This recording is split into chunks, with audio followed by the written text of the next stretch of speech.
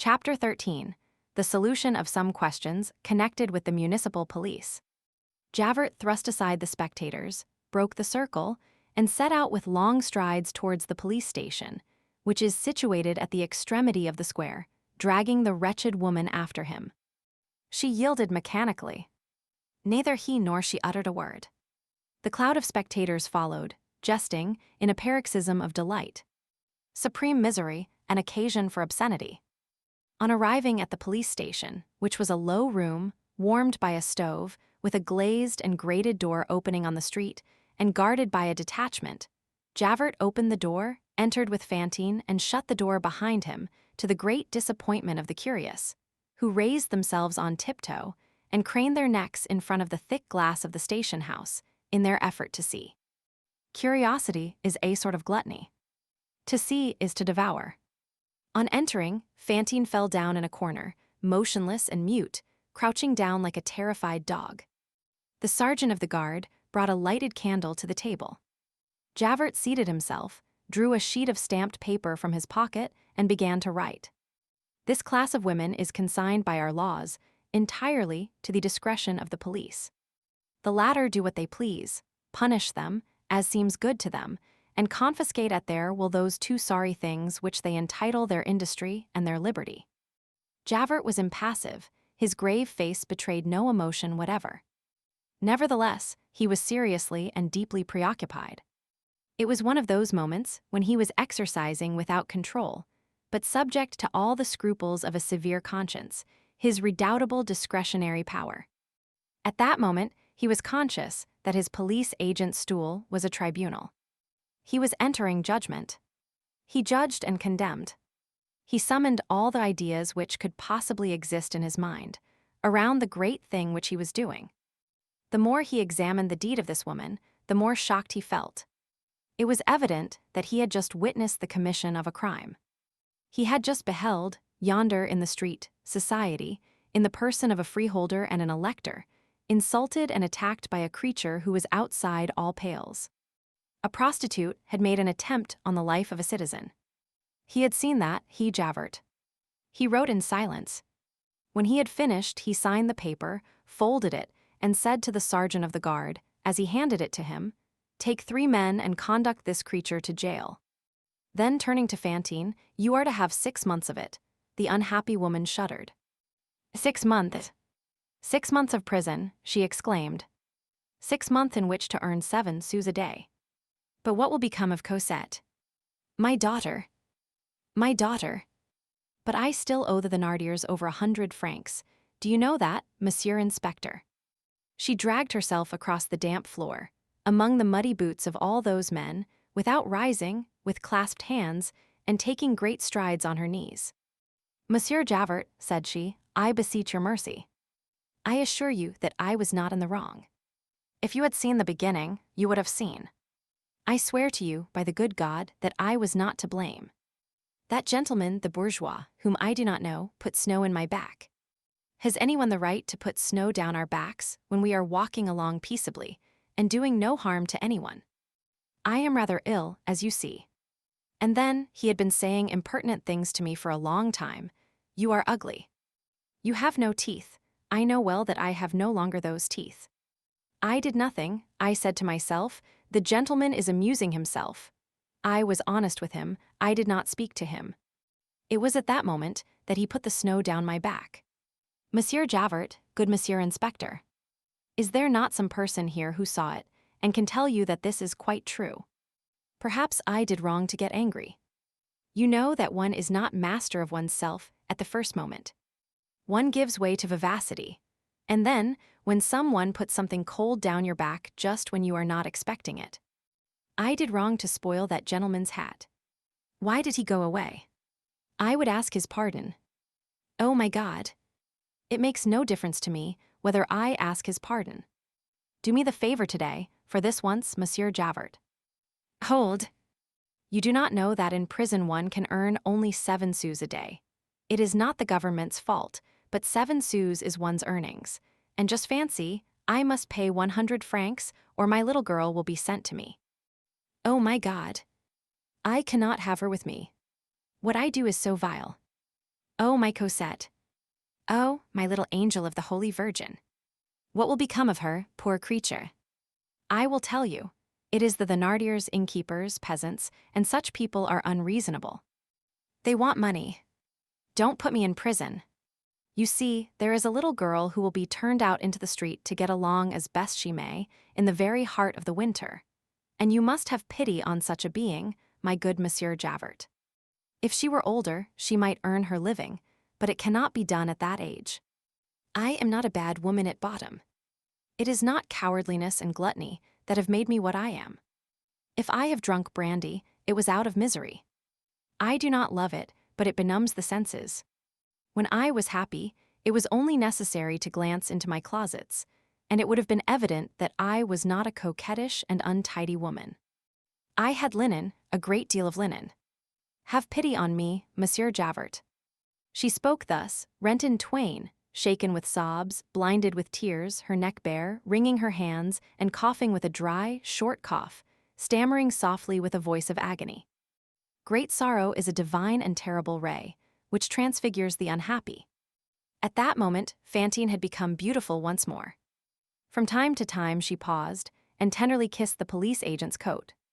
She would have softened a heart of granite, but a heart of wood cannot be softened.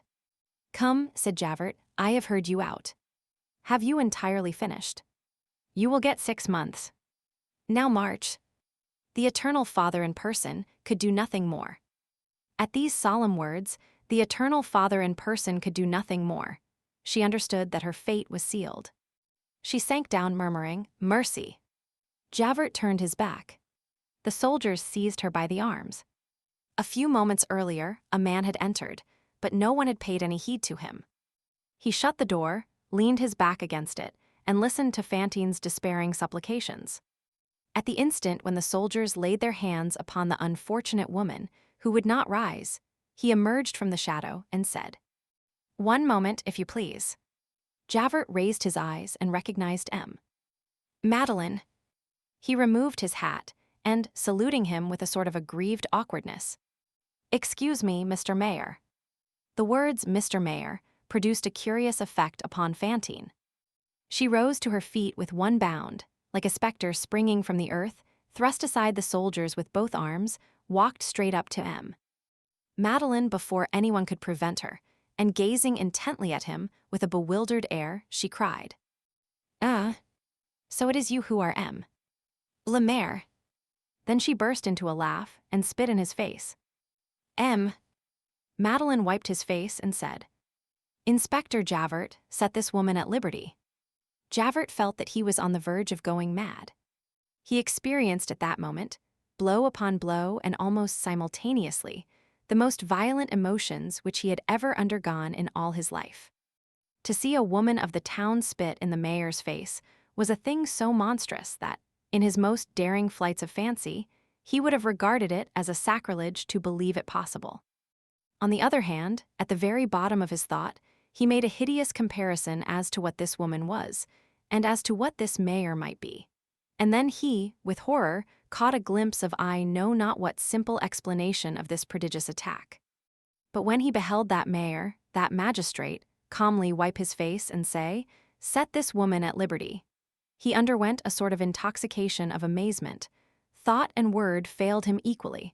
The sum total of possible astonishment had been exceeded in his case. He remained mute. The words had produced no less strange an effect on Fantine. She raised her bare arm and clung to the damper of the stove, like a person who is reeling. Nevertheless, she glanced about her and began to speak in a low voice, as though talking to herself. At liberty. I am to be allowed to go. I am not to go to prison for 6 months. Who said that? It is not possible that anyone could have said that. I did not hear aright. It cannot have been that monster of a mayor.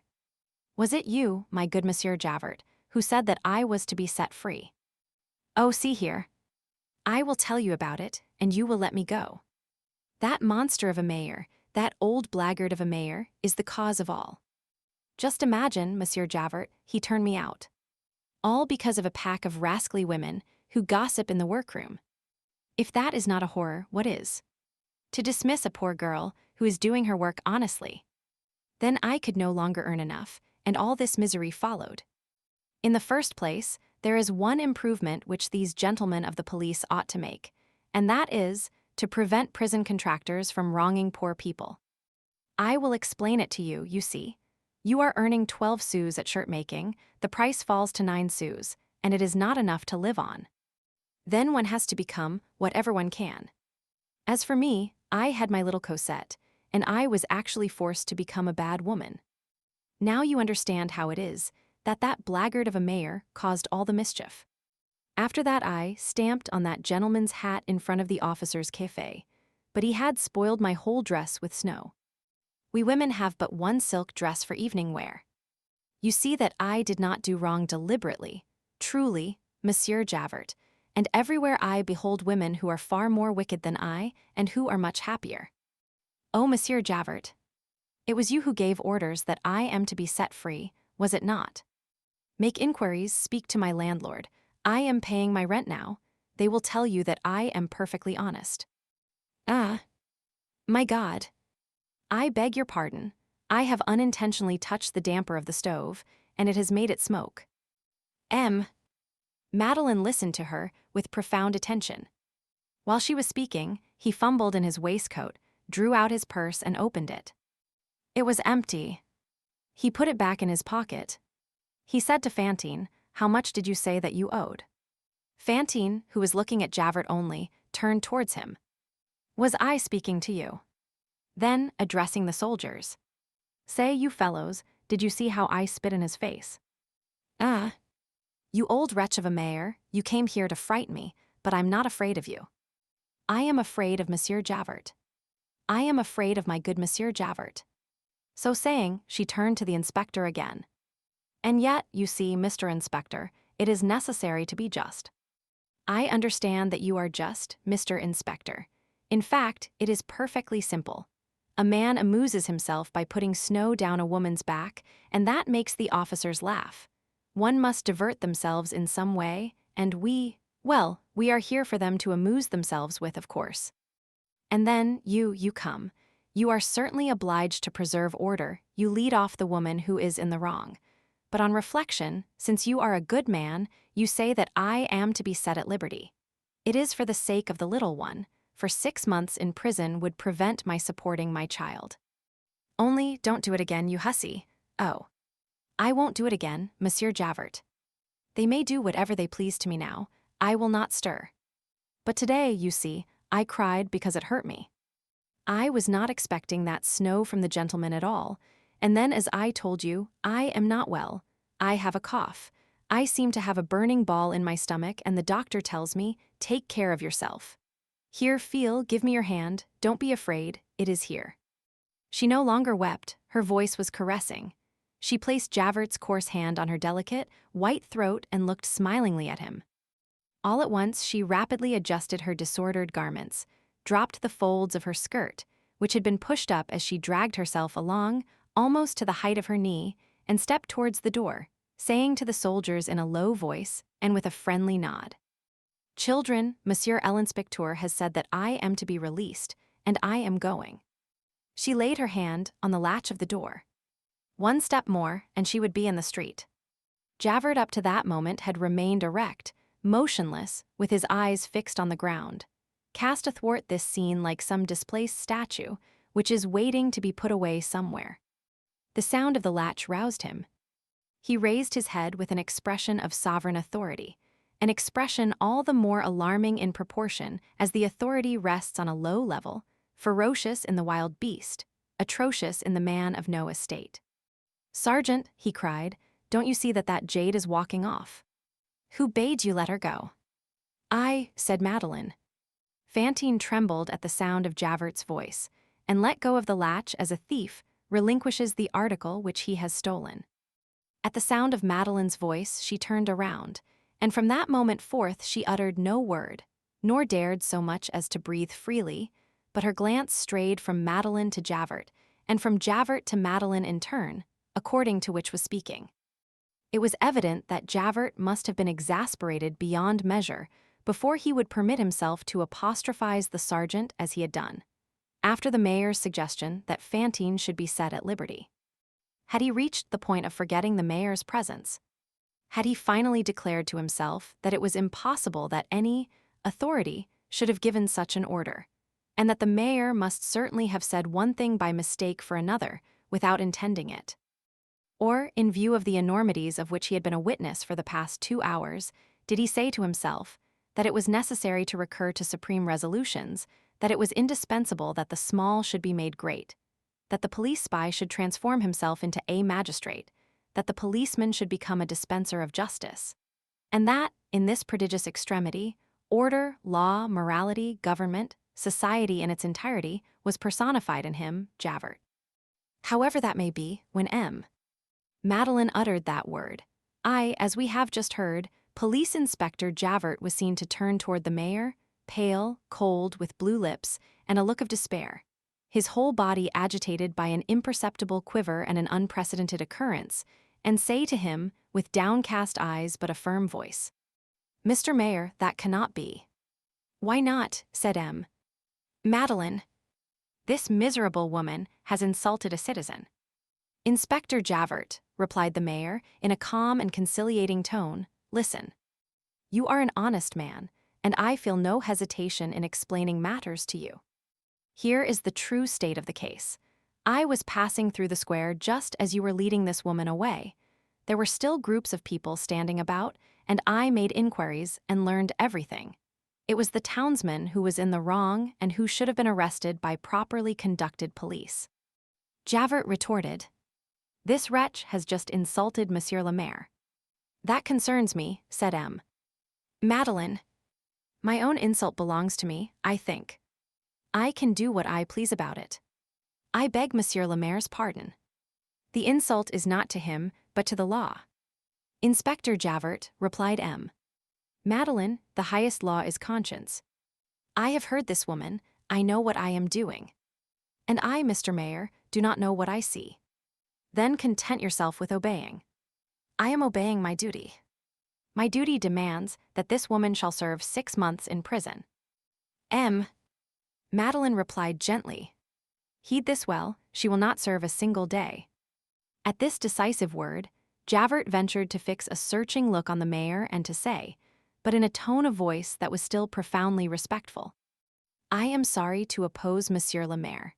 It is for the first time in my life, but he will permit me to remark that I am within the bounds of my authority. I confine myself, since Monsieur le Maire desires it, to the question of the gentleman. I was present. This woman flung herself on Monsieur Bamitabois, who is an elector and the proprietor of that handsome house with a balcony, which forms the corner of the esplanade, 3 stories high and entirely of cut stone. Such things as there are in the world. In any case, Monsieur le Maire, this is a question of police regulations in the streets, and concerns me, and I shall detain this woman Fantine." Then Madeleine folded his arms, and said in a severe voice which no one in the town had heard hitherto, "The matter to which you refer is one connected with the municipal police. According to the terms of Articles 9, 11, 15, and 66 of the Code of Criminal Examination, I am the judge. I order that this woman shall be set at liberty." Javert ventured to make a final effort. "But, Mr. Mayor, I refer you to Article 81 of the law of the 13th of December, 1799, in regard to arbitrary detention. Monsieur le Maire, permit me." "Not another word." "But—" "Leave the room," said Madeleine.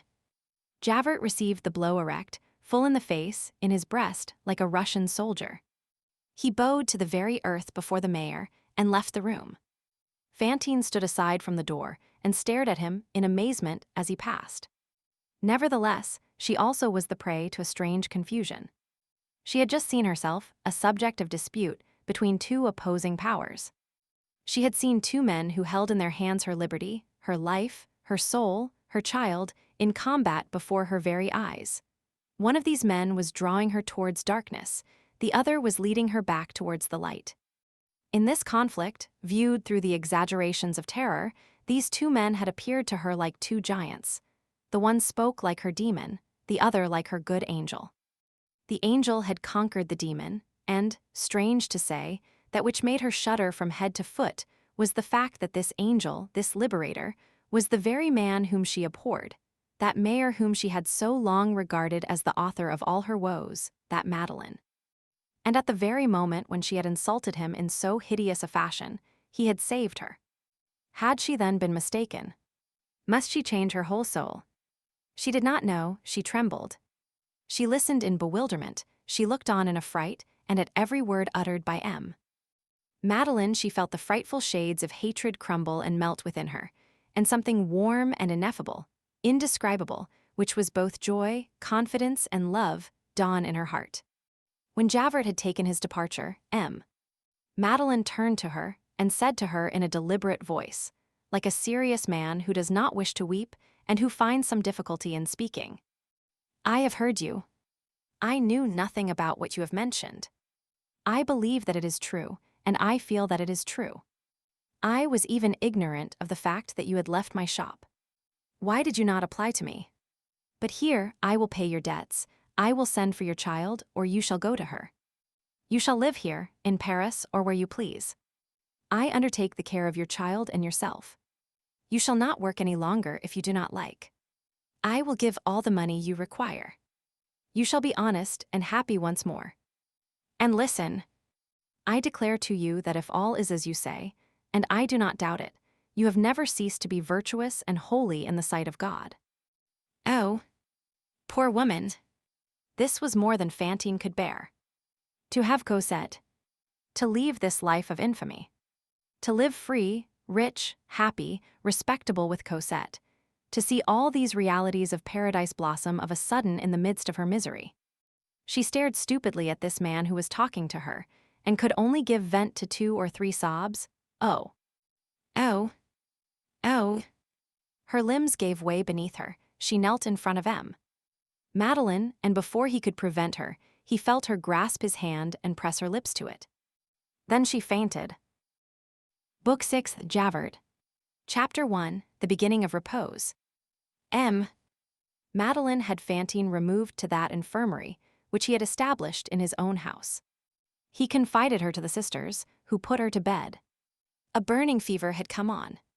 She passed a part of the night in delirium and raving. At length, however, she fell asleep. On the morrow, towards midday, Fantine awoke. She heard some one breathing close to her bed. She drew aside the curtain and saw Madeleine standing there and looking at something over her head. His gaze was full of pity, anguish, and supplication. She followed its direction and saw that it was fixed on a crucifix which was nailed to the wall. Thenceforth, Madeleine was transfigured in Fantine's eyes. He seemed to her to be clothed in light. He was absorbed in a sort of prayer. She gazed at him for a long time without daring to interrupt him. At last she said timidly, "What are you doing?" Madeleine had been there for an hour. He had been waiting for Fantine to awake. He took her hand, felt of her pulse, and replied, "How do you feel?" "Well, I have slept," she replied. "I think that I am better." "It is nothing," he answered, responding to the first question which she had put to him as though he had just heard it. "I was praying to the martyr there on high." And he added in his own mind, "For the martyr here below." Madeleine had passed the night and the morning in making inquiries. He knew all now. He knew Fantine's history in all its heart-rending details. He went on, "You have suffered much, poor mother. Oh, do not complain, you now have the dowry of the elect. It is thus that men are transformed into angels. It is not their fault, they do not know how to go to work otherwise. You see, this hell from which you have just emerged is the first form of heaven. It was necessary to begin there." He sighed deeply. But she smiled on him with that sublime smile in which 2 teeth were lacking. That same night, Javert wrote a letter. The next morning, B posted it himself at the office of Sir M. It was addressed to Paris, and the superscription ran, "To Monsieur Chaboulot, Secretary of Monsieur le Préfet of Police." As the affair in the station house had been brooded about, the postmistress and some other persons who saw the letter before it was sent off, and who recognized Javert's handwriting on the cover, thought that he was sending in his resignation. M. Madeleine made haste to write to the Thénardiers. Fantine owed them 120 francs. He sent them 300 francs, telling them to pay themselves from that sum, and to fetch the child instantly to M. Sir M, where her sick mother required her presence. This dazzled Thénardier. "The devil," said the man to his wife, "don't let's allow the child to go. This lark is going to turn into a milch cow. I see through it.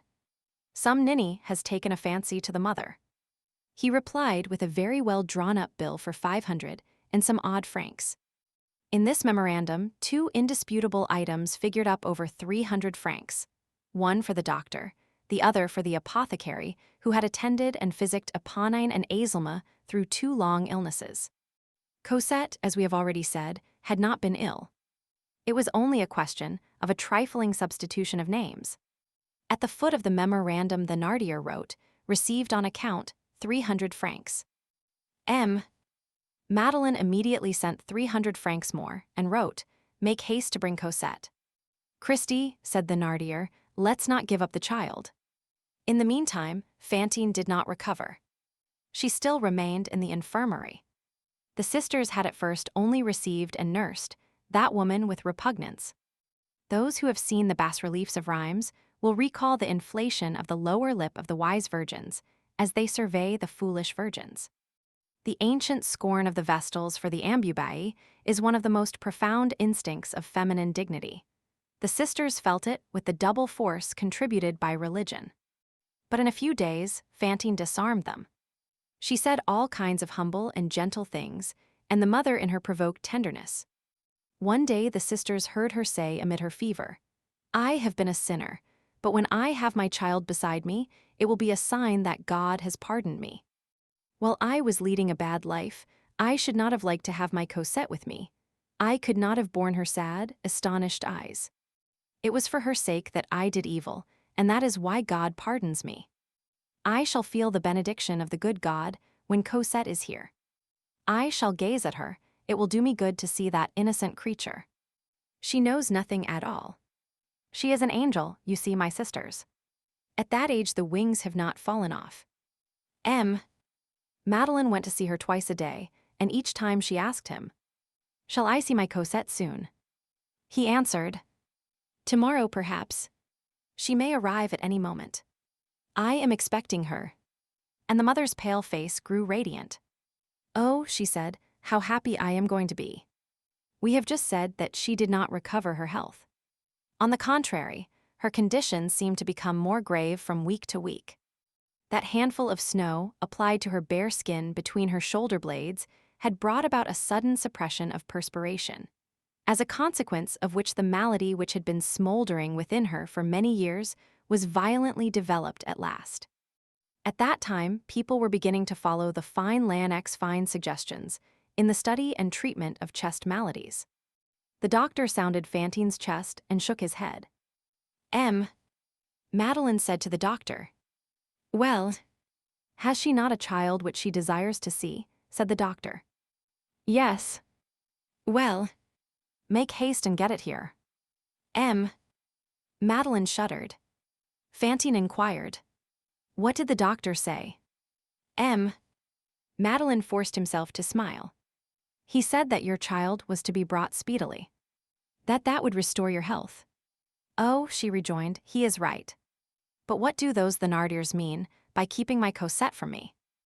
"Oh, she is coming. At last I behold happiness close beside me." In the meantime, Thénardier did not let go of the child, and gave 100 insufficient reasons for it.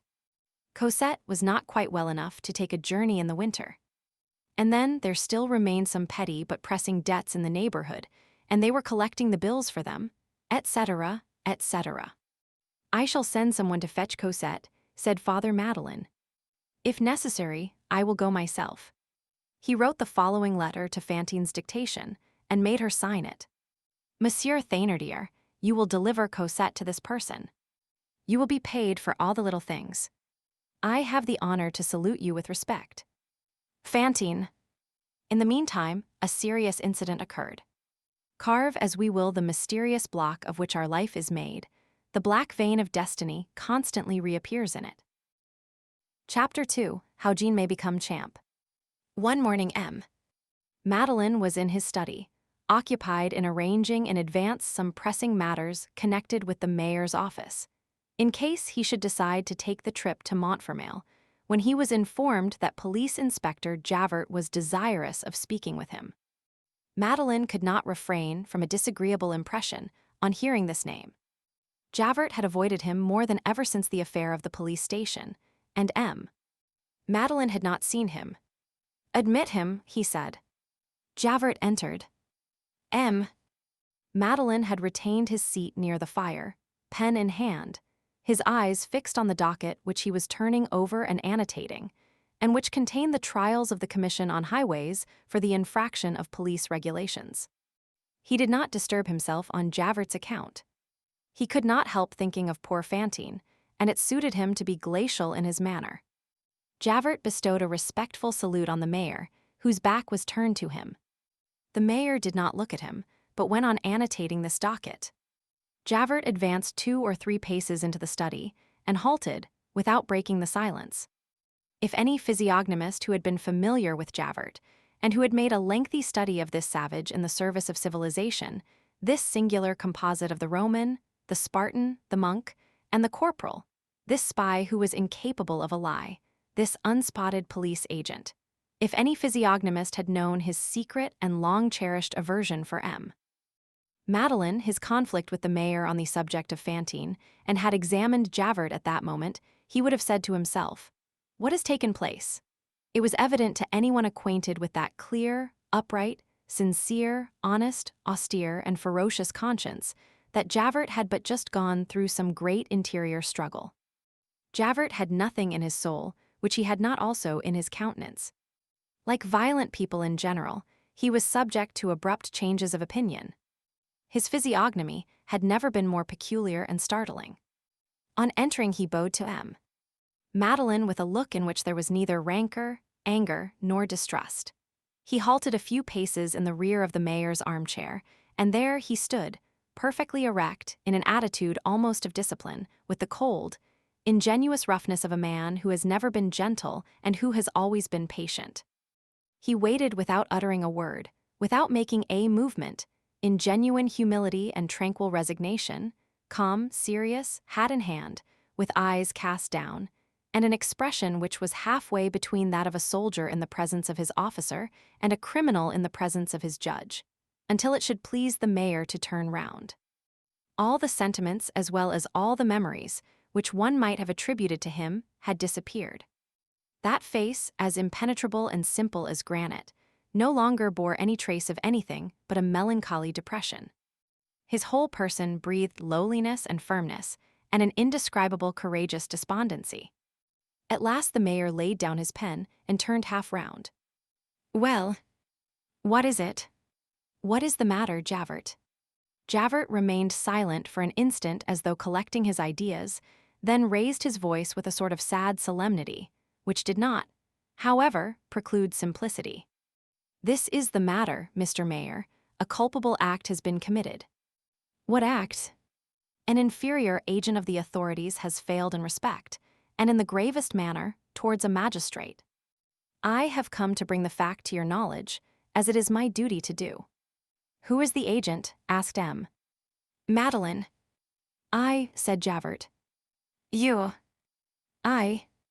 "And who is the magistrate who has reason to complain of the agent?" "You, Mr. Mayor." Madeleine sat erect in his armchair.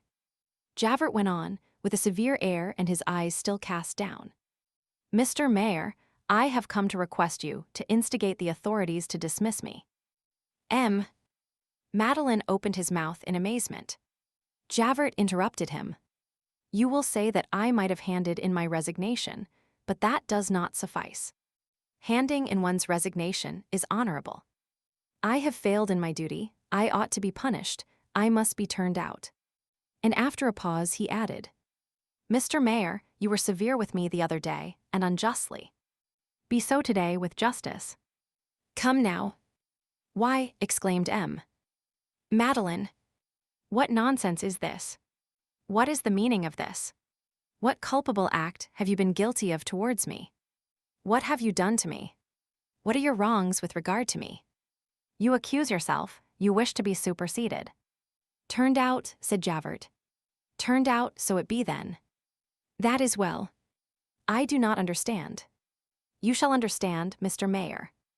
Javert sighed from the very bottom of his chest, and resumed, still coldly and sadly. Mr. Mayor, 6 weeks ago, in consequence of the scene over that woman, I was furious, and I informed against you. Informed against me. At the prefecture of police in Paris. Madeleine, who was not in the habit of laughing much oftener than Javert himself, burst out laughing now. As a mayor who had encroached on the province of the police. As an ex-convict. The mayor turned livid. Javert, who had not raised his eyes, went on. I thought it was so. I had had an idea for a long time, a resemblance inquiries which you had caused to be made at Faverolles, the strength of your loins, the adventure with old Fauchelevent, your skill in marksmanship, your leg, which you drag a little. I hardly know what all, absurdities. But at all events, I took you for a certain Jean Valjean. A certain, what did you say the name was? Jean Valjean. He was a convict whom I was in the habit of seeing 20 years ago, when I was adjutant guard of convicts at Toulon. On leaving the galleys, this Jean Valjean, as it appears, robbed a bishop. Then he committed another theft, accompanied with violence, on a public highway on the person of a little Savoyard. He disappeared 8 years ago, no one knows how, and he has been sought, I fancied. In short, I did this thing. Wrath impelled me, I denounced you at the prefecture. Madeleine, who had taken up the docket again several moments before this, resumed with an air of perfect indifference. And what reply did you receive? That I was mad. Well, they were right. It is lucky that you recognize the fact. I am forced to do so, since the real Jean Valjean has been found. The sheet of paper which Madeleine was holding dropped from his hand. He raised his head, gazed fixedly at Javert, and said with his indescribable accent, Javert continued, This is the way it is, Mr. Mayor. It seems that there was in the neighborhood near Ailly-le-Haut-Clocher an old fellow who was called Father Champmathieu. He was a very wretched creature. No one paid any attention to him. No one knows what such people subsist on.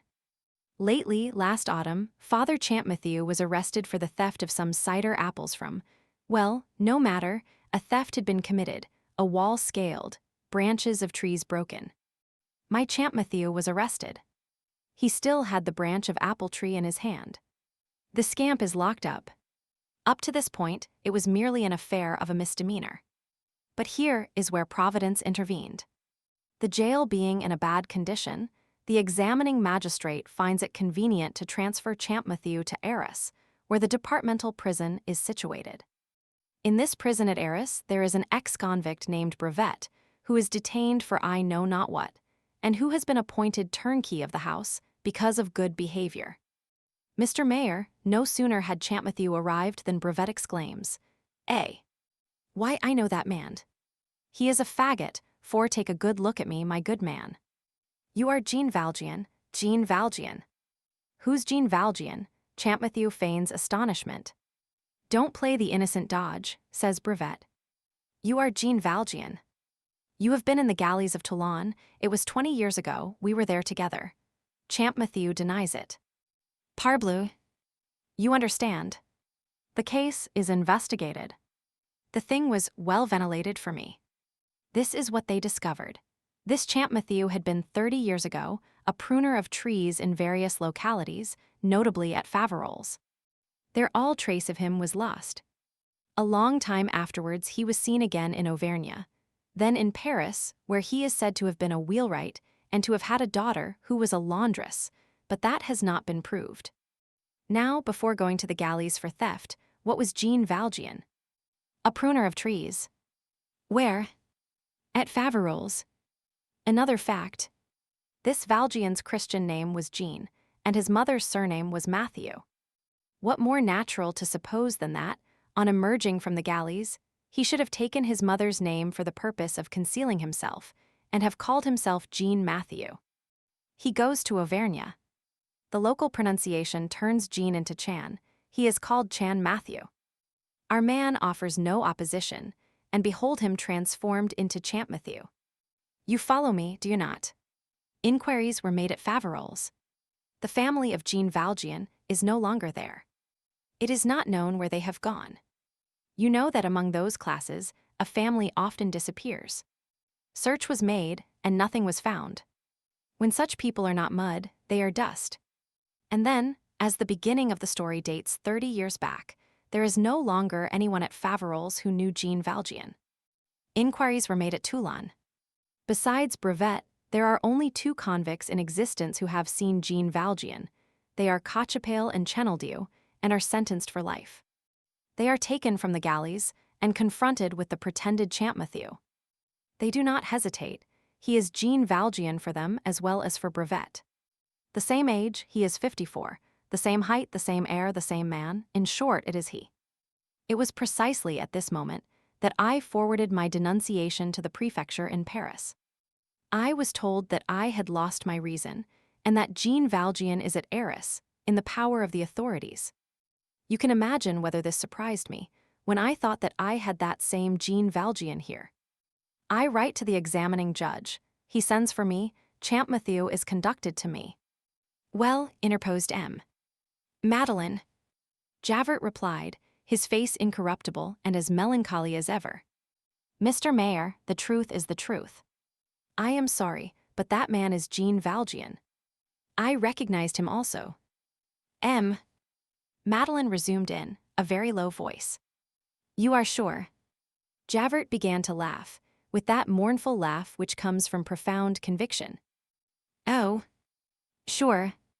He stood there thoughtfully for a moment, mechanically taking pinches of powdered wood for blotting ink from the wooden bowl which stood on the table, and he added, and even now that I have seen the real Jean Valjean, I do not see how I could have thought otherwise. I beg your pardon, Mr. Mayor.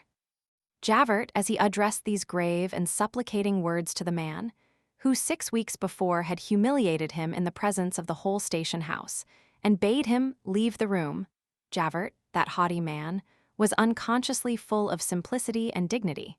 M. Madeleine made no other reply to his prayer than the abrupt question, and what does this man say? Indeed, Mr. Mayor, it's a bad business. If he is Jean Valjean, he has his previous conviction against him. To climb a wall, to break a branch, to purloin apples, is a mischievous trick in a child. For a man it is a misdemeanor. For a convict it is a crime. Robbing and housebreaking, it is all there. It is no longer a question of correctional police. It is a matter for the court of assizes. It is no longer a matter of a few days in prison. It is the galleys for life. And then there is the affair with the little Savoyard, who will return, I hope. The deuce. There is plenty to dispute in the matter, is there not? Yes, for anyone but Jean Valjean. But Jean Valjean is a sly dog. That is the way I recognized him. Any other man would have felt that things were getting hot for him. He would struggle, he would cry out, the kettle sings before the fire, he would not be Jean Valjean, etc. But he has not the appearance of understanding. He says, I am Champmatthew, and I won't depart from that. He has an astonished air, he pretends to be stupid. It is far better. Oh, the rogue is clever. But it makes no difference. The proofs are there. He has been recognized by 4 persons. The old scamp will be condemned. The case has been taken to the assizes at Arras. I shall go there to give my testimony. I have been summoned. M. Madeleine had turned to his desk again and taken up his docket, and was turning over the leaves tranquilly, reading and writing by turns, like a busy man. He turned to Javert. That will do, Javert. In truth, all these details interest me but little. We are wasting our time, and we have pressing business on hand. Javert, you will betake yourself at once to the house of the woman Busopide, who sells herbs at the corner of the Rue Saint-Salve. You will tell her that she must enter her complaint against Carter Pierre Chesnelong. The man is a brute who came near crushing this woman and her child. He must be punished. You will then go to M. Charcelet, Rue Montre de Champigny. He complained that there is a gutter on the adjoining house which discharges rainwater on his premises and is undermining the foundations of his house. After that, you will verify the infractions of police regulations which have been reported to me in the Rue Guiberg, at Widow Doris's, and Rue du Garod Blanc, at Madame Renée Labosse's, and you will prepare documents. But I am giving you a great deal of work. Are you not to be absent? Did you not tell me that you were going to Arras on that matter in a week or 10 days? Sooner than that, Mr. Mayor. On what day, then? Why, I thought that I had said to Monsieur le Maire that the case was to be tried tomorrow, and that I am to set out by diligence tonight. Madeleine made an imperceptible movement. And how long will the case last? 1 day at the most. The judgment will be pronounced tomorrow evening at latest. But I shall not wait for the sentence, which is certain. I shall return here as soon as my deposition has been taken. That is well, said M. Madeleine. And he dismissed Javert with a wave of the hand. Javert did not withdraw. Excuse me, Mr. Mayor, said he. What is it now? Demanded M. Madeleine. Mr. Mayor, there is still something of which I must remind you. What is it? That I must be dismissed. Madeleine rose. Javert, you are a man of honor, and I esteem you. You exaggerate your fault. Moreover, this is an offense which concerns me. Javert, you deserve promotion instead of degradation. I wish you to retain your post. Javert gazed at M. Madeleine with his candid eyes, in whose depths his not very enlightened but pure and rigid conscience seemed visible, and said in a tranquil voice, Mr. Mayor, I cannot grant you that. I repeat, replied M. Madeleine, that the matter concerns me. But Javert, heeding his own thought only, continued. So far as exaggeration is concerned, I am not exaggerating. This is the way I reason. I have suspected you unjustly. That is nothing. It is our right to cherish suspicion, although suspicion directed above ourselves is an abuse. But without proofs, in a fit of rage, with the object of wreaking my vengeance, I have denounced you as a convict, you, a respectable man, a mayor, a magistrate. That is serious, very serious. I have insulted authority in your person, I, an agent of the authorities. If one of my subordinates had done what I have done, I should have declared him unworthy of the service, and have expelled him. Well, stop, Mr. Mayor, one word more. I have often been severe in the course of my life towards others. That is just. I have done well. Now, if I were not severe towards myself, all the justice that I have done would become injustice. Ought I to spare myself more than others? No. What? I should be good for nothing but to chastise others, and not myself. Why, I should be a blackguard. Those who say that blackguard of a Javert would be in the right.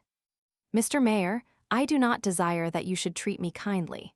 Your kindness roused sufficient bad blood in me when it was directed to others. I want none of it for myself. The kindness which consists in upholding a woman of the town against a citizen, the police agent against the mayor, the man who is down against the man who is up in the world, is what I call false kindness. That is the sort of kindness which disorganizes society. Good God! It is very easy to be kind. The difficulty lies in being just. Come, if you had been what I thought you, I should not have been kind to you, not I. You would have seen. Mr. Mayor, I must treat myself as I would treat any other man. When I have subdued malefactors, when I have proceeded with vigor against rascals, I have often said to myself, if you flinch, if I ever catch you in fault, you may rest at your ease. I have flinched, I have caught myself in a fault. So much the worse. Come, discharged, cashiered, expelled. That is well. I have arms. I will till the soil, it makes no difference to me. Mr. Mayor, the good of the service demands an example. I simply require the discharge of Inspector Javert. All this was uttered in a proud, humble, despairing, yet convinced tone, which lent indescribable grandeur to this singular, honest man. We shall see, said M. Madeline. And he offered him his hand. Javert recoiled and said in a wild voice, "Excuse me, Mr. Mayor, but this must not be. A mayor does not offer his hand to a police spy." He added between his teeth, "A police spy, yes, from the moment when I have misused the police. I am no more than a police spy." Then he bowed profoundly and directed his steps towards the door. There he wheeled round, and with eyes still downcast, "Mr. Mayor," he said, "I shall continue to serve until I am superseded." He withdrew. Madeline remained thoughtfully listening to the firm, sure step, which died away on the pavement of the corridor. Book 7th, The Champmatthew Affair. Chapter 1, Sister Simplice. The incidents the reader is about to peruse were not all known at Sir M. But the small portion of them, which became known, left such a memory in that town that a serious gap would exist in this book, if we did not narrate them in their most minute details. Among these details, the reader will encounter 2 or 3 improbable circumstances, which we preserve out of respect for the truth. On the afternoon following the visit of Javert, Madeline went to see Fantine, according to his wont. Before entering Fantine's room, he had Sister Simplice summoned. The 2 nuns who performed the services of nurse in the infirmary, Lazariste ladies, like all sisters of charity, bore the names of Sister Perpétue and Sister Simplice. Sister Perpétue was an ordinary villager, a sister of charity in a coarse style, who had entered the service of God as one enters any other service. She was a nun as other women are cooks. This type is not so very rare. The monastic orders gladly accept this heavy peasant earthenware, which is easily fashioned into a capuchin or an ursuline. These rustics are utilized for the rough work of devotion. The transition from a drover to a Carmelite is not in the least violent. The one turns into the other without much effort. The fund of ignorance common to the village and the cloister is a preparation ready at hand, and places the boor at once on the same footing as the monk. A little more amplitude in the smock, and it becomes a frock. Sister Perpétue was a robust nun from Marines near Pontoise, who chattered her patois, droned, grumbled, sugared the potion according to the bigotry or the hypocrisy of the invalid, treated her patients abruptly, roughly, was crabbed with the dying, almost flung God in their faces, stoned their death agony with prayers mumbled in a rage, was bold, honest, and ruddy. Sister Simplice was white, with a waxen pallor. Beside Sister Perpétue she was the taper beside the candle. Vincent de Paul has divinely traced the features of the Sister of Charity in these admirable words, in which he mingles as much freedom as servitude. They shall have for their convent only the house of the sick, for cell only a hired room, for chapel only their parish church, for cloister only the streets of the town and the wards of the hospitals, for enclosure only obedience, for gratings only the fear of God, for veil only modesty. This ideal was realized in the living person of Sister Simplice. She had never been young, and it seemed as though she would never grow old. No one could have told Sister Simplice's age. She was a person, we dare not say a woman, who was gentle, austere, well-bred, cold, and who had never lied. She was so gentle that she appeared fragile, but she was more solid than granite. She touched the unhappy with fingers that were charmingly pure and fine. There was, so to speak, silence in her speech. She said just what was necessary, and she possessed a tone of voice which would have equally edified a confessional or enchanted a drawing-room. This delicacy accommodated itself to the serge gown, finding in this harsh contact a continual reminder of heaven and of God. Let us emphasize one detail. Never to have lied, never to have said, for any interest whatever, even in indifference, any single thing which was not the truth, the sacred truth, was Sister Simplice's distinctive trait. It was the accent of her virtue. She was almost renowned in the congregation for this imperturbable veracity. The Abbé Sicard speaks of Sister Simplice in a letter to the deaf-mute Massieu. However pure and sincere we may be, we all bear upon our candor the crack of the little, innocent lie. She did not.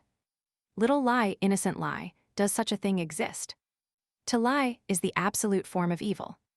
To lie a little is not possible. He who lies, lies the whole lie. To lie is the very face of the demon. Satan has 2 names. He is called Satan and lying. That is what she thought, and as she thought, so she did. The result was the whiteness which we have mentioned, a whiteness which covered even her lips and her eyes with radiance. Her smile was white, her glance was white. There was not a single spider's web, not a grain of dust, on the glass window of that conscience. On entering the order of Saint Vincent de Paul, she had taken the name of Simplice by special choice. Simplice of Sicily, as we know, is the saint who preferred to allow both her breasts to be torn off rather than to say that she had been born at Segesta when she had been born at Syracuse, a lie which would have saved her. This patron saint suited this soul. Sister Simplice, on her entrance into the order, had had two faults which she had gradually corrected. She had a taste for dainties, and she liked to receive letters. She never read anything but a book of prayers printed in Latin, in coarse type. She did not understand Latin, but she understood the book. This pious woman had conceived an affection for Fantine, probably feeling a latent virtue there, and she had devoted herself almost exclusively to her care. Madeleine took Sister Simplice apart and recommended Fantine to her in a singular tone, which the sister recalled later on. On leaving the sister, he approached Fantine. Fantine awaited Madeleine's appearance every day as one awaits a ray of warmth and joy. She said to the sisters, "I only live when Monsieur le Maire is here." She had a great deal of fever that day. As soon as she saw Madeleine, she asked him, "And Cosette?" He replied with a smile, "Soon." Madeleine was the same as usual with Fantine. Only he remained an hour instead of half an hour, to Fantine's great delight. He urged everyone repeatedly not to allow the invalid to want for anything. It was noticed that there was a moment when his countenance became very somber. But this was explained when it became known that the doctor had bent down to his ear and said to him, "She is losing ground fast." Then he returned to the town hall, and the clerk observed him attentively examining a road map of France which hung in his study. He wrote a few figures on a bit of paper with a pencil. Chapter 2: The Perspicacity of Master Scaufflaire. From the town hall he betook himself to the extremity of the town, to a Fleming named Master Scaufflaire, French Scaufflaire, who let out horses and cabriolets as desired. In order to reach this Scaufflaire, the shortest way was to take the little frequented street in which was situated the parsonage of the parish in which Madeleine resided. The cure was, it was said, a worthy, respectable, and sensible man. At the moment when Madeleine arrived in front of the parsonage, there was but one passerby in the street, and this person noticed this. After the mayor had passed the priest's house, he halted, stood motionless, then turned about and retraced his steps to the door of the parsonage, which had an iron knocker. He laid his hand quickly on the knocker and lifted it. Then he paused again and stopped short, as though in thought, and after the lapse of a few seconds, instead of allowing the knocker to fall abruptly, he placed it gently and resumed his way with a sort of haste which had not been apparent previously. Madeleine found Master Scaufflaire at home, engaged in stitching a harness over. "Master Scaufflaire," he inquired, "have you a good horse?" "Mr. Mayor," said the Fleming, "all my horses are good." "What do you mean by a good horse?" "I mean a horse which can travel 20 leagues in a day." "The deuce," said the Fleming. 20 leagues? "Yes." "Hitched to a cabriolet?" "Yes." "And how long can he rest at the end of his journey?" "He must be able to set out again on the next day if necessary." "To traverse the same road?" "Yes."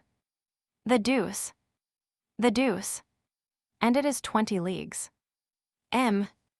Madeleine drew from his pocket the paper on which he had penciled some figures. He showed it to the Fleming. The figures were 5, 6, 8.5.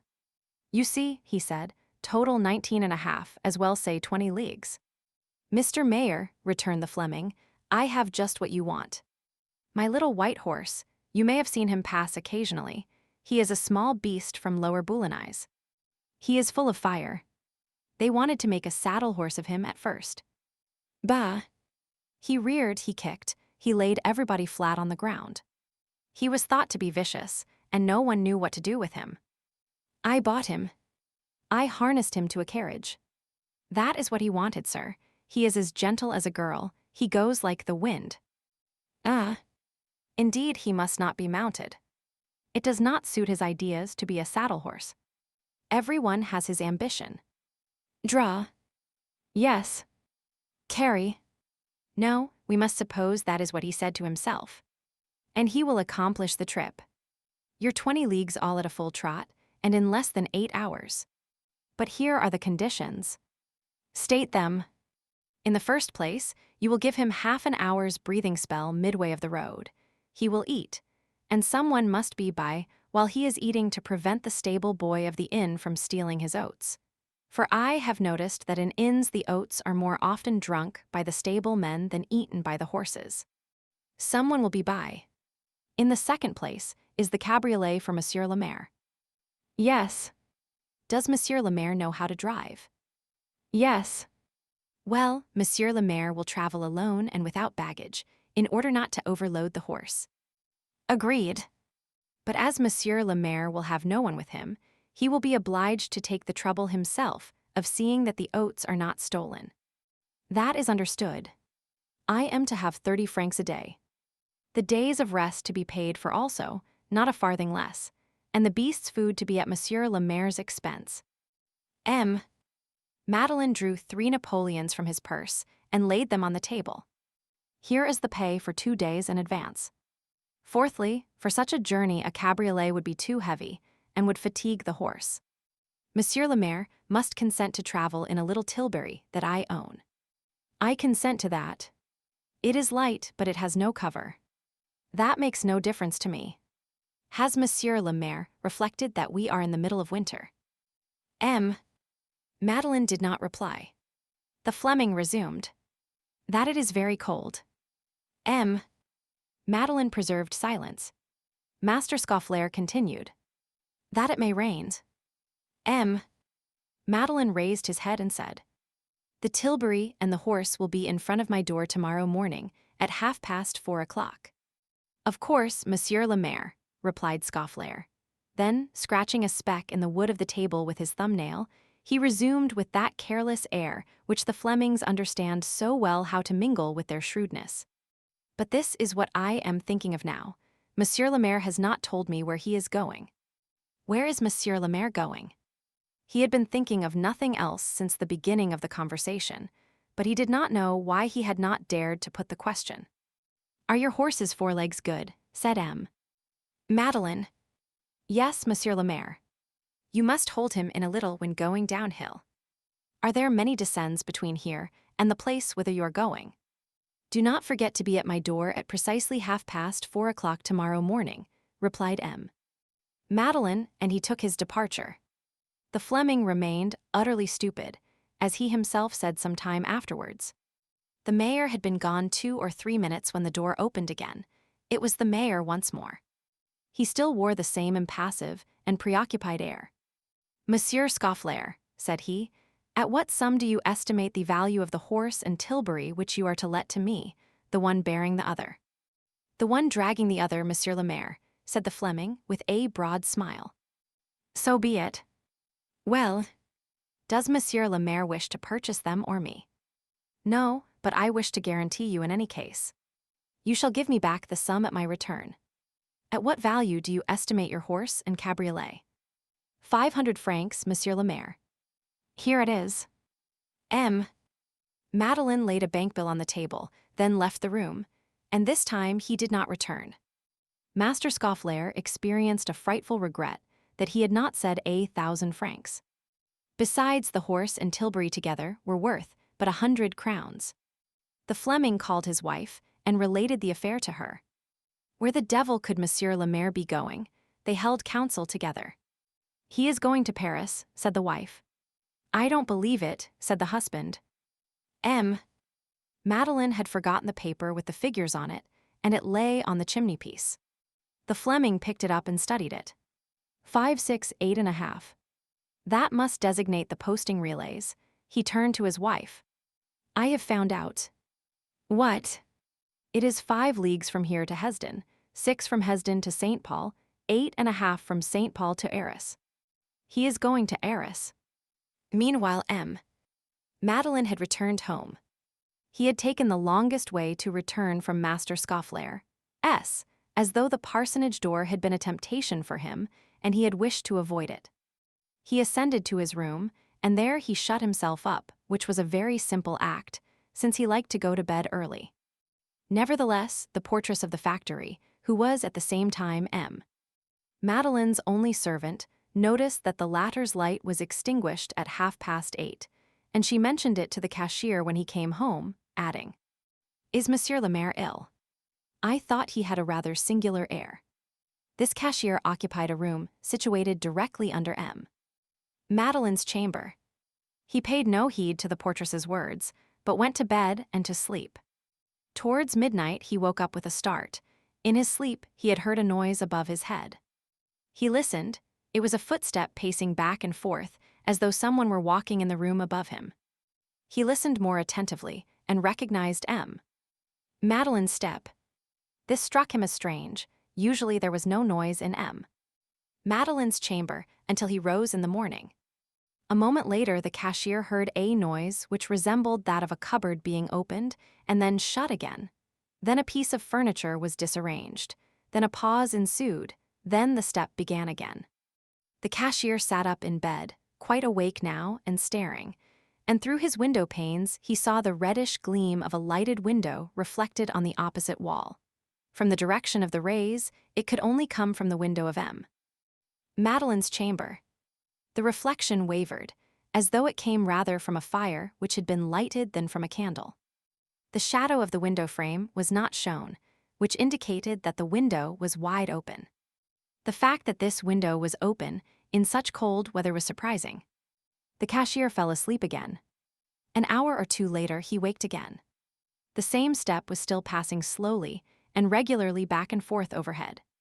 The reflection was still visible on the wall, but now it was pale and peaceful, like the reflection of a lamp or of a candle. The window was still open. This is what had taken place in Madeleine's room. Chapter 3, A Tempest in a Skull. The reader has, no doubt, already divined that Madeleine is no other than Jean Valjean. We have already gazed into the depths of this conscience. The moment has now come when we must take another look into it. We do so not without emotion and trepidation. There is nothing more terrible in existence than this sort of contemplation. The eye of the spirit can nowhere find more dazzling brilliance and more shadow than in man.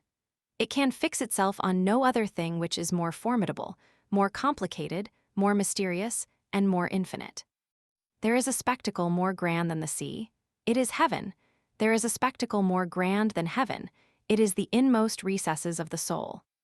To make the poem of the human conscience, were it only with reference to a single man, were it only in connection with the basest of men, would be to blend all epics into one superior and definitive epic. Conscience is the chaos of chimeras, of lusts, and of temptations, the furnace of dreams, the lair of ideas of which we are ashamed. It is the pandemonium of sophisms. It is the battlefield of the passions. Penetrate, at certain hours, past the livid face of a human being who is engaged in reflection, and look behind, gaze into that soul, gaze into that obscurity. There, beneath that external silence, battles of giants like those recorded in Homer are in progress. Skirmishes of dragons and hydras and swarms of phantoms, as in Milton, visionary circles, as in Dante. What a solemn thing is this infinity which every man bears within him, and which he measures with despair against the caprices of his brain and the actions of his life. Alighieri one day met with a sinister-looking door, before which he hesitated. Here is one before us, upon whose threshold we hesitate. Let us enter, nevertheless. We have but little to add to what the reader already knows of what had happened to Jean Valjean after the adventure with little Gervais. From that moment forth he was, as we have seen, a totally different man. What the bishop had wished to make of him, that he carried out. It was more than a transformation, it was a transfiguration. He succeeded in disappearing, sold the bishop's silver, reserving only the candlesticks as a souvenir, crept from town to town, traversed France, came to Sir conceived the idea which we have mentioned, accomplished what we have related, succeeded in rendering himself safe from seizure and inaccessible, and thenceforth established at M.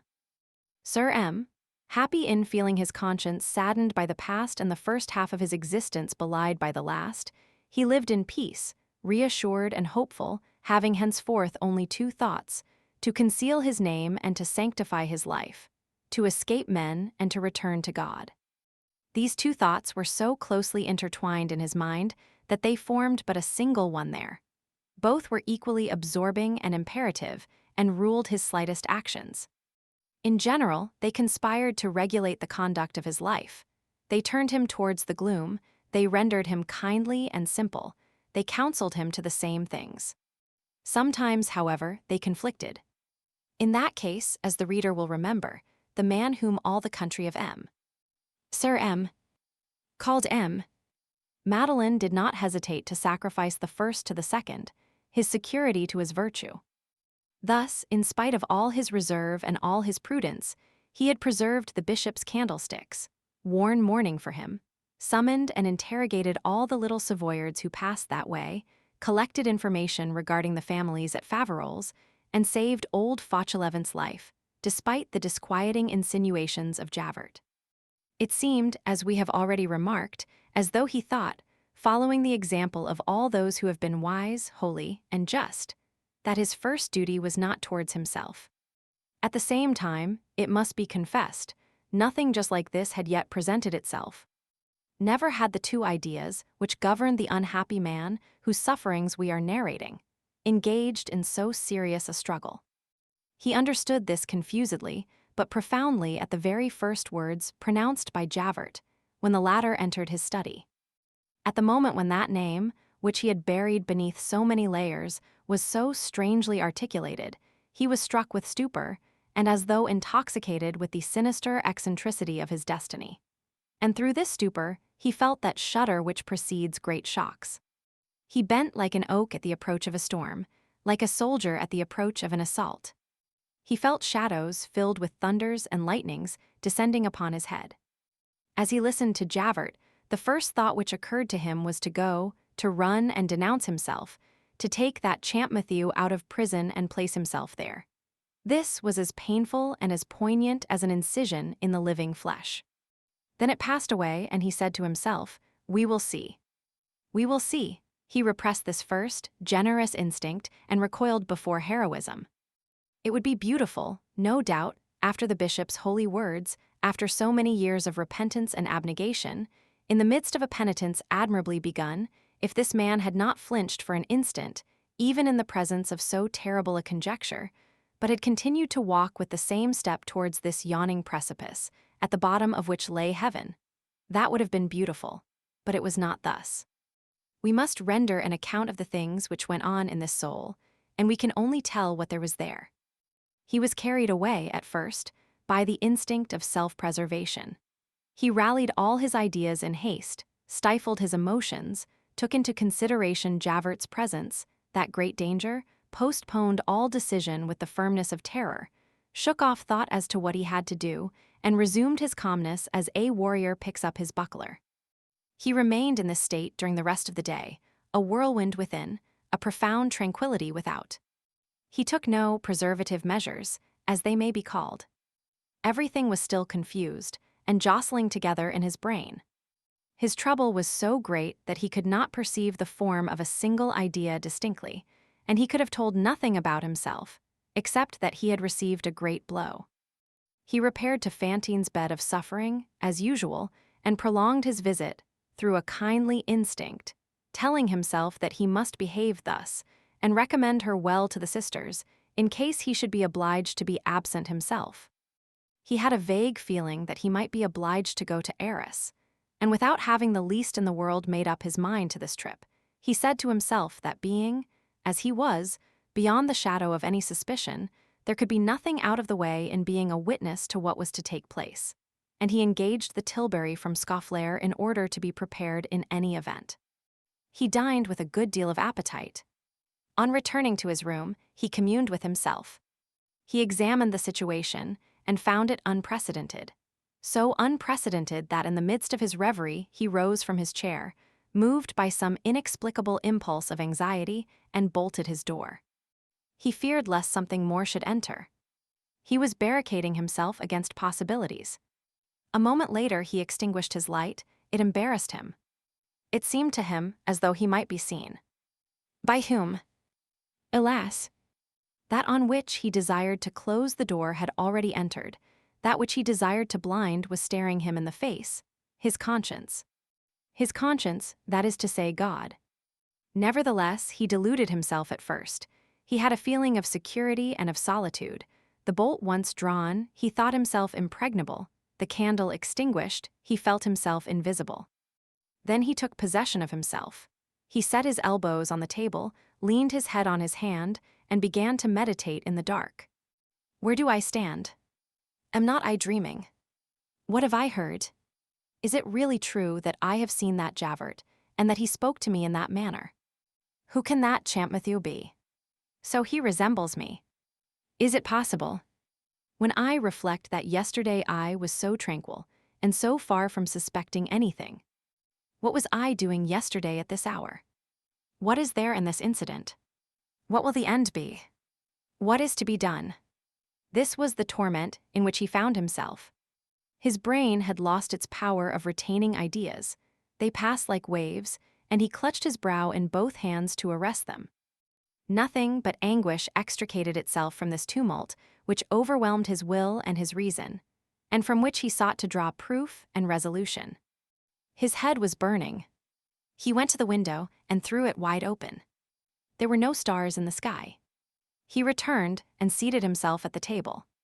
The first hour passed in this manner. Gradually, however, vague outlines began to take form and to fix themselves in his meditation, and he was able to catch a glimpse with precision of the reality, not the whole situation, but some of the details. He began by recognizing the fact that, critical and extraordinary as was this situation, he was completely master of it. This only caused an increase of his stupor. Independently of the severe and religious aim which he had assigned to his actions, all that he had made up to that day had been nothing but a hole in which to bury his name. That which he had always feared most of all in his hours of self-communion, during his sleepless nights, was to ever hear that name pronounced. He had said to himself that that would be the end of all things for him, that on the day when that name made its reappearance it would cause his new life to vanish from about him, and, who knows, perhaps even his new soul within him also. He shuddered at the very thought that this was possible. Assuredly, if anyone had said to him at such moments that the hour would come when that name would ring in his ears, when the hideous words, Jean Valjean, would suddenly emerge from the darkness and rise in front of him, when that formidable light, capable of dissipating the mystery in which he had enveloped himself, would suddenly blaze forth above his head, and that name would not menace him, that that light would but produce an obscurity more dense, that this rent veil would but increase the mystery, that this earthquake would solidify his edifice, that this prodigious incident would have no other result, so far as he was concerned, if so it seemed good to him, than that of rendering his existence at once clearer and more impenetrable, and that, out of his confrontation with the phantom of Jean Valjean, the good and worthy citizen Monsieur Madeleine would emerge more honored, more peaceful, and more respected than ever. If anyone had told him that, he would have tossed his head and regarded the words as those of a madman. Well, all this was precisely what had just come to pass. All that accumulation of impossibilities was a fact, and God had permitted these wild fancies to become real things. His reverie continued to grow clearer. He came more and more to an understanding of his position. It seemed to him that he had but just waked up from some inexplicable dream, and that he found himself slipping down a declivity in the middle of the night, erect, shivering, holding back all in vain, on the very brink of the abyss. He distinctly perceived in the darkness a stranger, a man unknown to him, whom destiny had mistaken for him, and whom she was thrusting into the gulf in his stead. In order that the gulf might close once more, it was necessary that someone, himself or that other man, should fall into it. He had only let things take their course. The light became complete, and he acknowledged this to himself, that his place was empty in the galleys, that do what he would, it was still awaiting him, that the theft from little Gervais had led him back to it, that this vacant place would await him and draw him on until he filled it, that this was inevitable and fatal, and then he said to himself that, at this moment, he had a substitute. That it appeared that a certain Champmatthew had that ill luck, and that, as regards himself, being present in the galleys in the person of that Champmatthew, present in society under the name of M. Madeline, he had nothing more to fear, provided that he did not prevent men from sealing over the head of that Champmatthew this stone of infamy, which, like the stone of the sepulchre, falls once, never to rise again.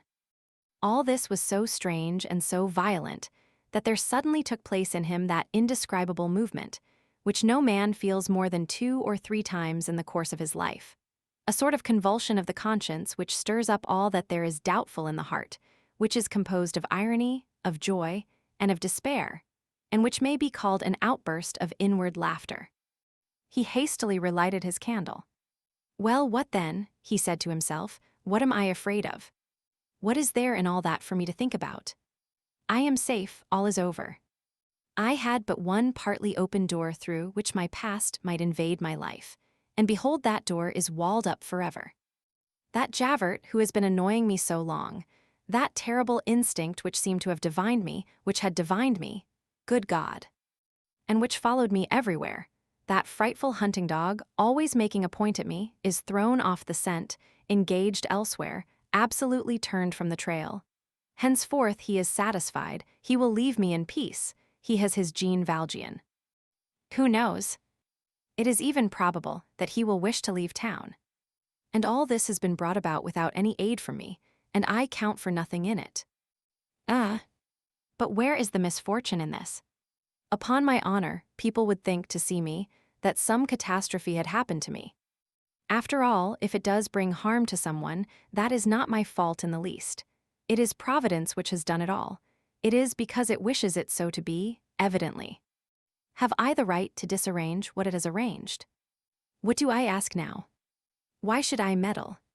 It does not concern me, what? I am not satisfied, but what more do I want? The goal to which I have aspired for so many years, the dream of my nights, the object of my prayers to heaven, security, I have now attained. It is God who wills it. I can do nothing against the will of God, and why does God will it? In order that I may continue what I have begun, that I may do good, that I may one day be a grand and encouraging example, that it may be said at last, that a little happiness has been attached to the penance which I have undergone, and to that virtue to which I have returned. Really, I do not understand why I was afraid, a little while ago, to enter the house of that good cure and to ask his advice. This is evidently what he would have said to me. It is settled. Let things take their course. Let the good God do as he likes. Thus did he address himself in the depths of his own conscience, bending over what may be called his own abyss. He rose from his chair and began to pace the room. "Come," said he, "let us think no more about it. My resolve is taken." But he felt no joy. Quite the reverse. One can no more prevent thought from recurring to an idea than one can the sea from returning to the shore. The sailor calls it the tide. The guilty man calls it remorse. God upheaves the soul as he does the ocean.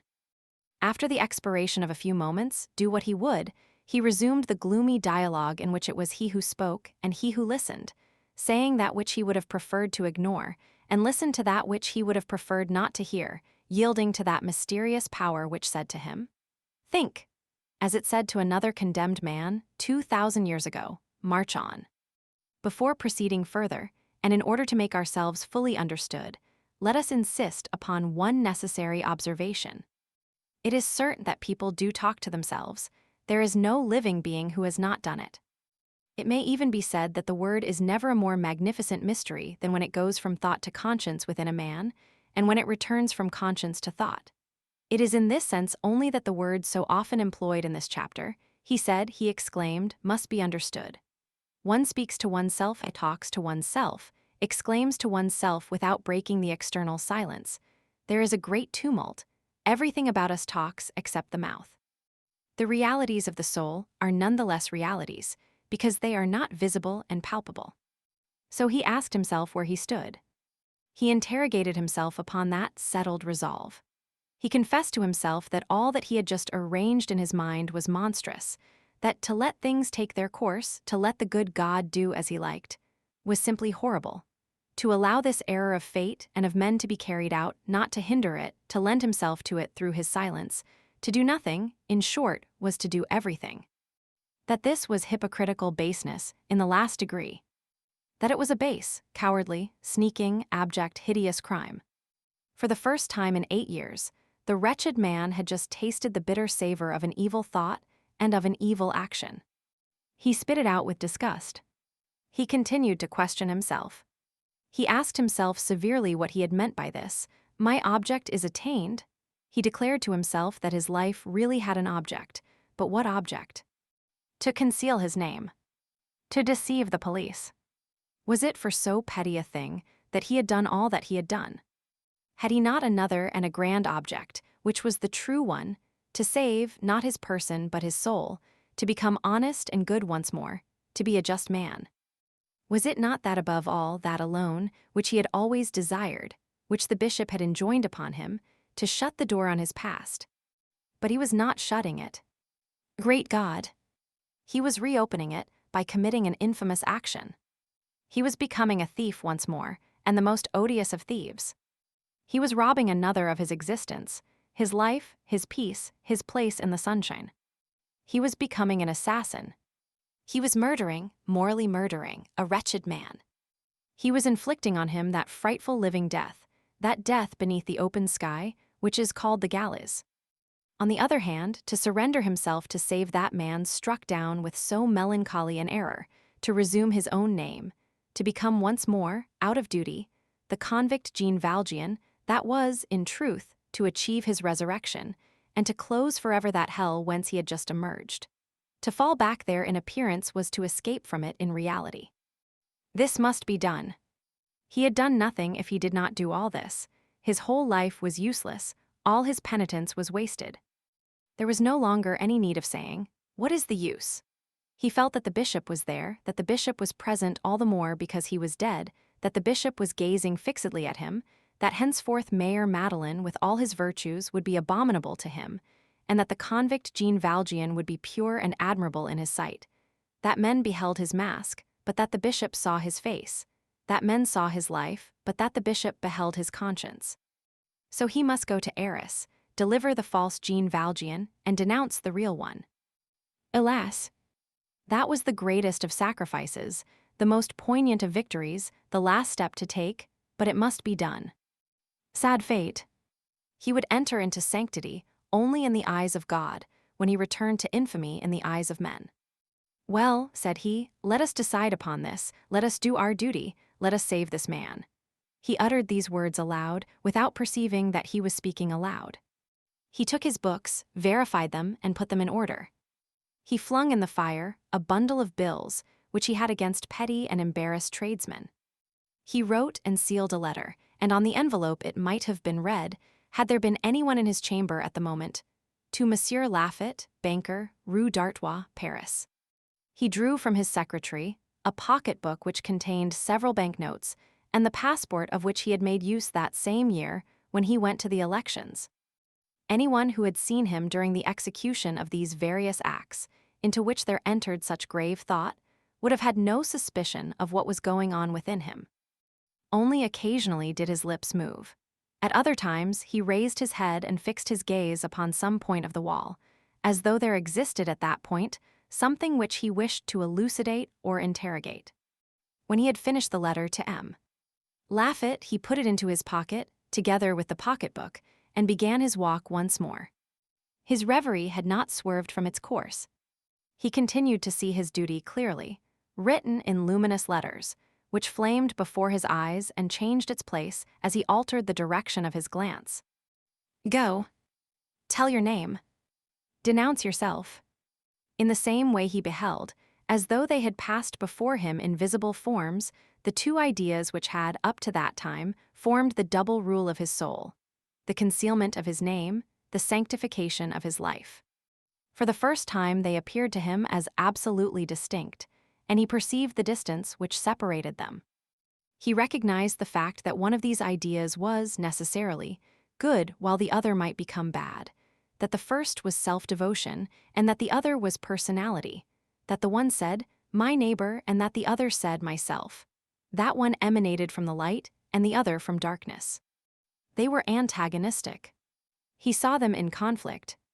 In proportion as he meditated, they grew before the eyes of his spirit.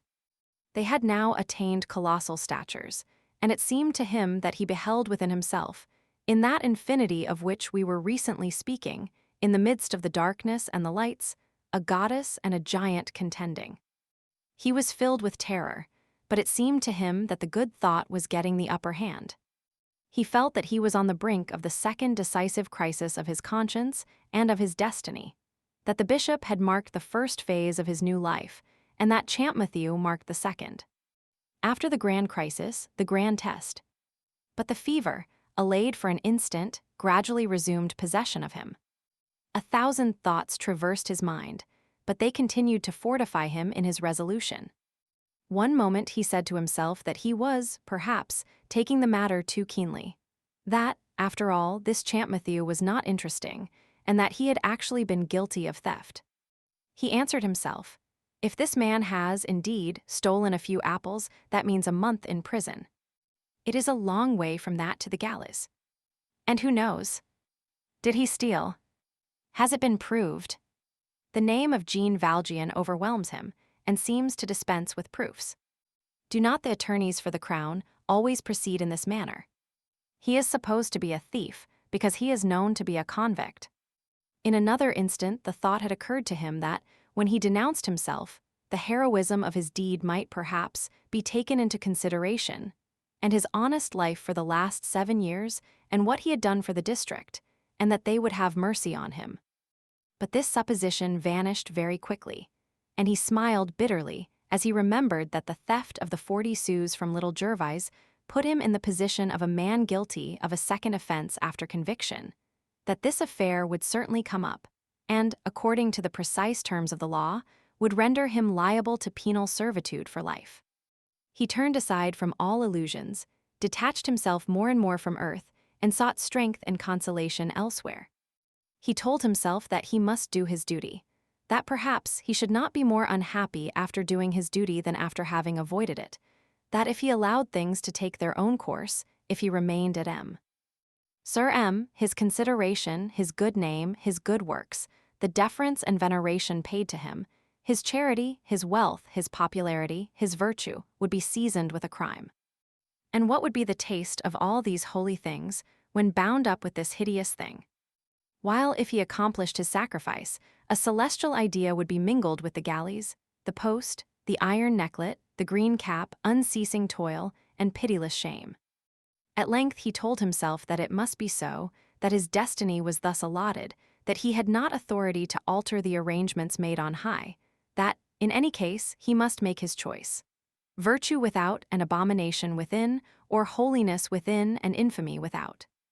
The stirring up of these lugubrious ideas did not cause his courage to fail, but his brain grow weary. He began to think of other things, of indifferent matters, in spite of himself. The veins in his temples throbbed violently. He still paced to and fro. Midnight sounded first from the parish church, then from the town hall. He counted the 12 strokes of the 2 clocks, and compared the sounds of the 2 bells. He recalled in this connection the fact that, a few days previously, he had seen in an ironmonger's shop an ancient clock for sale, upon which was written the name Antoine Albin de Raminville. He was cold, he lighted a small fire, it did not occur to him to close the window. In the meantime, he had relapsed into his stupor. He was obliged to make a tolerably vigorous effort to recall what had been the subject of his thoughts before midnight had struck. He finally succeeded in doing this. Yes, he said to himself, I had resolved to inform against myself. And then, all of a sudden, he thought of Fantine. Hold, said he, and what about that poor woman? Here a fresh crisis declared itself.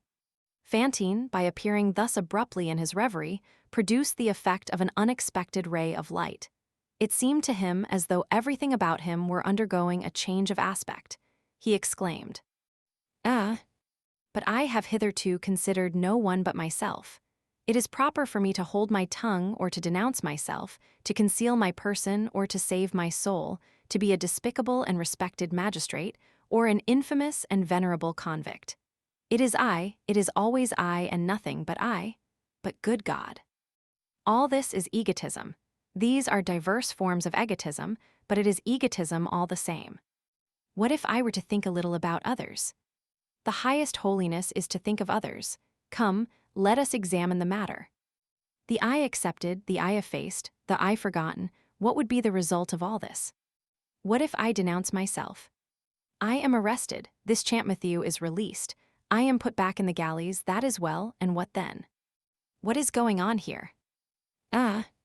Here is a country, a town, here are factories, an industry, workers, both men and women, aged grandsires, children, poor people. All this I have created, all these I provide with their living. Everywhere where there is a smoking chimney, it is I who have placed the brand on the hearth and meat in the pot. I have created ease, circulation, credit, before me there was nothing. I have elevated, vivified, informed with life, fecundated, stimulated, enriched the whole countryside. Lacking me, the soul is lacking. I take myself off, everything dies. And this woman, who has suffered so much, who possesses so many merits in spite of her fall, the cause of all whose misery I have unwittingly been. And that child whom I meant to go in search of, whom I have promised to her mother. Do I not also owe something to this woman, in reparation for the evil which I have done her? If I disappear, what happens? The mother dies, the child becomes what it can. That is what will take place if I denounce myself. If I do not denounce myself. Come, let us see how it will be if I do not denounce myself. After putting this question to himself, he paused. He seemed to undergo a momentary hesitation and trepidation, but it did not last long, and he answered himself calmly. Well, this man is going to the galleys. It is true, but what the deuce? He has stolen. There is no use in my saying that he has not been guilty of theft, for he has. I remain here, I go on. In 10 years I shall have made 10 millions. I scatter them over the country, I have nothing of my own. What is that to me? It is not for myself that I am doing it. The prosperity of all goes on augmenting. Industries are aroused and animated. Factories and shops are multiplied. Families, 100 families, 1,000 families are happy. The district becomes populated. Villages spring up where there were only farms before, farms rise where there was nothing. Wretchedness disappears, and with wretchedness debauchery, prostitution, theft, murder, all vices disappear, all crimes, and this poor mother rears her child. And behold a whole country rich and honest. I was a fool. I was absurd. What was that I was saying about denouncing myself? I really must pay attention and not be precipitate about anything. What? Because it would have pleased me to play the grand and generous. This is melodrama after all, because I should have thought of no one but myself the idea. For the sake of saving from a punishment, a trifle exaggerated, perhaps, but just at bottom, no one knows whom, a thief, a good-for-nothing, evidently, a whole countryside must perish. A poor woman must die in the hospital. A poor little girl must die in the street. Like dogs, this is abominable. And without the mother even having seen her child once more, almost without the child, having known her mother. And all that for the sake of an old wretch of an apple thief, who, most assuredly, has deserved the galleys for something else, if not for that. Fine scruples, indeed, which save a guilty man and sacrifice the innocent, which save an old vagabond who has only a few years to live at most, and who will not be more unhappy in the galleys than in his hovel, and which sacrifice a whole population, mothers, wives, children.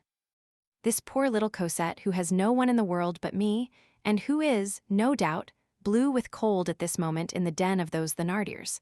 Those peoples are rascals, and I was going to neglect my duty towards all these poor creatures, and I was going off to denounce myself, and I was about to commit that unspeakable folly. Let us put it at the worst. Suppose that there is a wrong action on my part in this, and that my conscience will reproach me for it some day, to accept, for the good of others, these reproaches which weigh only on myself.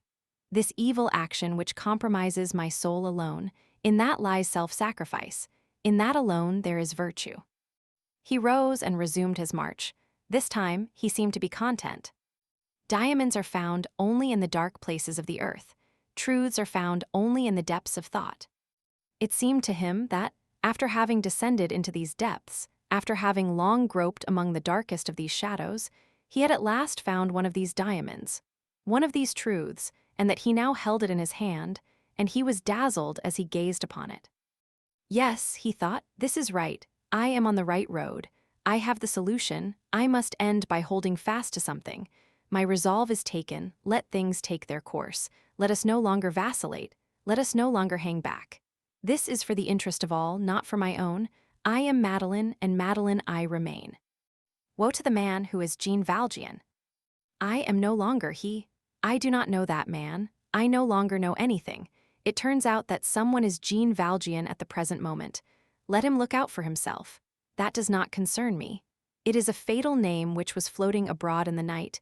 If it halts and descends on a head, so much the worse for that head. He looked into the little mirror which hung above his chimney-piece, and said, Hold. It has relieved me to come to a decision. I am quite another man now. He proceeded a few paces further, then he stopped short. Come, he said, I must not flinch before any of the consequences of the resolution which I have once adopted. There are still threads which attach me to that Jean Valjean. They must be broken. In this very room there are objects which would betray me, dumb things which would bear witness against me. It is settled. All these things must disappear. He fumbled in his pocket, drew out his purse, opened it, and took out a small key. He inserted the key in a lock whose aperture could hardly be seen, so hidden was it in the most somber tones of the design which covered the wallpaper. A secret receptacle opened, a sort of false cupboard constructed in the angle between the wall and the chimney-piece. In this hiding-place there were some rags, a blue linen blouse, an old pair of trousers, an old knapsack, and a huge thorn cudgel shod with iron at both ends. Those who had seen Jean Valjean at the epoch when he passed through D.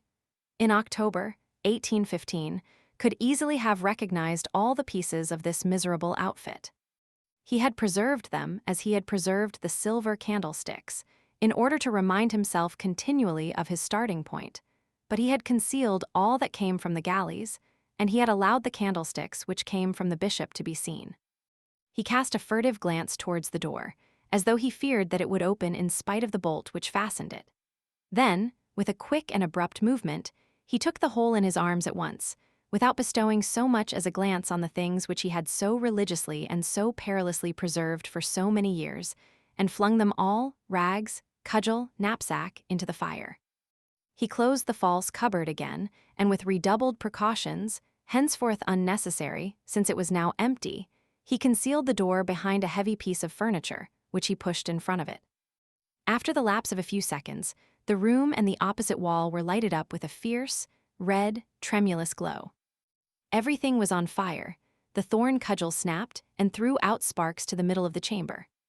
As the knapsack was consumed, together with the hideous rags which it contained, it revealed something which sparkled in the ashes. By bending over, one could have readily recognized a coin, no doubt the 40-sou piece stolen from the little Savoyard. He did not look at the fire, but paced back and forth with the same step. All at once his eye fell on the 2 silver candlesticks, which shone vaguely on the chimney-piece, through the glow. Hold, he thought, the whole of Jean Valjean is still in them.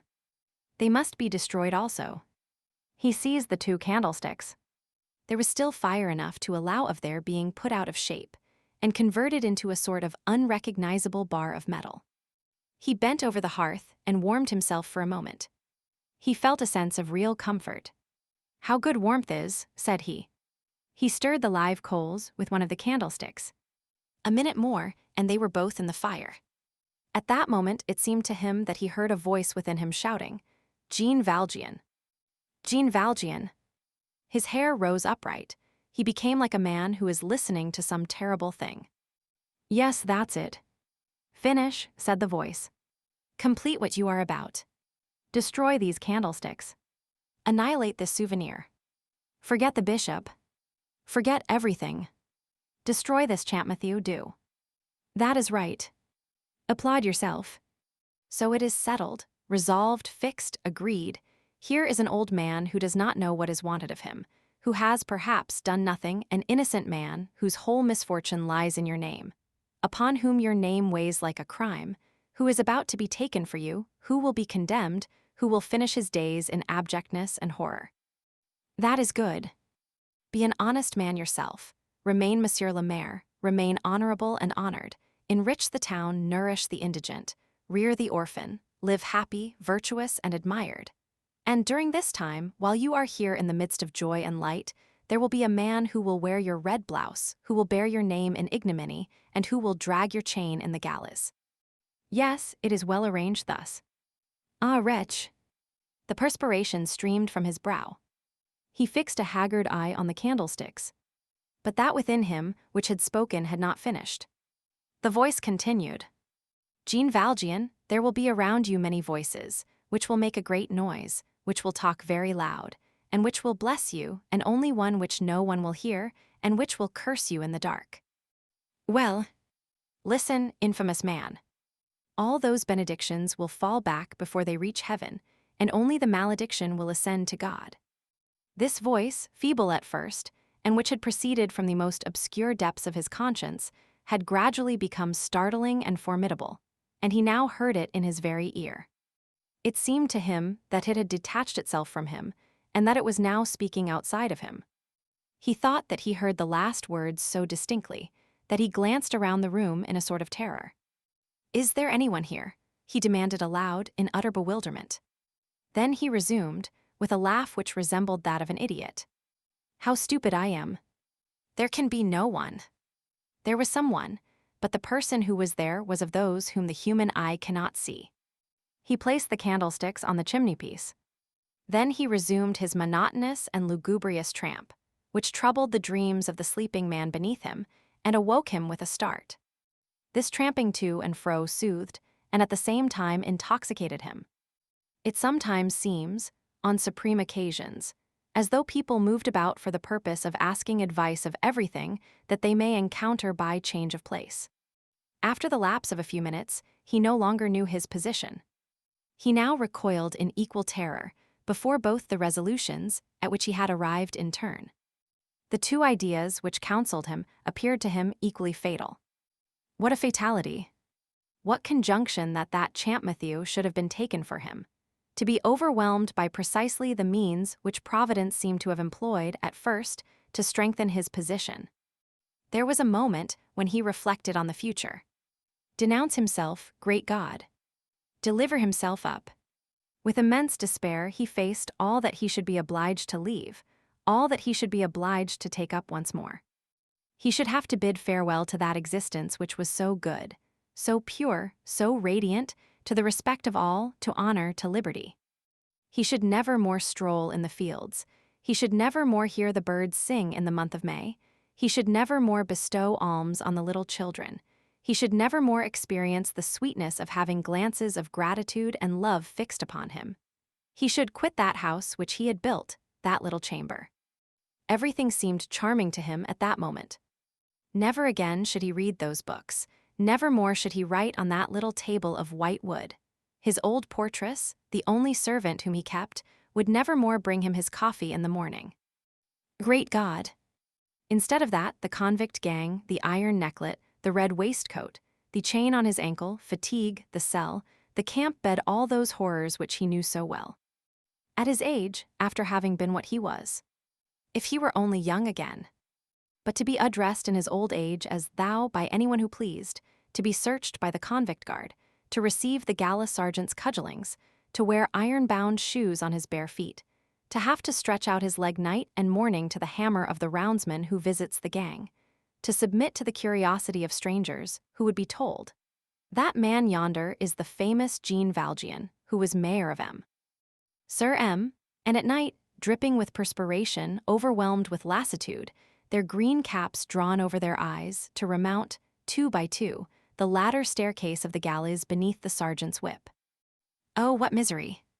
Can destiny, then, be as malicious as an intelligent being, and become as monstrous as the human heart?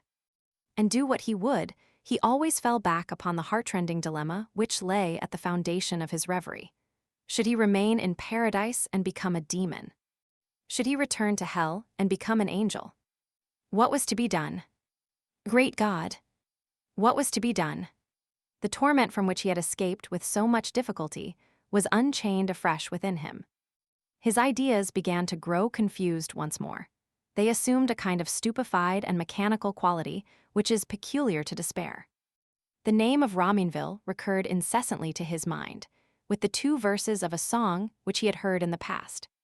He thought that Raminville was a little grove near Paris, where young lovers go to pluck lilacs in the month of April. He wavered outwardly as well as inwardly. He walked like a little child who is permitted to toddle alone. At intervals, as he combated his lassitude, he made an effort to recover the mastery of his mind. He tried to put to himself, for the last time, and definitely, the problem over which he had, in a manner, fallen prostrate with fatigue. Ought he to denounce himself? Ought he to hold his peace? He could not manage to see anything distinctly. The vague aspects of all the courses of reasoning which had been sketched out by his meditations quivered and vanished, one after the other, into smoke. He only felt that, to whatever course of action he made up his mind, something in him must die, and that of necessity, and without his being able to escape the fact. That he was entering a sepulchre on the right hand as much as on the left, that he was passing through a death agony, the agony of his happiness, or the agony of his virtue. Alas! All his resolution had again taken possession of him. He was no further advanced than at the beginning. Thus did this unhappy soul struggle in its anguish. 1800 years before this unfortunate man, the mysterious being in whom are summed up all the sanctities and all the sufferings of humanity had also long thrust aside with his hand. While the olive trees quivered in the wild wind of the infinite, the terrible cup which appeared to him dripping with darkness and overflowing with shadows in the depths, all studded with stars. Chapter 4. Forms assumed by suffering during sleep. 3 o'clock in the morning had just struck, and he had been walking thus for 5 hours, almost uninterruptedly, when he at length allowed himself to drop into his chair. There he fell asleep and had a dream. This dream, like the majority of dreams, bore no relation to the situation, except by its painful and heartrending character, but it made an impression on him. This nightmare struck him so forcibly that he wrote it down later on. It is one of the papers in his own handwriting which he has bequeathed to us. We think that we have here reproduced the thing in strict accordance with the text. Of whatever nature this dream may be, the history of this night would be incomplete if we were to omit it. It is the gloomy adventure of an ailing soul. Here it is. On the envelope we find this line inscribed: "The dream I had that night. I was in a plain, a vast gloomy plain where there was no grass. It did not seem to me to be daylight, nor yet night. I was walking with my brother, the brother of my childish years, the brother of whom, I must say, I never think, and whom I now hardly remember. We were conversing, and we met some passers-by. We were talking of a neighbor of ours in former days, who had always worked with her window open from the time when she came to live on the street. As we talked, we felt cold because of that open window. There were no trees in the plain. We saw a man passing close to us. He was entirely nude, of the hue of ashes, and mounted on a horse which was earth color. The man had no hair. We could see his skull and the veins on it. In his hand he held a switch which was as supple as a vine shoot and as heavy as iron. This horseman passed and said nothing to us. My brother said to me, 'Let us take to the hollow road.' There existed a hollow way, wherein one saw neither a single shrub nor a spear of moss. Everything was dirt-colored, even the sky. After proceeding a few paces, I received no reply when I spoke. I perceived that my brother was no longer with me. I entered a village which I espied. I reflected that it must be Raminville. Why Raminville? 5. The first street that I entered was deserted. I entered a second street.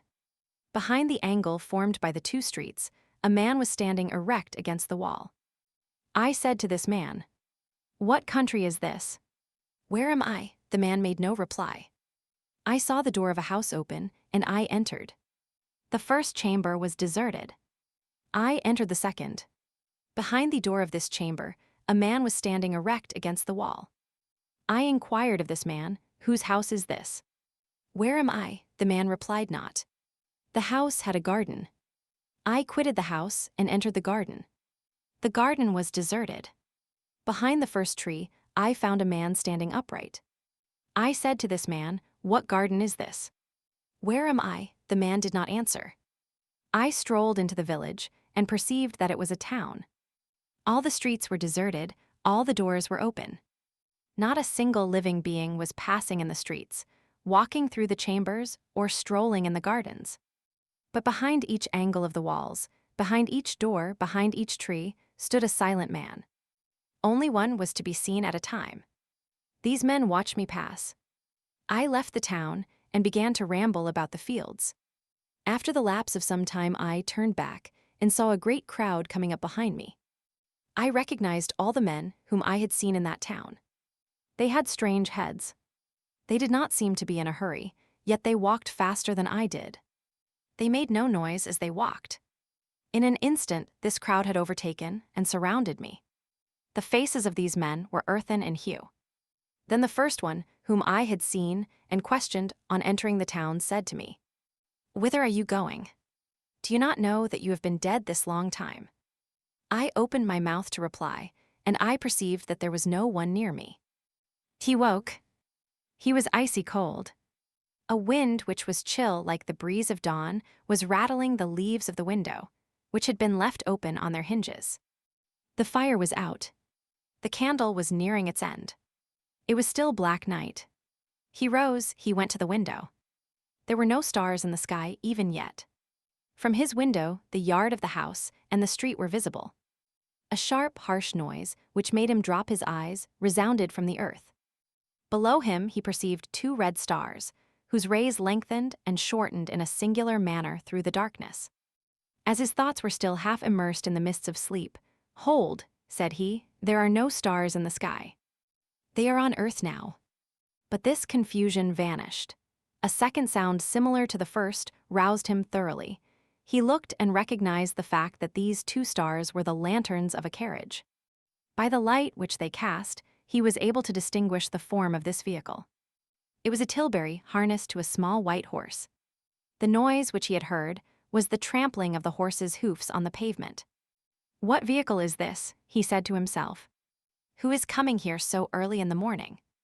At that moment, there came a light tap on the door of his chamber. He shuddered from head to foot and cried in a terrible voice, "Who is there?" Someone said, "I, Monsieur le Maire." He recognized the voice of the old woman, who was his portress. "Well," he replied, "what is it?" "Monsieur le Maire, it is just 5 o'clock in the morning." "What is that to me?" "The cabriolet is here, Monsieur le Maire." "What cabriolet?" "The tilbury." "What tilbury?" "Did not Monsieur le Maire order a tilbury?" "No," said he. "The coachman says that he has come for Monsieur le Maire." "What coachman?" "M. Scaufflaire's coachman." "M. Scaufflaire." That name sent a shudder over him, as though a flash of lightning had passed in front of his face. Yes," he resumed, "M. Scaufflaire." If the old woman could have seen him at that moment, she would have been frightened. A tolerably long silence ensued. He examined the flame of the candle with a stupid air, and from around the wick he took some of the burning wax, which he rolled between his fingers. The old woman waited for him. She even ventured to uplift her voice once more. "What am I to say, Monsieur le Maire?" "Say that it is well, and that I am coming down."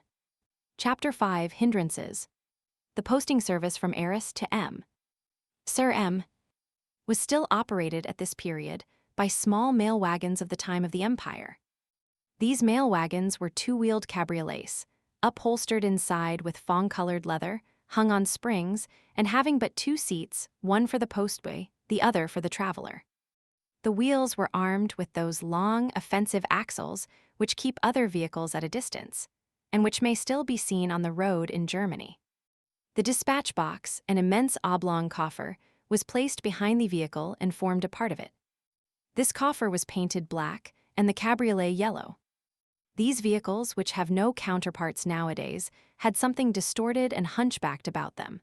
And when one saw them passing in the distance and climbing up some road to the horizon, they resembled the insects which are called, I think, termites, and which, though with but little corselet, drag a great train behind them. But they traveled at a very rapid rate. The post wagon, which set out from Arras at 1 o'clock every night, after the mail from Paris had passed, arrived at M. Sir M. a little before 5 o'clock in the morning. That night the wagon which was descending to M. Sir M. by the Hesdin Road collided at the corner of a street, just as it was entering the town, with a little tilbury harnessed to a white horse, which was going in the opposite direction, and in which there was but one person, a man enveloped in a mantle. The wheel of the tilbury received quite a violent shock. The postman shouted to the man to stop, but the traveler paid no heed and pursued his road at full gallop. "That man is in a devilish hurry," said the postman. The man thus hastening on was the one whom we have just seen struggling in convulsions, which are certainly deserving of pity. Whither was he going? He could not have told. Why was he hastening? He did not know. He was driving at random, straight ahead. Whither? To Arras, no doubt, but he might have been going elsewhere as well. At times he was conscious of it, and he shuddered. He plunged into the night as into a gulf. Something urged him forward, something drew him on. No one could have told what was taking place within him. Every one will understand it. What man is there who has not entered, at least once in his life, into that obscure cavern of the unknown? However, he had resolved on nothing, decided nothing, formed no plan, done nothing. None of the actions of his conscience had been decisive. He was, more than ever, as he had been at the first moment. Why was he going to Arras? He repeated what he had already said to himself when he had hired Scaufflaire's cabriolet. That, whatever the result was to be, there was no reason why he should not see with his own eyes and judge of matters for himself, that this was even prudent, that he must know what took place, that no decision could be arrived at without having observed and scrutinized, that one made mountains out of everything from a distance. That, at any rate, when he should have seen that Champmathieu, some wretch, his conscience would probably be greatly relieved to allow him to go to the galleys in his stead, that Javert would indeed be there, and that Brevet, that Chenildieu, that Cochepaille, old convicts who had known him, but they certainly would not recognize him. Bah! What an idea! That Javert was 100 leagues from suspecting the truth, that all conjectures and all suppositions were fixed on Champmathieu, and that there is nothing so headstrong as suppositions and conjectures, that accordingly there was no danger. That it was, no doubt, a dark moment, but that he should emerge from it. That, after all, he held his destiny, however bad it might be, in his own hand, that he was master of it. He clung to this thought. At bottom, to tell the whole truth, he would have preferred not to go to Arras. Nevertheless, he was going thither. As he meditated, he whipped up his horse, which was proceeding at that fine, regular, and even trot which accomplishes 2 leagues and a half an hour. In proportion, as the cabriolet advanced, he felt something within him draw back. At daybreak he was in the open country, the town of M. Sir M. lay far behind him. He watched the horizon grow white. He stared at all the chilly figures of a winter's dawn as they passed before his eyes, but without seeing them. The morning has its specters, as well as the evening. He did not see them, but without his being aware of it, and by means of a sort of penetration which was almost physical, these black silhouettes of trees and of hills added some gloomy and sinister quality to the violent state of his soul. Each time that he passed one of those isolated dwellings which sometimes border on the highway, he said to himself, "And yet there are people there within who are sleeping." The trot of the horse, the bells on the harness, the wheels on the road, produced a gentle, monotonous noise. These things are charming when one is joyous, and lugubrious when one is sad. It was broad daylight when he arrived at Hesdin. He halted in front of the inn to allow the horse a breathing spell and to have him given some oats. The horse belonged, as Scaufflaire had said, to that small race of the Boulonnais, which has too much head, too much belly, and not enough neck and shoulders, but which has a broad chest, a large crupper, thin fine legs, and solid hoofs. A homely, but a robust and healthy race. The excellent beast had traveled 5 leagues in 2 hours, and had not a drop of sweat on his loins. He did not get out of the tilbury. The stableman who brought the oats suddenly bent down and examined the left wheel. "Are you going far in this condition?" said the man. He replied, with an air of not having roused himself from his reverie. "Why? Have you come from a great distance?" went on the man. 5 leagues. "Ah. Why do you say, ah?" The man bent down once more, was silent for a moment, with his eyes fixed on the wheel. Then he rose erect and said, "Because, though this wheel has traveled 5 leagues, it certainly will not travel another quarter of a league." He sprang out of the tilbury. "What is that you say, my friend?" "I say that it is a miracle that you should have traveled 5 leagues without you and your horse rolling into some ditch on the highway. Just see here." The wheel really had suffered serious damage. The shock administered by the mail wagon had split 2 spokes and strained the hub, so that the nut no longer held firm. "My friend," he said to the stableman, "is there a wheelwright here?" "Certainly, sir." "Do me the service to go and fetch him. He is only a step from here." "Hey, Master Burgillard." Master Burgillard, the wheelwright, was standing on his own threshold. He came, examined the wheel, and made a grimace like a surgeon when the latter thinks a limb is broken. "Can you repair this wheel immediately?" "Yes, sir." "When can I set out again?" "Tomorrow." "Tomorrow? There is a long day's work on it." "Are you in a hurry, sir?" "In a very great hurry. I must set out again in an hour at the latest." "Impossible, sir." "I will pay whatever you ask." "Impossible." "Well, in 2 hours then." "Impossible today. 2 new spokes and a hub must be made." "Monsieur will not be able to start before tomorrow morning." "The matter cannot wait until tomorrow." "What if you were to replace this wheel instead of repairing it?" "How so?" "You are a wheelwright." "Certainly, sir." "Have you not a wheel that you can sell me?" "Then I could start again at once." "A spare wheel?" "Yes." "I have no wheel on hand that would fit your cabriolet." 2 wheels make a pair. 2 wheels cannot be put together haphazard." "In that case, sell me a pair of wheels." "Not all wheels fit all axles, sir." "Try, nevertheless." "It is useless, sir. I have nothing to sell but cart wheels. We are but a poor country here. Have you a cabriolet that you can let me have?" The wheelwright had seen at the first glance that the tilbury was a hired vehicle. He shrugged his shoulders. "You treat the cabriolets that people let you so well. If I had one, I would not let it to you." "Well, sell it to me then." "I have none." "What? Not even a spring cart?" "I am not hard to please, as you see. We live in a poor country." "There is, in truth," added the wheelwright, "an old calash under the shed yonder, which belongs to a bourgeois of the town, who gave it to me to take care of, and who only uses it on the 36th of the month. Never, that is to say. I might let that to you, for what matters it to me? But the bourgeois must not see it pass, and then it is a calash. It would require 2 horses. I will take 2 post horses." "Where is Monsieur going?" "To Arras." "And Monsieur wishes to reach there today?" "Yes, of course." "By taking 2 post horses?" "Why not?" "Does it make any difference whether Monsieur arrives at 4 o'clock tomorrow morning?" "Certainly not. There is one thing to be said about that. You see, by taking post horses, Monsieur has his passport." "Yes." "Well, by taking post horses, Monsieur cannot reach Arras before tomorrow. We are on a crossroad. The relays are badly served, the horses are in the fields. The season for plowing is just beginning, heavy teams are required, and horses are seized upon everywhere, from the post as well as elsewhere. Monsieur will have to wait 3 or 4 hours, at the least at every relay. And then they drive at a walk. There are many hills to ascend. Come then, I will go on horseback.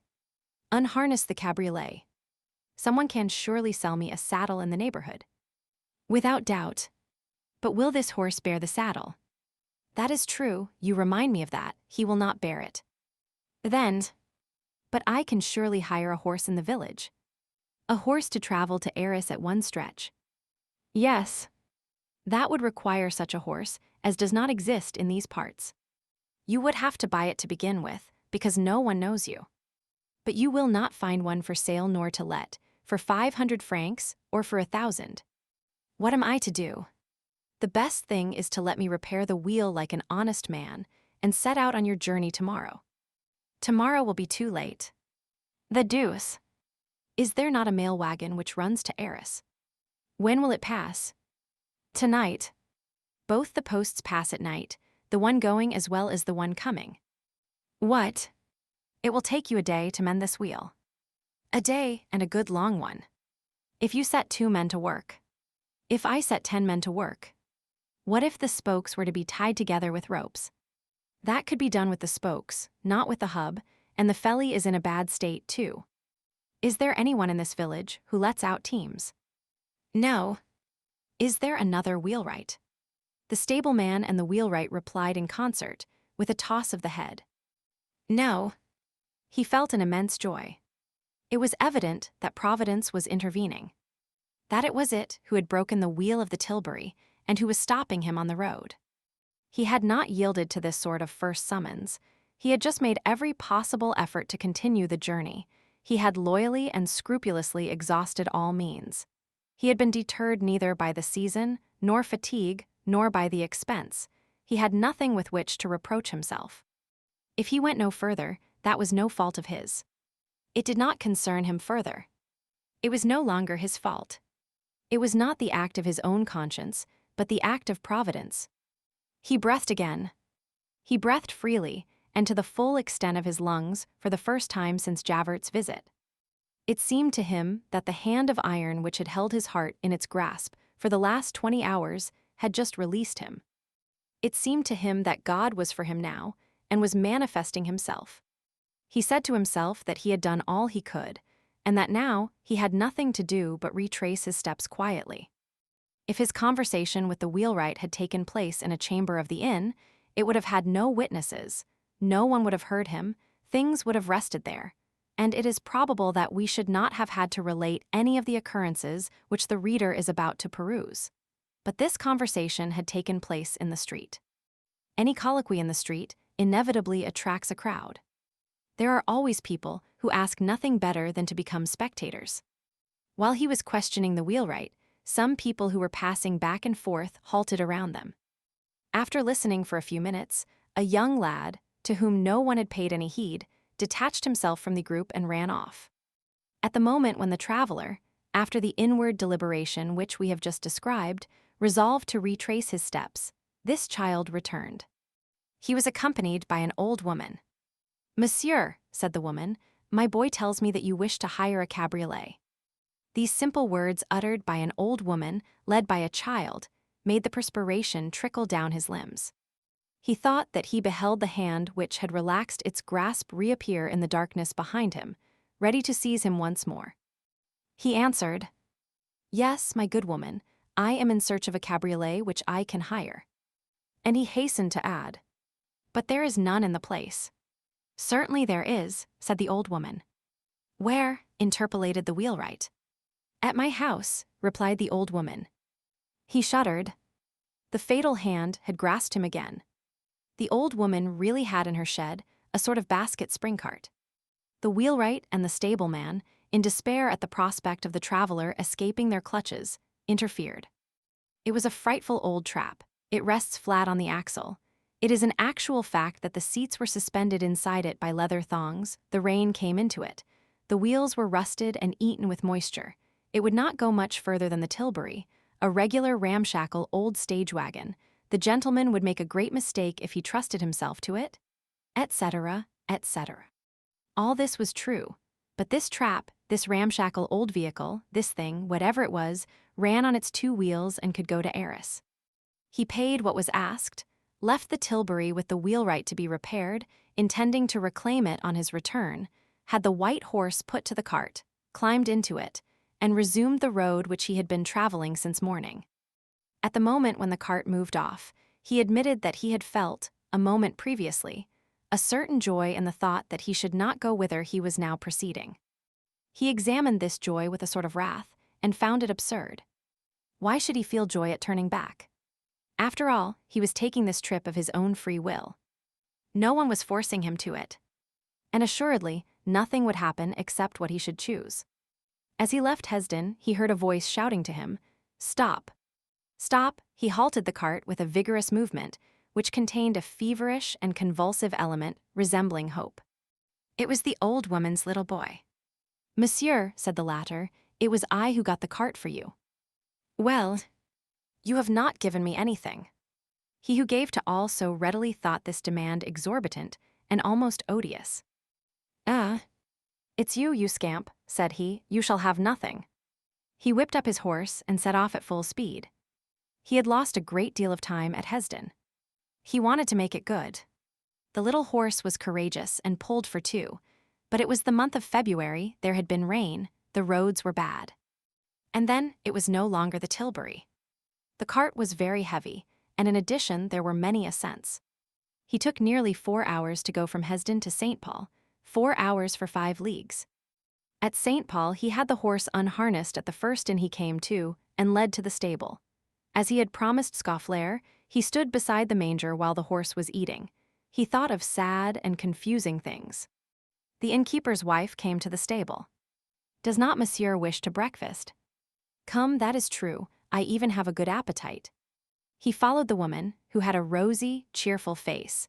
She led him to the public room where there were tables covered with waxed cloth. "Make haste," said he, "I must start again, I am in a hurry." A big Flemish servant maid placed his knife and fork in all haste.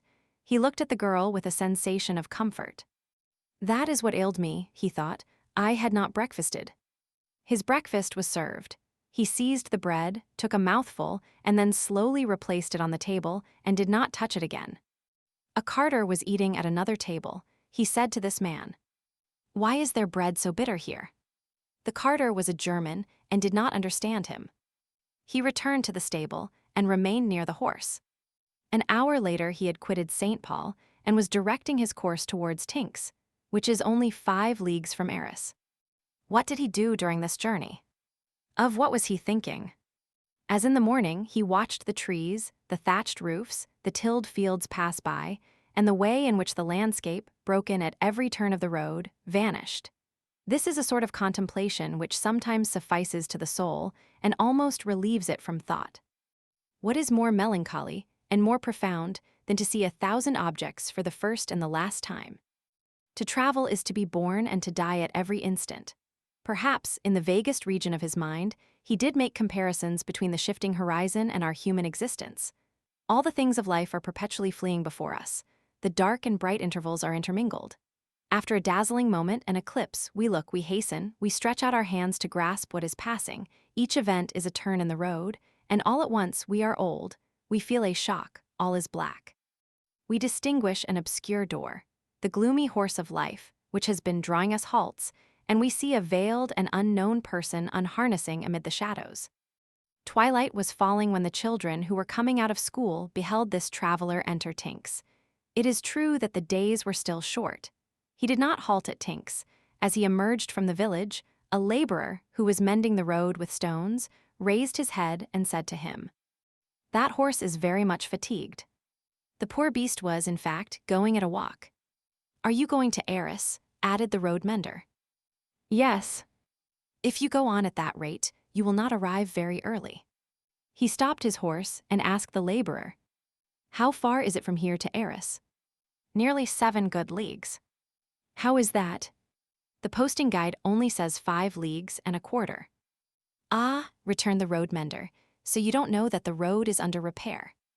You will find it barred a quarter of an hour further on. There is no way to proceed further." "Really?" "You will take the road on the left, leading to Cairnsey. You will cross the river. When you reach Camblin, you will turn to the right. That is the road to Mont Saint-Éloi, which leads to Arras. But it is night, and I shall lose my way. You do not belong in these parts." "No. And besides, it is all crossroads. Stop." "Sir," resumed the road mender, "shall I give you a piece of advice? Your horse is tired, return to Tinks. There is a good inn there, sleep there, you can reach Arras tomorrow." "I must be there this evening." "That is different, but go to the inn all the same and get an extra horse. The stable boy will guide you through the crossroads." He followed the road mender's advice, retraced his steps, and half an hour later he passed the same spot again, but this time at full speed, with a good horse to aid. A stable boy, who called himself a postilion, was seated on the shaft of the carriole.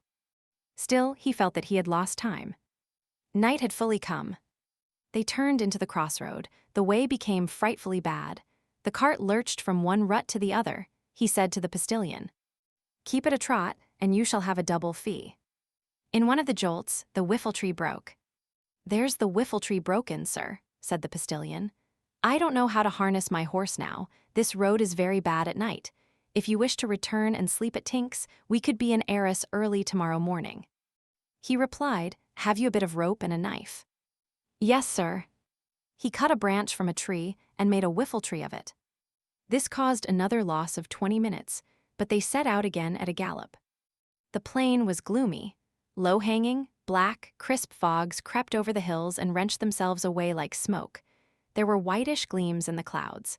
A strong breeze which blew in from the sea produced a sound in all quarters of the horizon, as of some one moving furniture. Everything that could be seen assumed attitudes of terror. How many things shiver beneath these vast breaths of the night? He was stiff with cold. He had eaten nothing since the night before. He vaguely recalled his other nocturnal trip in the vast plain in the neighborhood of D, 8 years previously, and it seemed but yesterday. The hour struck from a distant tower. He asked the boy, "What time is it?" 7 o'clock, sir. We shall reach Arras at 8. We have but 3 leagues still to go." At that moment, he for the first time indulged in this reflection, thinking it odd the while that it had not occurred to him sooner. That all this trouble which he was taking was, perhaps, useless, that he did not know so much as the hour of the trial, that he should, at least, have informed himself of that he was foolish to go thus straight ahead without knowing whether he would be of any service or not. Then he sketched out some calculations in his mind. That, ordinarily, the sittings of the Court of Assizes began at 9 o'clock in the morning, that it could not be a long affair, that the theft of the apples would be very brief, that there would then remain only a question of identity, 4 or 5 depositions, and very little for the lawyers to say, that he should arrive after all was over. The postilion whipped up the horses. They had crossed the river and left Mont Saint-Éloi behind them. The night grew more profound. Chapter 6, Sister Simplice put to the proof. But at that moment, Fantine was joyous.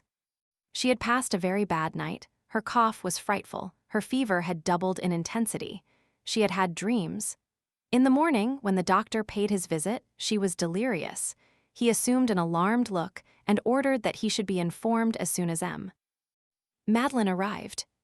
All the morning she was melancholy, said but little, and laid plates in her sheets, murmuring the while, in a low voice, calculations which seemed to be calculations of distances. Her eyes were hollow and staring. They seemed almost extinguished at intervals, then lighted up again and shone like stars.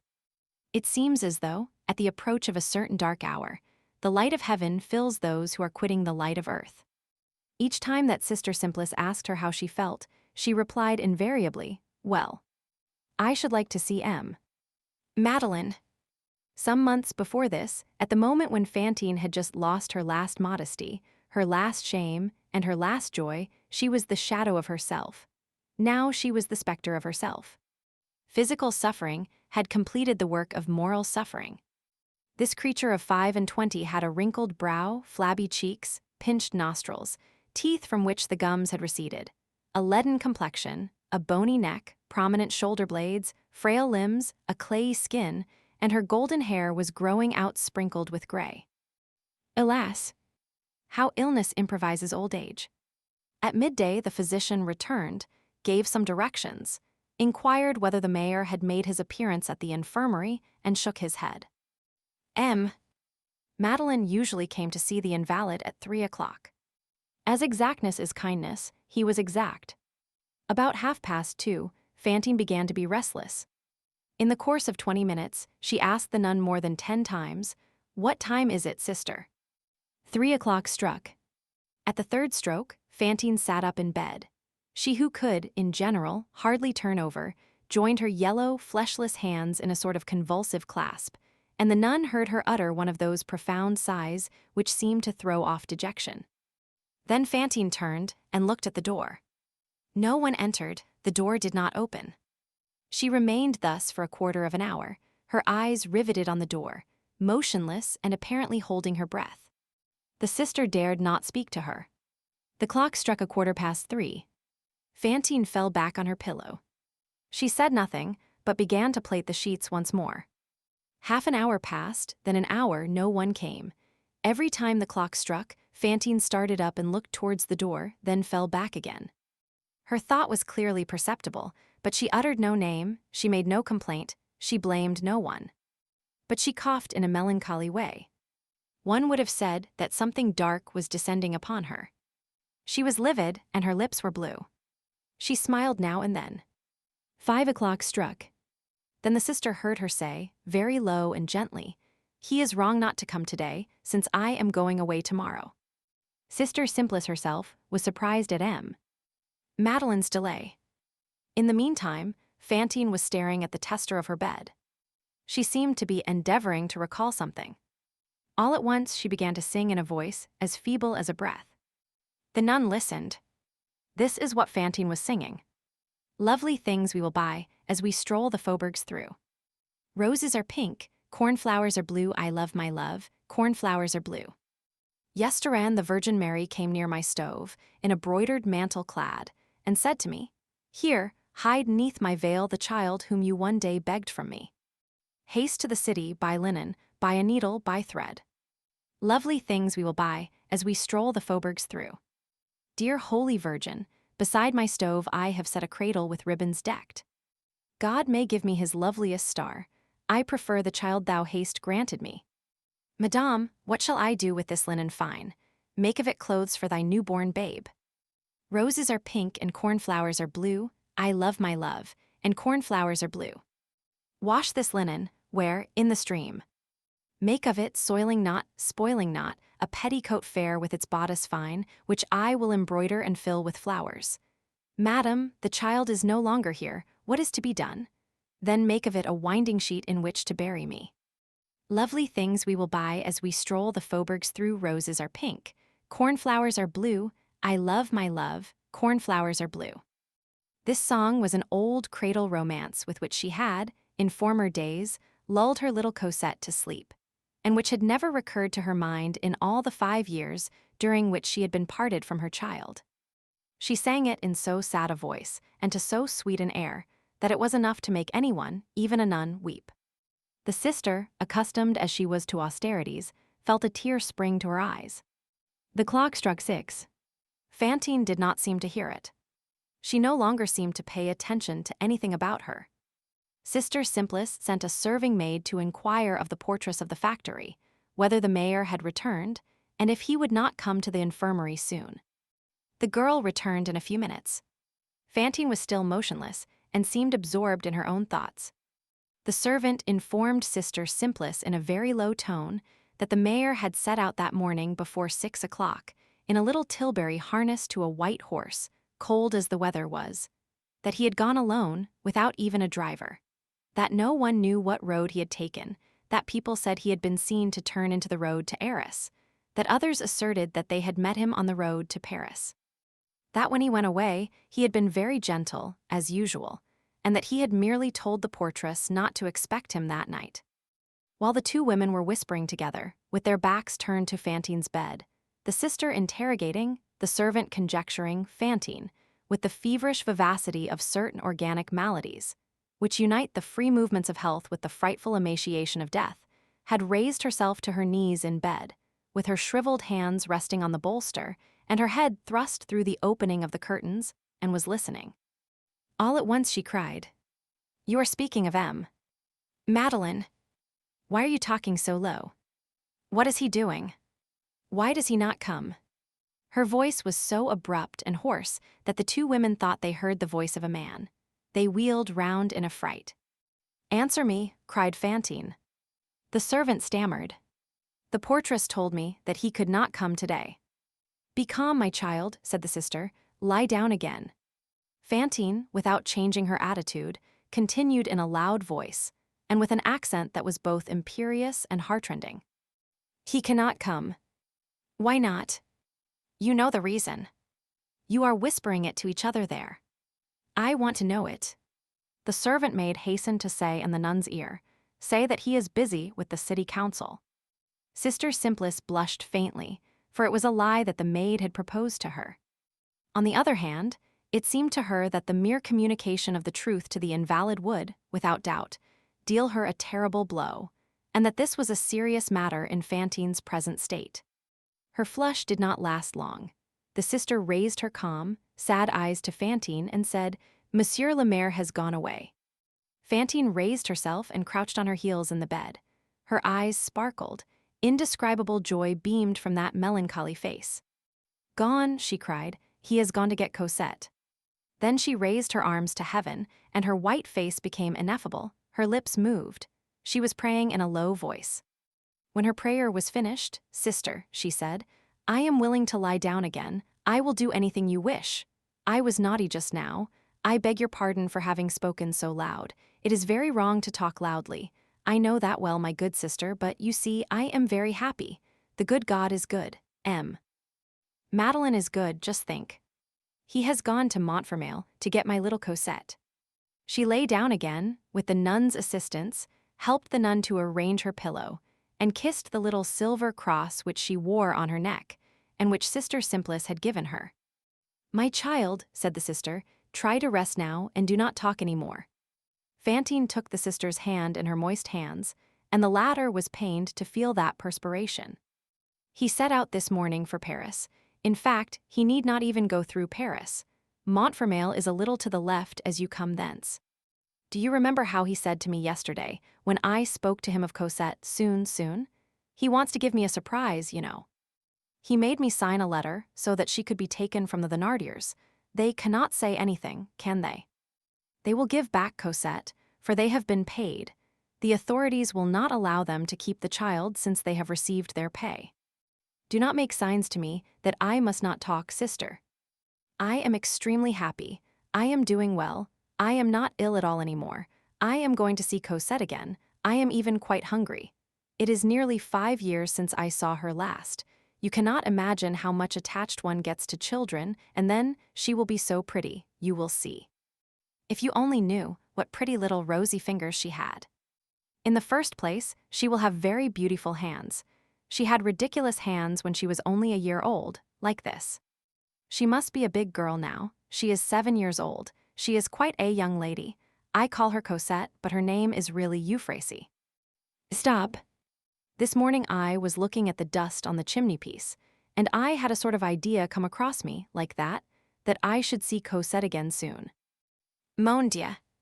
How wrong it is not to see one's children for years. One ought to reflect that life is not eternal. Oh, how good Le Maire is to go. It is very cold. It is true, he had on his cloak at least. He will be here tomorrow, will he not? Tomorrow will be a festival day. Tomorrow morning, sister, you must remind me to put on my little cap that has lace on it. What a place that Montfermeil is. I took that journey on foot once. It was very long for me, but the diligences go very quickly. He will be here tomorrow with Cosette. How far is it from here to Montfermeil? The sister, who had no idea of distances, replied, "Oh, I think that he will be here tomorrow." Tomorrow? Tomorrow, said Fantine, I shall see Cosette tomorrow. You see, good sister of the good God, that I am no longer ill. I am mad. I could dance if anyone wished it. A person who had seen her a quarter of an hour previously would not have understood the change. She was all rosy now. She spoke in a lively and natural voice. Her whole face was one smile. Now and then she talked, she laughed softly. The joy of a mother is almost infantile. Well, resumed the nun, now that you are happy, mind me, and do not talk any more. Fantine laid her head on her pillow and said in a low voice, Yes, lie down again. Be good, for you are going to have your child. Sister Simplice is right. Everyone here is right. And then, without stirring, without even moving her head, she began to stare all about her with wide-open eyes and a joyous air, and she said nothing more. The sister drew the curtains together again, hoping that she would fall into a doze. Between 7 and 8 o'clock the doctor came. Not hearing any sound, he thought Fantine was asleep, entered softly, and approached the bed on tiptoe. He opened the curtains a little, and, by the light of the taper, he saw Fantine's big eyes gazing at him. She said to him, "She will be allowed to sleep beside me in a little bed, will she not, sir?" The doctor thought that she was delirious. She added, "See, there is just room." The doctor took Sister Simplice aside, and she explained matters to him, that Madeleine was absent for a day or two, and that in their doubt they had not thought it well to undeceive the invalid, who believed that the mayor had gone to Montfermeil, that it was possible, after all, that her guess was correct. The doctor approved. He returned to Fantine's bed, and she went on. "You see, when she wakes up in the morning, I shall be able to say good morning to her, poor kitten, and when I cannot sleep at night, I can hear her asleep. Her little gentle breathing will do me good." "Give me your hand," said the doctor. She stretched out her arm and exclaimed with a laugh, "Ah, hold! In truth, you did not know it. I am cured. Cosette will arrive tomorrow." The doctor was surprised. She was better. The pressure on her chest had decreased. Her pulse had regained its strength. A sort of life had suddenly supervened and reanimated this poor, worn-out creature. "Doctor," she went on, "did the sister tell you that Le Maire has gone to get that mite of a child?" The doctor recommended silence and that all painful emotions should be avoided. He prescribed an infusion of pure cinchona and, in case the fever should increase again during the night, a calming potion. As he took his departure, he said to the sister, "She is doing better. If good luck willed that the mayor should actually arrive tomorrow with the child, who knows? There are crises so astounding. Great joy has been known to arrest maladies. I know well that this is an organic disease and in an advanced state, but all those things are such mysteries. We may be able to save her." Chapter 7. The traveler on his arrival takes precautions for departure. It was nearly 8 o'clock in the evening when the cart, which we left on the road, entered the porte-cochere of the Hôtel de la Poste in Arras. The man whom we have been following up to this moment alighted from it, responded with an abstracted air to the attentions of the people of the inn, sent back the extra horse, and with his own hands led the little white horse to the stable. Then he opened the door of a billiard room which was situated on the ground floor, sat down there, and leaned his elbows on a table. He had taken 14 hours for the journey which he had counted on making in 6. He did himself the justice to acknowledge that it was not his fault, but at bottom, he was not sorry. The landlady of the hotel entered. "Does monsieur wish a bed? Does monsieur require supper?" He made a sign of the head in the negative. "The stableman says that monsieur's horse is extremely fatigued." Here he broke his silence. "Will not the horse be in a condition to set out again tomorrow morning?" "Oh, monsieur. He must rest for 2 days at least." He inquired, "Is not the posting station located here?" "Yes, sir." The hostess conducted him to the office. He showed his passport and inquired whether there was any way of returning that same night to Sir, by the mail wagon. The seat beside the postboy chanced to be vacant. He engaged it and paid for it. "Monsieur," said the clerk, "do not fail to be here ready to start at precisely 1 o'clock in the morning." This done, he left the hotel and began to wander about the town. He was not acquainted with Arras. The streets were dark, and he walked on at random, but he seemed bent upon not asking the way of the passers-by. He crossed the little river Crinchan, and found himself in a labyrinth of narrow alleys where he lost his way. A citizen was passing along with a lantern. After some hesitation, he decided to apply to this man, not without having first glanced behind and in front of him, as though he feared lest someone should hear the question which he was about to put. "Monsieur," said he, "where is the courthouse, if you please?" "You do not belong in town, sir," replied the bourgeois, who was an oldish man. "Well, follow me." "I happen to be going in the direction of the courthouse, that is to say, in the direction of the hotel of the prefecture. For the courthouse is undergoing repairs just at this moment, and the courts are holding their sittings provisionally in the prefecture." "Is it there that the assizes are held?" he asked. "Certainly, sir. You see, the prefecture of today was the bishop's palace before the Revolution. De Conzaille, who was bishop in 82, built a grand hall there. It is in this grand hall that the court is held." On the way, the bourgeois said to him, "If monsieur desires to witness a case, it is rather late." The sittings generally close at 6 o'clock. When they arrived on the grand square, however, the man pointed out to him 4 long windows all lighted up, in the front of a vast and gloomy building. "Upon my word, sir, you are in luck. You have arrived in season. Do you see those 4 windows? That is the Court of Assizes. There is light there, so they are not through. The matter must have been greatly protracted, and they are holding an evening session. Do you take an interest in this affair? Is it a criminal case? Are you a witness?" He replied, "I have not come on any business. I only wish to speak to one of the lawyers." "That is different," said the bourgeois. "Stop, sir, here is the door where the sentry stands. You have only to ascend the grand staircase." He conformed to the bourgeois's directions, and a few minutes later he was in a hall containing many people, and where groups, intermingled with lawyers in their gowns, were whispering together here and there. It is always a heartbreaking thing to see these congregations of men robed in black, murmuring together in low voices, on the threshold of the halls of justice. It is rare that charity and pity are the outcome of these words. Condemnations pronounced in advance are more likely to be the result.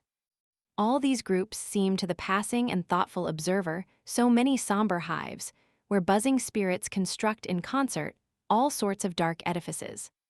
This spacious hall, illuminated by a single lamp, was the old hall of the episcopal palace, and served as the large hall of the Palace of Justice. A double-leaved door, which was closed at that moment, separated it from the large apartment where the court was sitting. The obscurity was such that he did not fear to accost the first lawyer whom he met. "What stage have they reached, sir?" he asked. "It is finished," said the lawyer.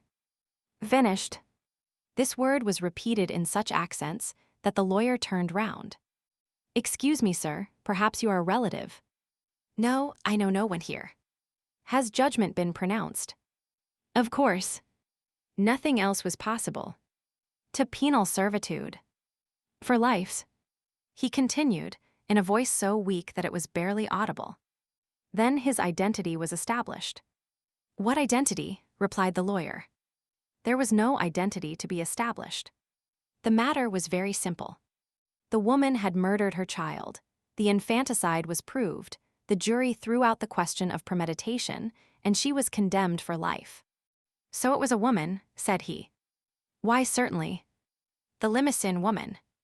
"Of what are you speaking?" "Nothing." "But since it is all over, how comes it that the hall is still lighted?"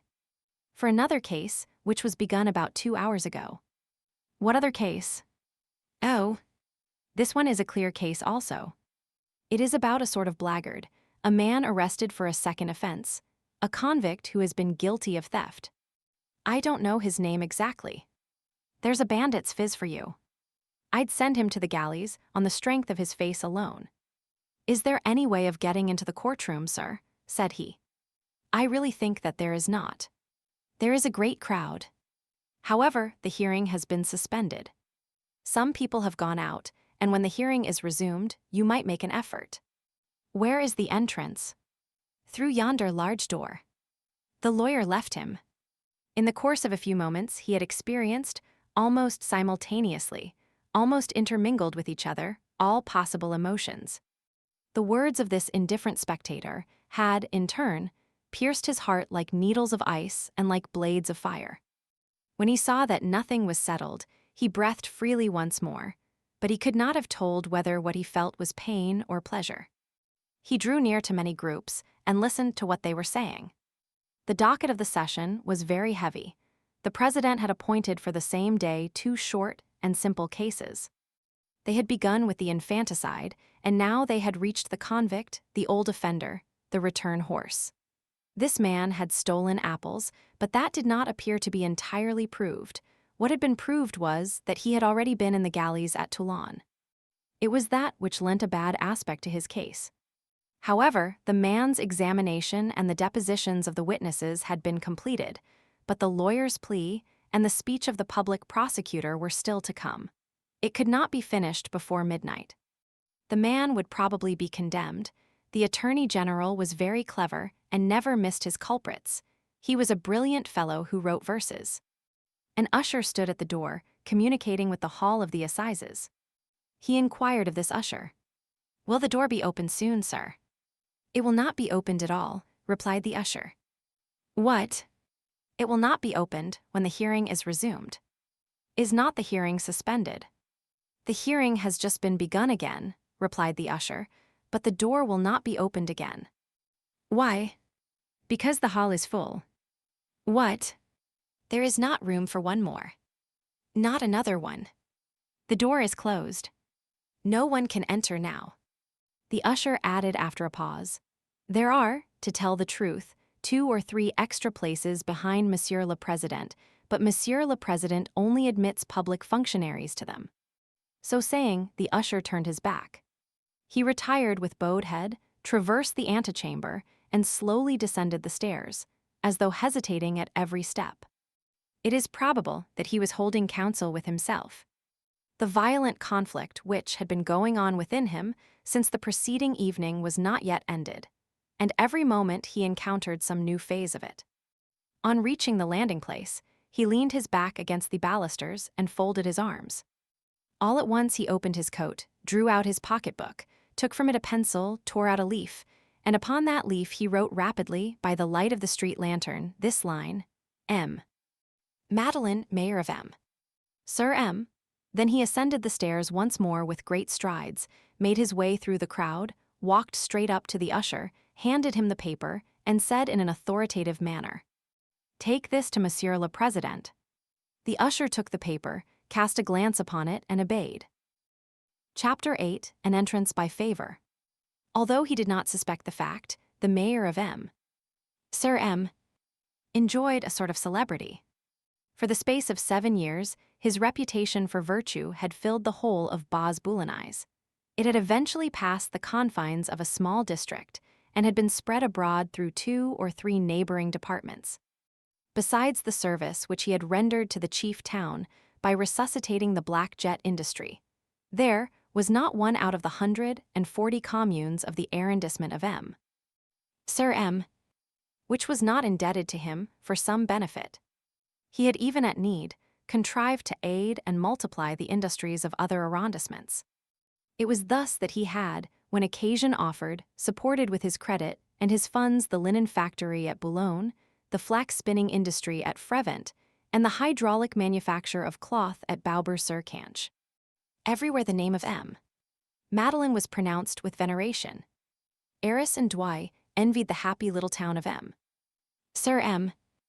its mayor, the councillor of the royal court of Douai, who was presiding over this session of the assizes at Arras, was acquainted, in common with the rest of the world, with this name which was so profoundly and universally honored. When the usher, discreetly opening the door which connected the council chamber with the courtroom, bent over the back of the president's armchair and handed him the paper on which was inscribed the line which we have just perused, adding, "The gentleman desires to be present at the trial," the president, with a quick and deferential movement, seized a pen and wrote a few words at the bottom of the paper and returned it to the usher, saying, "Admit him." The unhappy man whose history we are relating had remained near the door of the hall, in the same place and the same attitude in which the usher had left him. In the midst of his reverie, he heard someone saying to him, "Will monsieur do me the honor to follow me?" It was the same usher who had turned his back upon him but a moment previously, and who was now bowing to the earth before him. At the same time, the usher handed him the paper. He unfolded it, and as he chanced to be near the light, he could read it. The president of the Court of Assizes presents his respects to M. Madeleine. He crushed the paper in his hand, as though those words contained for him a strange and bitter aftertaste.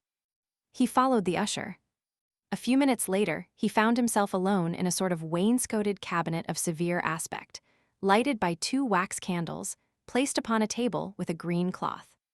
The last words of the usher who had just quitted him still rang in his ears.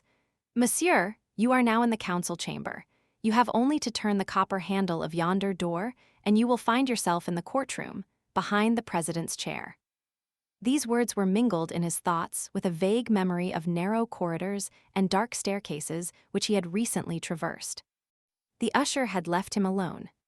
The supreme moment had arrived. He sought to collect his faculties, but could not. It is chiefly at the moment, when there is the greatest need for attaching them to the painful realities of life, that the threads of thought snap within the brain. He was in the very place where the judges deliberated and condemned. With stupid tranquility, he surveyed this peaceful and terrible apartment, where so many lives had been broken, which was soon to ring with his name, and which his fate was at that moment traversing. He stared at the wall, then he looked at himself, wondering that it should be that chamber and that it should be he. He had eaten nothing for 24 hours. He was worn out by the jolts of the cart, but he was not conscious of it. It seemed to him that he felt nothing. He approached a black frame which was suspended on the wall, and which contained, under glass, an ancient autograph letter of Jean-Nicolas Pache, mayor of Paris and minister, and dated, through an error, no doubt, the 9th of June of the year Roman II, and in which Pache forwarded to the Commune the list of ministers and deputies held in arrest by them. Any spectator who had chanced to see him at that moment, and who had watched him, would have imagined, doubtless, that this letter struck him as very curious, for he did not take his eyes from it, and he read it 2 or 3 times. He read it without paying any attention to it, and unconsciously. He was thinking of Fantine and Cosette. As he dreamed, he turned round, and his eyes fell upon the brass knob of the door which separated him from the court of assizes. He had almost forgotten that door. His glance, calm at first, paused there, remained fixed on that brass handle, then grew terrified, and little by little became impregnated with fear. Beads of perspiration burst forth among his hair and trickled down upon his temples. At a certain moment, he made that indescribable gesture of a sort of authority mingled with rebellion, which is intended to convey, and which does so well convey, "Pardieu! Who compels me to this?" Then he wheeled briskly round, caught sight of the door through which he had entered in front of him, went to it, opened it, and passed out. He was no longer in that chamber. He was outside in a corridor, a long, narrow corridor, broken by steps and gratings, making all sorts of angles, lighted here and there by lanterns similar to the night taper of invalids, the corridor through which he had approached. He breathed, he listened. Not a sound in front, not a sound behind him, and he fled as though pursued. When he had turned many angles in this corridor, he still listened. The same silence reigned, and there was the same darkness around him. He was out of breath, he staggered, he leaned against the wall. The stone was cold, the perspiration lay ice-cold on his brow, he straightened himself up with a shiver. Then, there alone in the darkness, trembling with cold, and with something else, too, perchance, he meditated. He had meditated all night long, he had meditated all the day. He heard within him but one voice which said, "Alas!" A quarter of an hour passed thus. At length he bowed his head, sighed with agony, dropped his arms, and retraced his steps. He walked slowly, and as though crushed. It seemed as though someone had overtaken him in his flight, and was leading him back. He re-entered the council chamber. The first thing he caught sight of was the knob of the door. This knob, which was round and of polished brass, shone like a terrible star for him. He gazed at it as a lamb might gaze into the eye of a tiger. He could not take his eyes from it. From time to time, he advanced a step and approached the door. Had he listened, he would have heard the sound of the adjoining hall like a sort of confused murmur. But he did not listen, and he did not hear. Suddenly, without himself knowing how it happened, he found himself near the door. He grasped the knob convulsively, the door opened. He was in the courtroom. Chapter 9, a place where convictions are in process of formation. He advanced a pace, closed the door mechanically behind him, and remained standing, contemplating what he saw. It was a vast and badly lighted apartment, now full of uproar, now full of silence, where all the apparatus of a criminal case, with its petty and mournful gravity in the midst of the throng, was in process of development. At the one end of the hall, the one where he was, were judges with abstracted air in threadbare robes who were gnawing their nails or closing their eyelids. At the other end, a ragged crowd, lawyers in all sorts of attitudes, soldiers with hard but honest faces, ancient spotted woodwork, a dirty ceiling, tables covered with serge that was yellow rather than green, doors blackened by handmarks, taproom lamps which emitted more smoke than light, suspended from nails in the wainscot. On the tables, candles in brass candlesticks, darkness, ugliness, sadness. And from all this there was disengaged an austere and august impression. For one there felt that grand human thing which is called the law, and that grand divine thing which is called justice. No one in all that throng paid any attention to him. All glances were directed towards a single point, a wooden bench placed against a small door in the stretch of wall on the president's left. On this bench, illuminated by several candles, sat a man between two gendarmes. This man was the man. He did not seek him, he saw him. His eyes went thither naturally, as though they had known beforehand where that figure was. He thought he was looking at himself, grown old. Not absolutely the same in face, of course, but exactly similar in attitude and aspect, with his bristling hair, with that wild and uneasy eye, with that blouse, just as it was on the day when he entered D, full of hatred, concealing his soul in that hideous mass of frightful thoughts which he had spent 19 years in collecting on the floor of the prison. He said to himself with a shudder, "Good God! Shall I become like that again?" This creature seemed to be at least 60. There was something indescribably coarse, stupid, and frightened about him. At the sound made by the opening door, people had drawn aside to make way for him. The president had turned his head, and, understanding that the personage who had just entered was the mayor of M. Sir M, he had bowed to him, the attorney general who had seen M. Madeline at M. Sir M, whither the duties of his office had called him more than once, recognized him and saluted him also. He had hardly perceived it. He was the victim of a sort of hallucination. He was watching. Judges, clerks, gendarmes, a throng of cruelly curious heads, all these he had already beheld once, in days gone by, 27 years before, he had encountered those fatal things once more. There they were, they moved, they existed. It was no longer an effort of his memory, a mirage of his thought. They were real gendarmes and real judges, a real crowd, and real men of flesh and blood. It was all over. He beheld the monstrous aspects of his past reappear and live once more around him, with all that there is formidable in reality. All this was yawning before him. He was horrified by it. He shut his eyes and exclaimed in the deepest recesses of his soul, "Never!"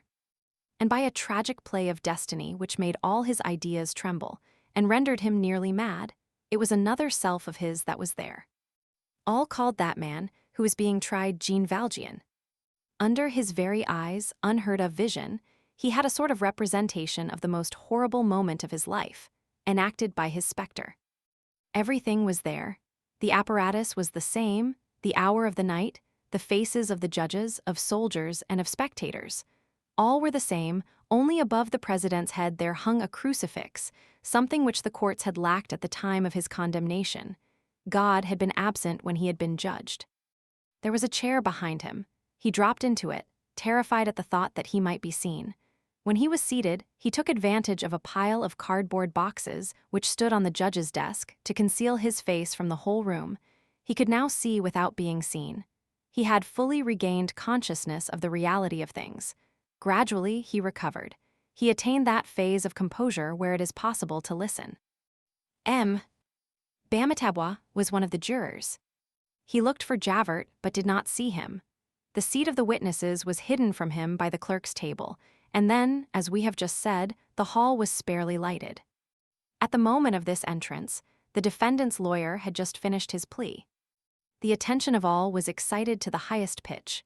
The affair had lasted for 3 hours. For 3 hours that crowd had been watching a strange man, a miserable specimen of humanity, either profoundly stupid or profoundly subtle, gradually bending beneath the weight of a terrible likeness. This man, as the reader already knows, was a vagabond who had been found in a field carrying a branch laden with ripe apples, broken in the orchard of a neighbor, called the Pirin Orchard. Who was this man? An examination had been made, witnesses had been heard, and they were unanimous. Light had abounded throughout the entire debate. The accusation said, "We have in our grasp not only a marauder, a stealer of fruit. We have here in our hands a bandit, an old offender who has broken his ban, an ex-convict, a miscreant of the most dangerous description, a malefactor named Jean Valjean, whom justice has long been in search of, and who, 8 years ago, on emerging from the galleys at Toulon, committed a highway robbery. Accompanied by violence on the person of a child, a Savoyard named Little Gervais. A crime provided for by Article 383 of the Penal Code, the right to try him for which we reserve hereafter, when his identity shall have been judicially established. He has just committed a fresh theft. It is a case of a second offense. Condemn him for the fresh deed. Later on he will be judged for the old crime.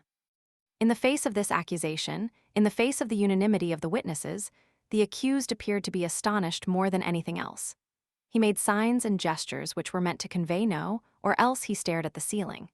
He spoke with difficulty, replied with embarrassment, but his whole person, from head to foot, was a denial.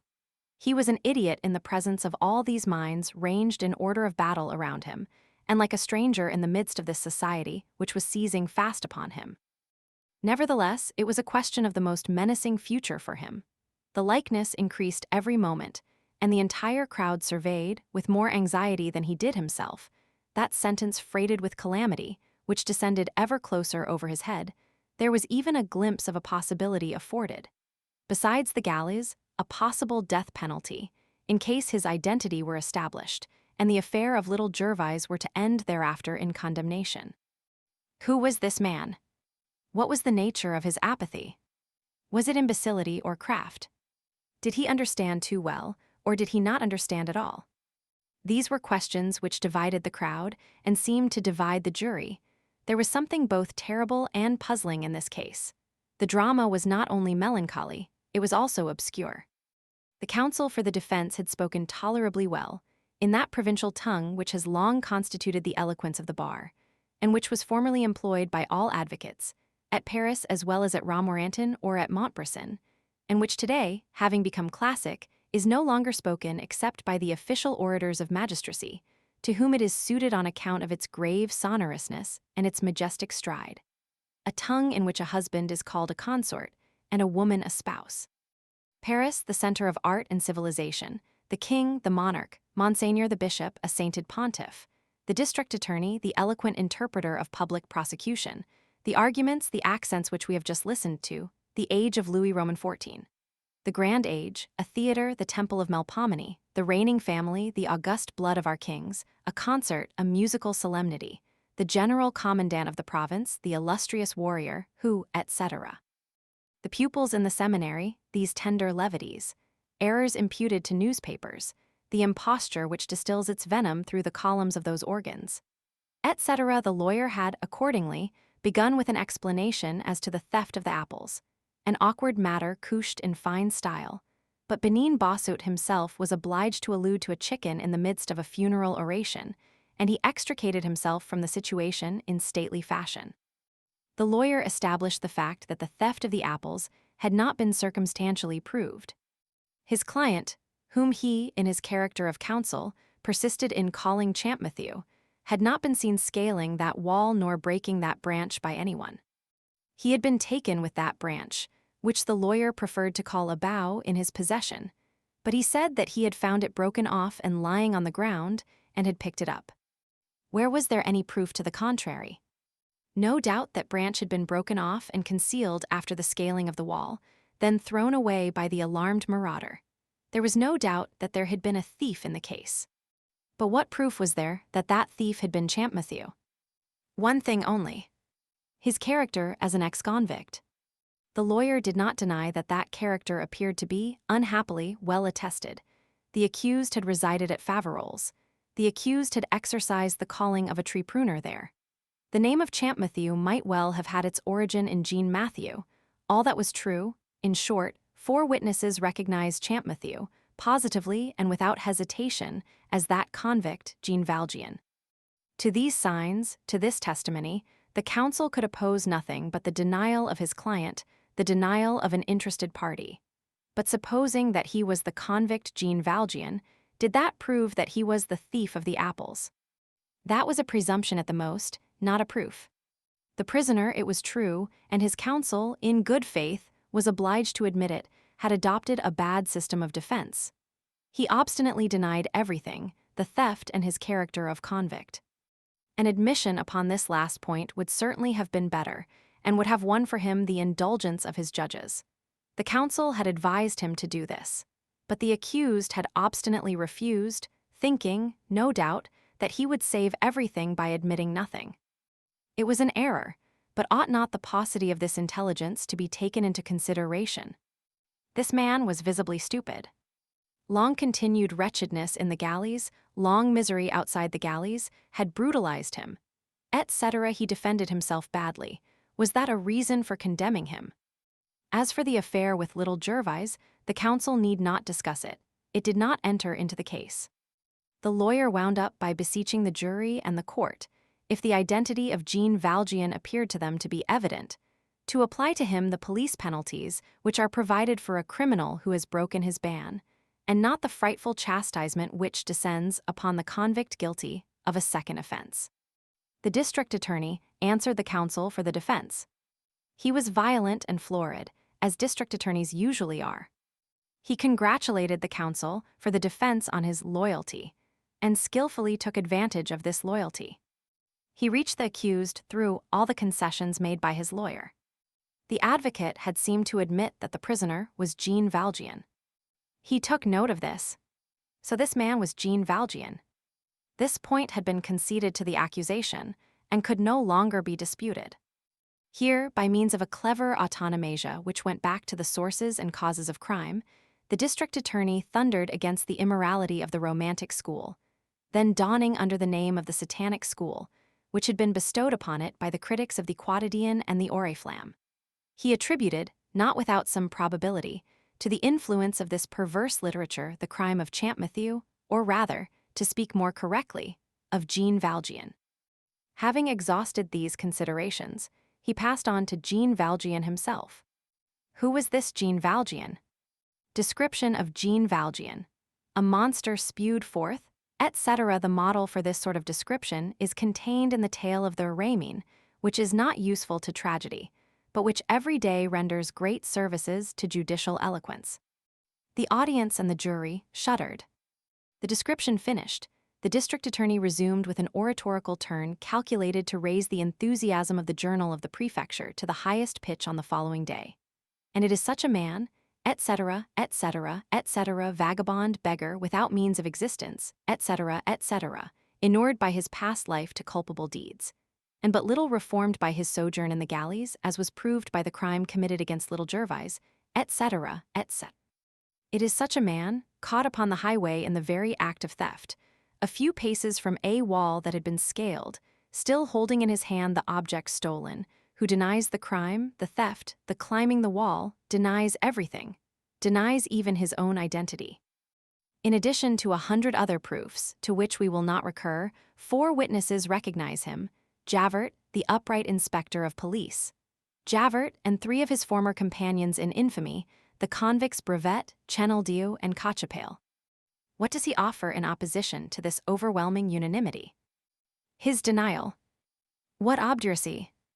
You will do justice, gentlemen of the jury, etc., etc. While the district attorney was speaking, the accused listened to him open-mouthed, with a sort of amazement in which some admiration was assuredly blended. He was evidently surprised that a man could talk like that.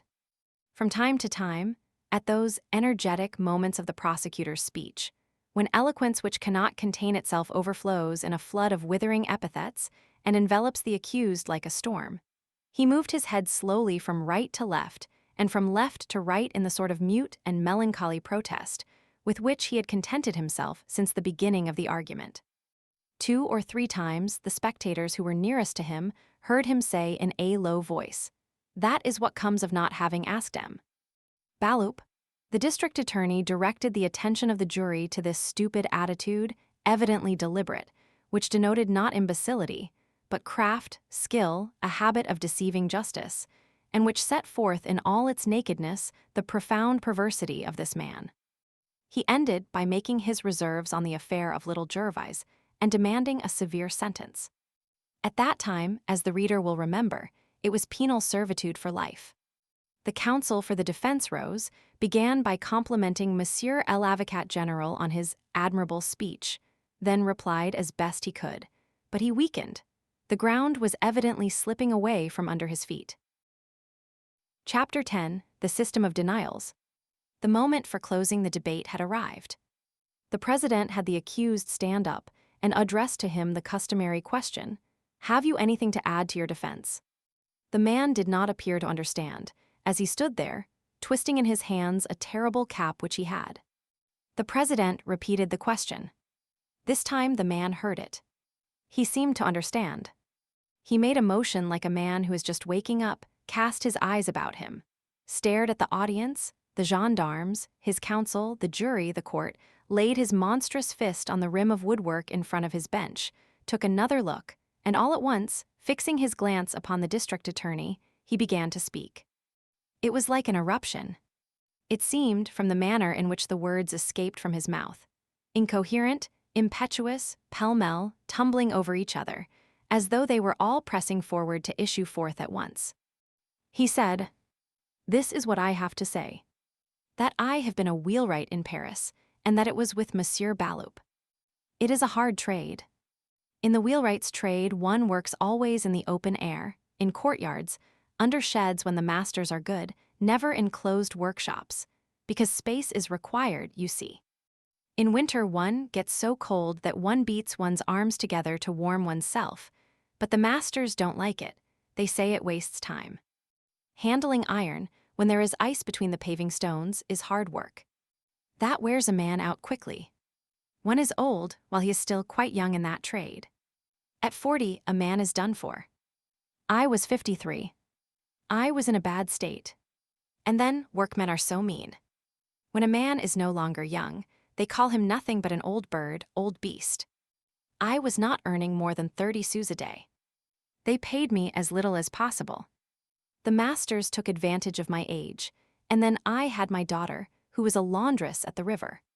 She earned a little also. It sufficed for us two. She had trouble, also, all day long up to her waist in a tub, in rain, in snow. When the wind cuts your face when it freezes, it is all the same, you must still wash. There are people who have not much linen and wait until late. If you do not wash, you lose your custom. The planks are badly joined, and water drops on you from everywhere. You have your petticoats all damp above and below. That penetrates. She has also worked at the laundry of the Enfants Rouges, where the water comes through faucets. You are not in the tub there. You wash at the faucet in front of you and rinse in a basin behind you. As it is enclosed, you are not so cold, but there is that hot steam, which is terrible and which ruins your eyes. She came home at 7 o'clock in the evening and went to bed at once. She was so tired. Her husband beat her. She is dead. We have not been very happy. She was a good girl, who did not go to the ball and who was very peaceable. I remember one Shrove Tuesday, when she went to bed at 8 o'clock. There I am telling the truth, you have only to ask. Ah yes. How stupid I am. Paris is a gulf. Who knows Father Champmathieu there? But Baloup does, I tell you. Go see at Baloups, and after all, I don't know what is wanted of me. The man ceased speaking and remained standing. He had said these things in a loud, rapid, hoarse voice, with a sort of irritated and savage ingenuousness. Once he paused to salute someone in the crowd. The sort of affirmations which he seemed to fling out before him at random came like hiccups, and to each he added the gesture of a woodcutter who is splitting wood. When he had finished, the audience burst into a laugh. He stared at the public, and perceiving that they were laughing and not understanding why, he began to laugh himself. It was inauspicious. The president, an attentive and benevolent man, raised his voice. He reminded the gentlemen of the jury that the Sieur Baloup, formerly a master wheelwright, with whom the accused stated that he had served, had been summoned in vain. He had become bankrupt and was not to be found. Then turning to the accused, he enjoined him to listen to what he was about to say, and added, "You are in a position where reflection is necessary. The gravest presumptions rest upon you, and may induce vital results. Prisoner, in your own interests, I summon you for the last time to explain yourself clearly on 2 points. In the first place, did you or did you not climb the wall of the Piran orchard, break the branch, and steal the apples? That is to say, commit the crime of breaking in and theft. In the second place, are you the discharged convict, Jean Valjean, yes or no?" The prisoner shook his head with a capable air, like a man who is thoroughly understood and who knows what answer he is going to make. He opened his mouth, turned towards the president, and said, "In the first place." Then he stared at his cap, stared at the ceiling, and held his peace. "Prisoner," said the district attorney in a severe voice, "pay attention. You are not answering anything that has been asked of you. Your embarrassment condemns you.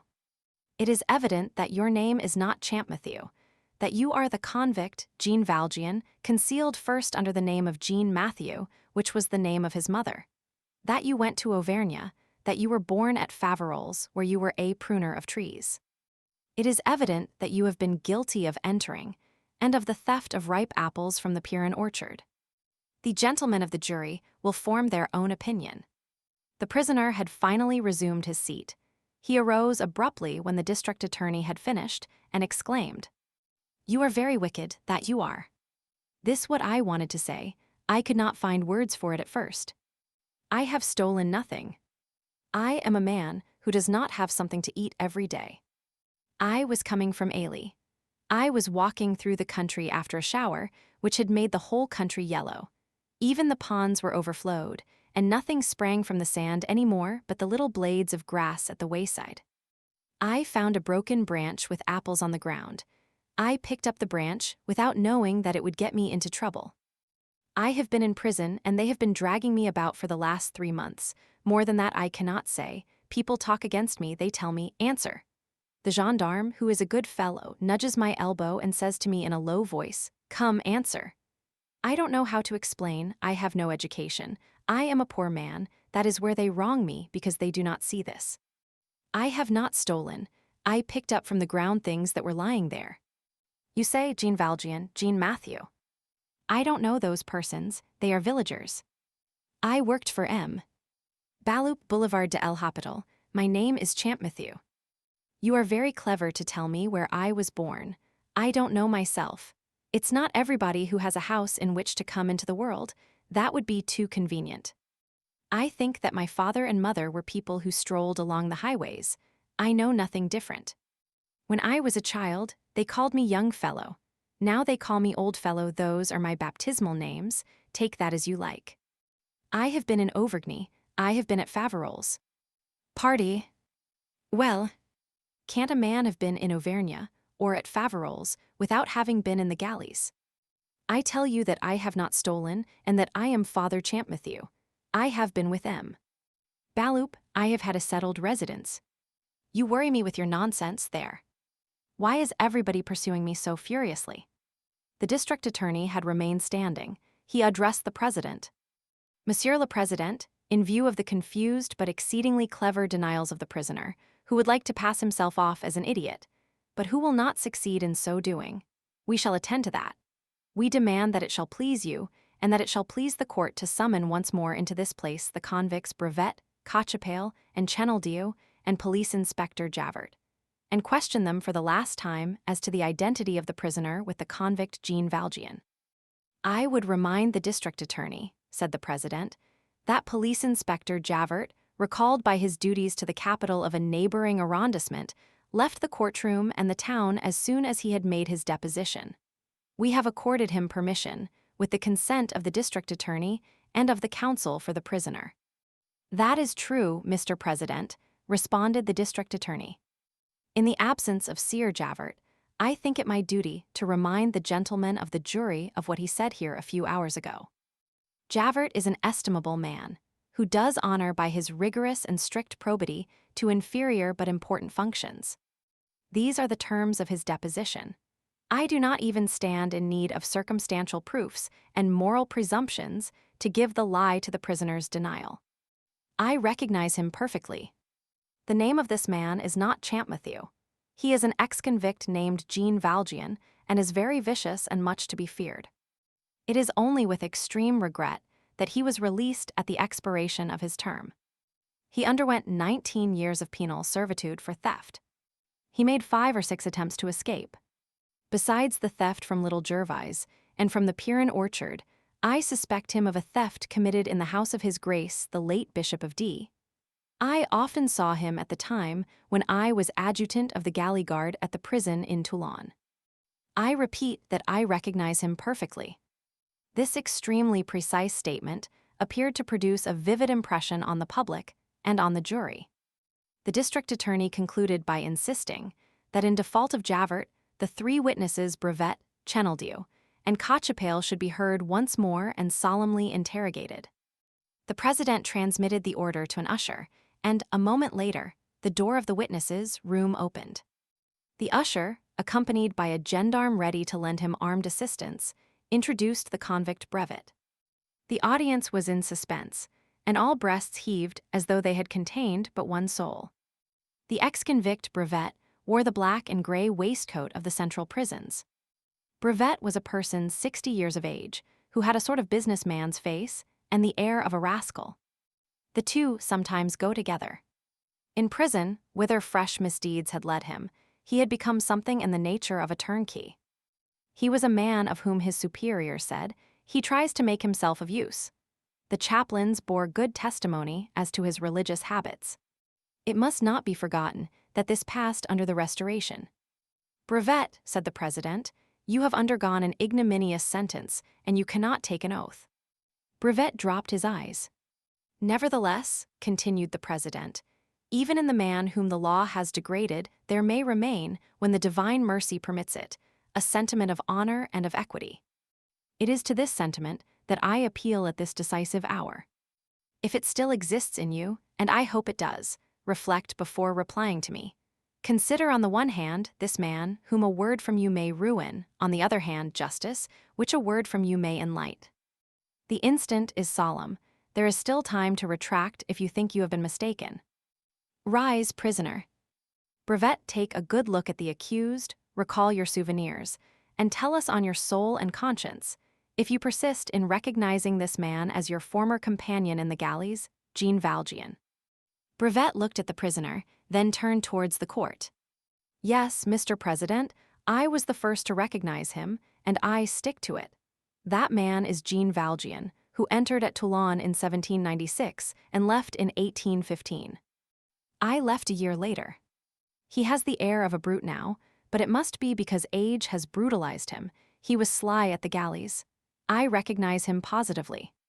"Take your seat," said the president. Prisoner remained standing.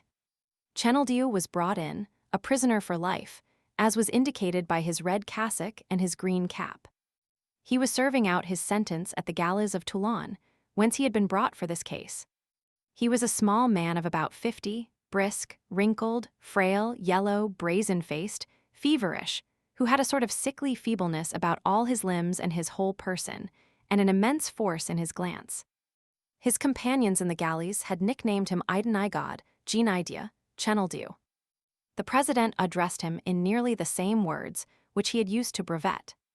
At the moment when he reminded him of his infamy, which deprived him of the right to take an oath, Chenildieu raised his head and looked the crowd in the face. The president invited him to reflection, and asked him, as he had asked Brevet, if he persisted in recognition of the prisoner. Chenildieu burst out laughing. "Pardieu, as if I didn't recognize him. We were attached to the same chain for 5 years. So you are sulking, old fellow." "Go take your seat," said the president. The usher brought in Cochepaille. He was another convict for life, who had come from the galleys, and was dressed in red like Chenildieu, was a peasant from Lourdes and a half-bear of the Pyrenees. He had guarded the flocks among the mountains, and from a shepherd he had slipped into a brigand.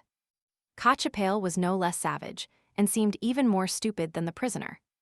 He was one of those wretched men whom nature has sketched out for wild beasts, and on whom society puts the finishing touches as convicts in the galleys.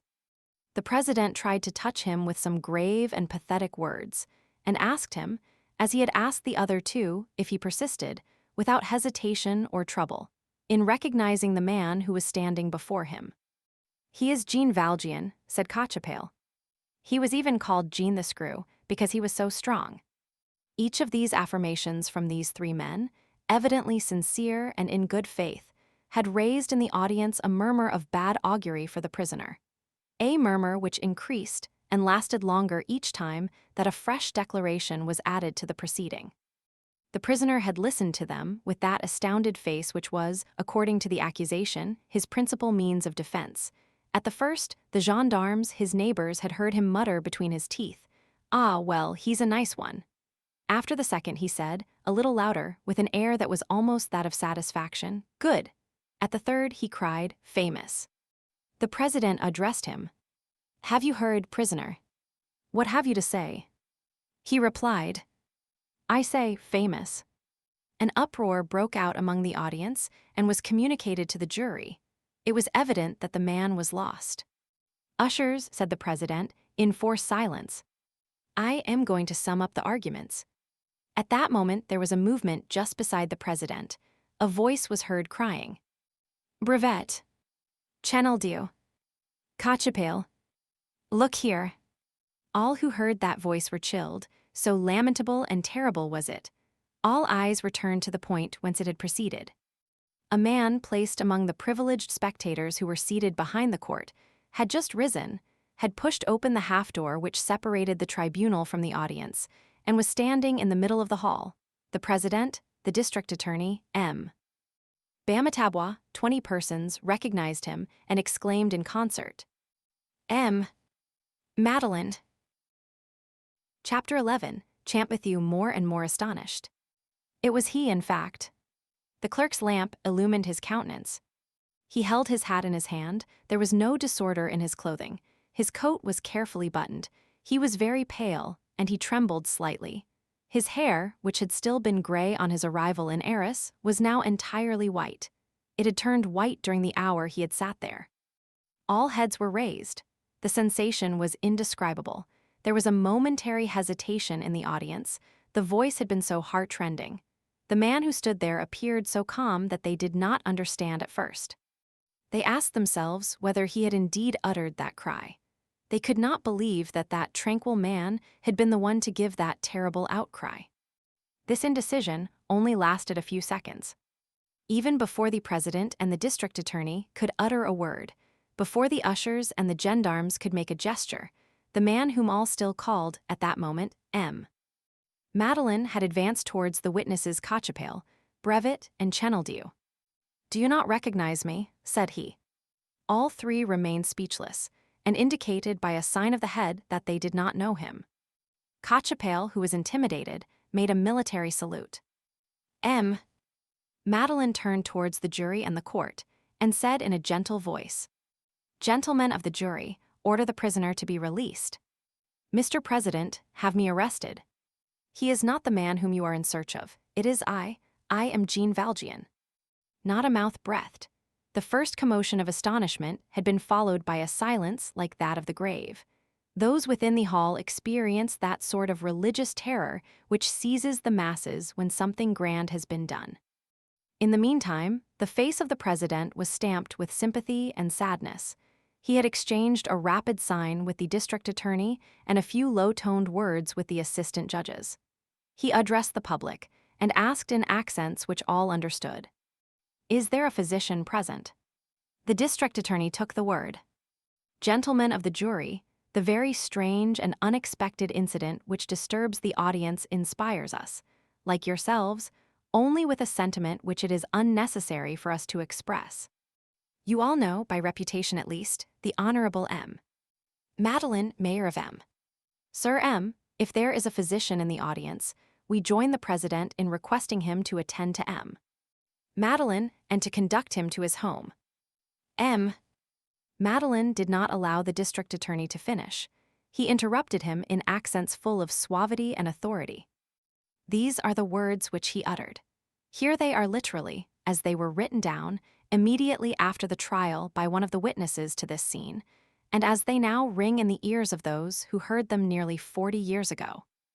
"I thank you, Mr. District Attorney, but I am not mad. You shall see you were on the point of committing a great error. Release this man. I am fulfilling a duty. I am that miserable criminal. I am the only one here who sees the matter clearly, and I am telling you the truth. God, who is on high, looks down on what I am doing at this moment, and that suffices. You can take me, for here I am, but I have done my best. I concealed myself under another name. I have become rich. I have become a mayor. I have tried to re-enter the ranks of the honest. It seems that that is not to be done. In short, there are many things which I cannot tell. I will not narrate the story of my life to you. You will hear it one of these days. I robbed Monseigneur the bishop. It is true. It is true that I robbed little Gervais. They were right in telling you that Jean Valjean was a very vicious wretch. Perhaps it was not altogether his fault. Listen, honorable judges. A man who has been so greatly humbled as I have has neither any remonstrances to make to Providence, nor any advice to give to society. But you see, the infamy from which I have tried to escape is an injurious thing. The galleys make the convict what he is. Reflect upon that, if you please. Before going to the galleys, I was a poor peasant with very little intelligence, a sort of idiot. The galleys wrought a change in me. I was stupid, I became vicious. I was a block of wood, I became a firebrand. Later on, indulgence and kindness saved me, as severity had ruined me. But pardon me, you cannot understand what I am saying. You will find at my house, among the ashes in the fireplace, the 40-sou piece which I stole 7 years ago from little Gervais. I have nothing farther to add, take me. Good God! The district attorney shakes his head. You say, Madeline has gone mad. You do not believe me. That is distressing. Do not at least condemn this man. What? These men do not recognize me. I wish Javert were here, he would recognize me. Nothing can reproduce the somber and kindly melancholy of tone which accompanied these words. He turned to the 3 convicts and said, Well, I recognize you. Do you remember Brevet? He paused, hesitated for an instant, and said, Do you remember the knitted suspenders with a checked pattern which you wore in the galleys? Brevet gave a start of surprise and surveyed him from head to foot with a frightened air. He continued, Chenildieu, you who conferred on yourself the name of Genidia, your whole right shoulder bears a deep burn, because you one day laid your shoulder against the chafing dish full of coals, in order to efface the 3 letters T, F, P, which are still visible nevertheless. Answer, is this true? It is true, said Chenildieu. He addressed himself to Cochepaille. Cochepaille, you have near the bend in your left arm a date stamped in blue letters with burnt powder. The date is that of the landing of the Emperor at Cannes, March 1, 1815.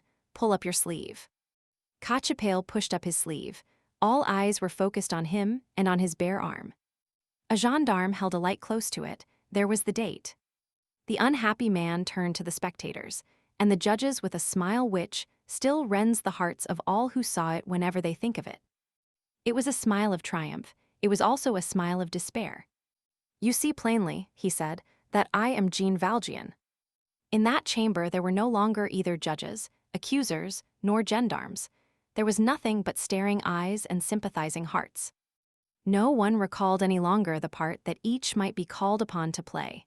The district attorney forgot he was there for the purpose of prosecuting, the president that he was there to preside, the counsel for the defense that he was there to defend.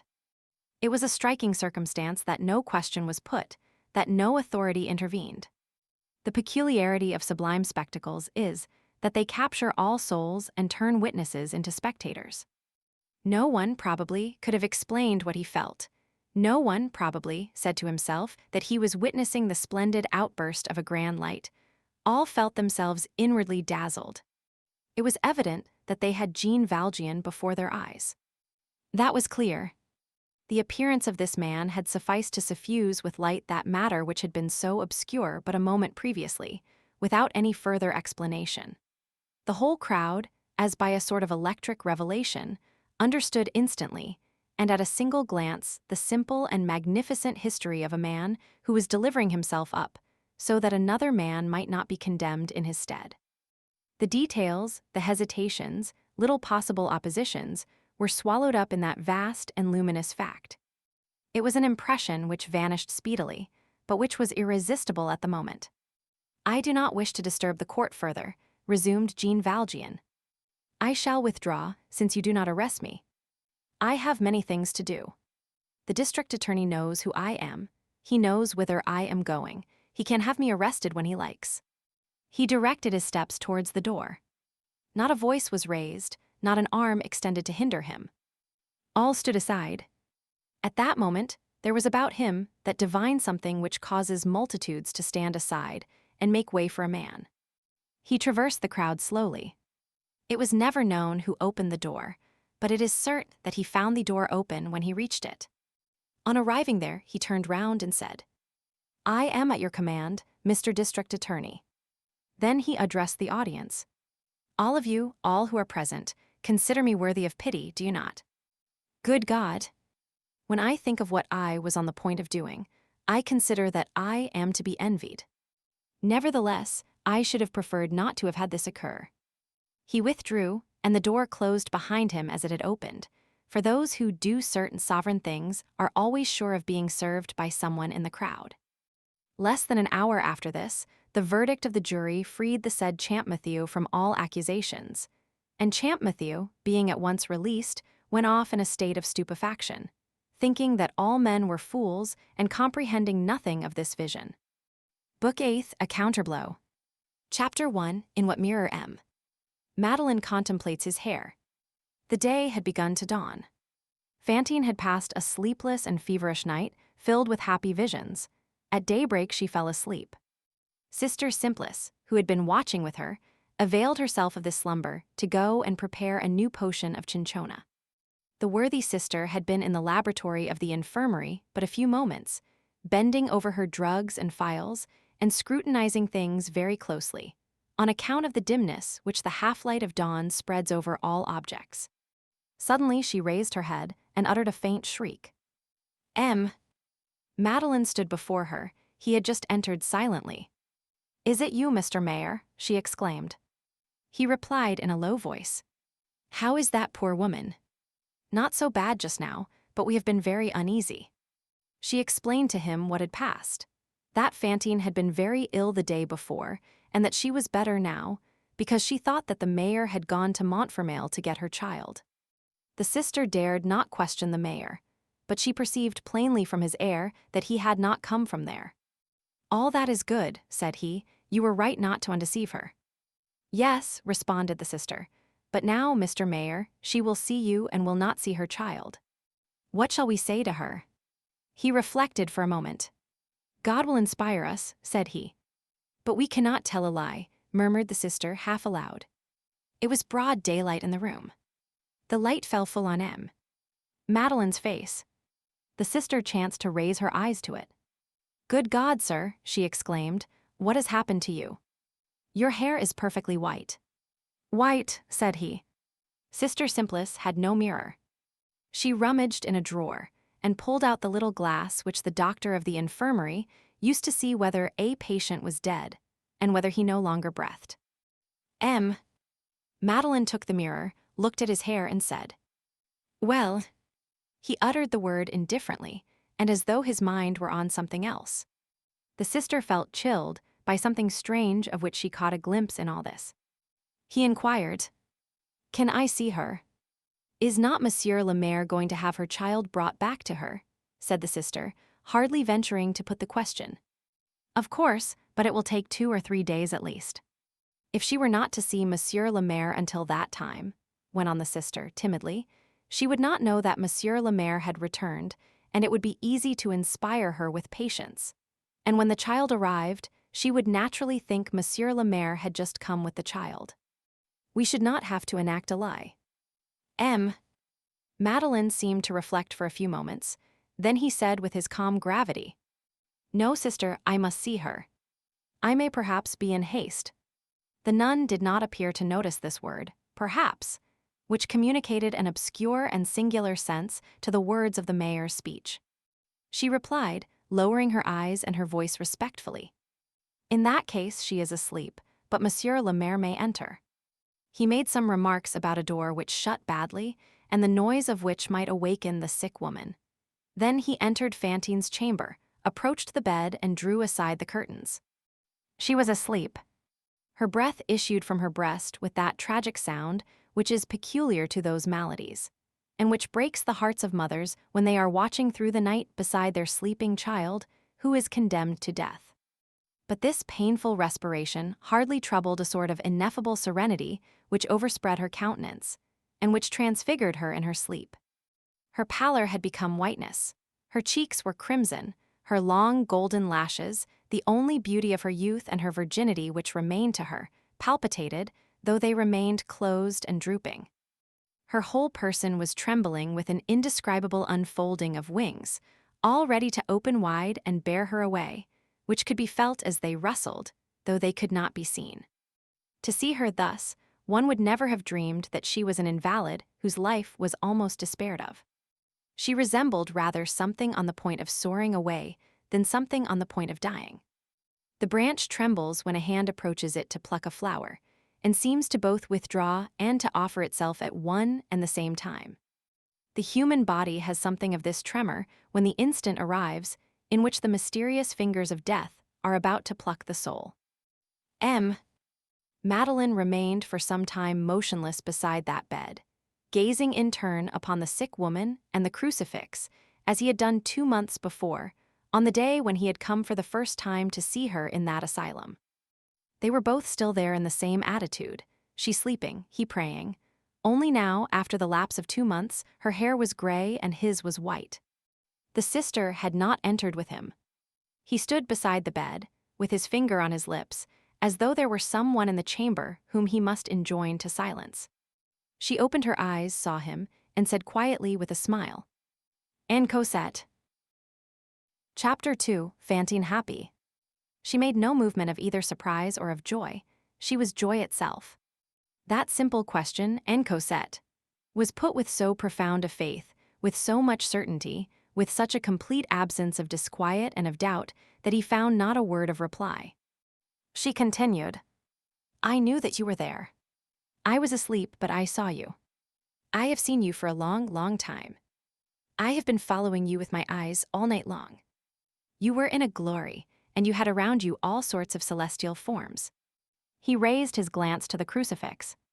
"But," she resumed, "tell me where Cosette is. Why did not you place her on my bed, against the moment of my waking?" He made some mechanical reply, which he was never afterwards able to recall. Fortunately, the doctor had been warned, and he now made his appearance. He came to the aid of Madeline. "Calm yourself, my child," said the doctor. "Your child is here." Fantine's eyes beamed and filled her whole face with light.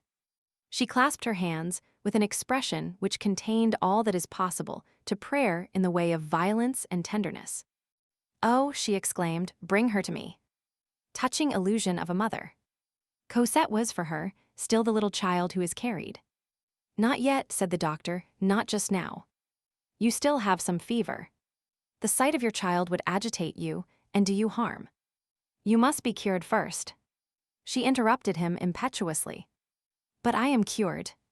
Oh, I tell you that I am cured. What an ass that doctor is. The idea. I want to see my child." "You see," said the doctor, "how excited you become. So long as you are in this state, I shall oppose your having your child. It is not enough to see her. It is necessary that you should live for her. When you are reasonable, I will bring her to you myself." The poor mother bowed her head. "I beg your pardon, doctor. I really beg your pardon. Formerly, I should never have spoken as I have just done. So many misfortunes have happened to me that I sometimes do not know what I am saying. I understand you. You fear the emotion. I will wait as long as you like, but I swear to you that it would not have harmed me to see my daughter. I have been seeing her. I have not taken my eyes from her since yesterday evening. Do you know? If she were brought to me now, I should talk to her very gently. That is all. Is it not quite natural that I should desire to see my daughter, who has been brought to me expressly from Montfermeil? I am not angry. I know well that I am about to be happy. All night long I have seen white things, and persons who smiled at me. When Monsieur le Docteur pleases, he shall bring me Cosette.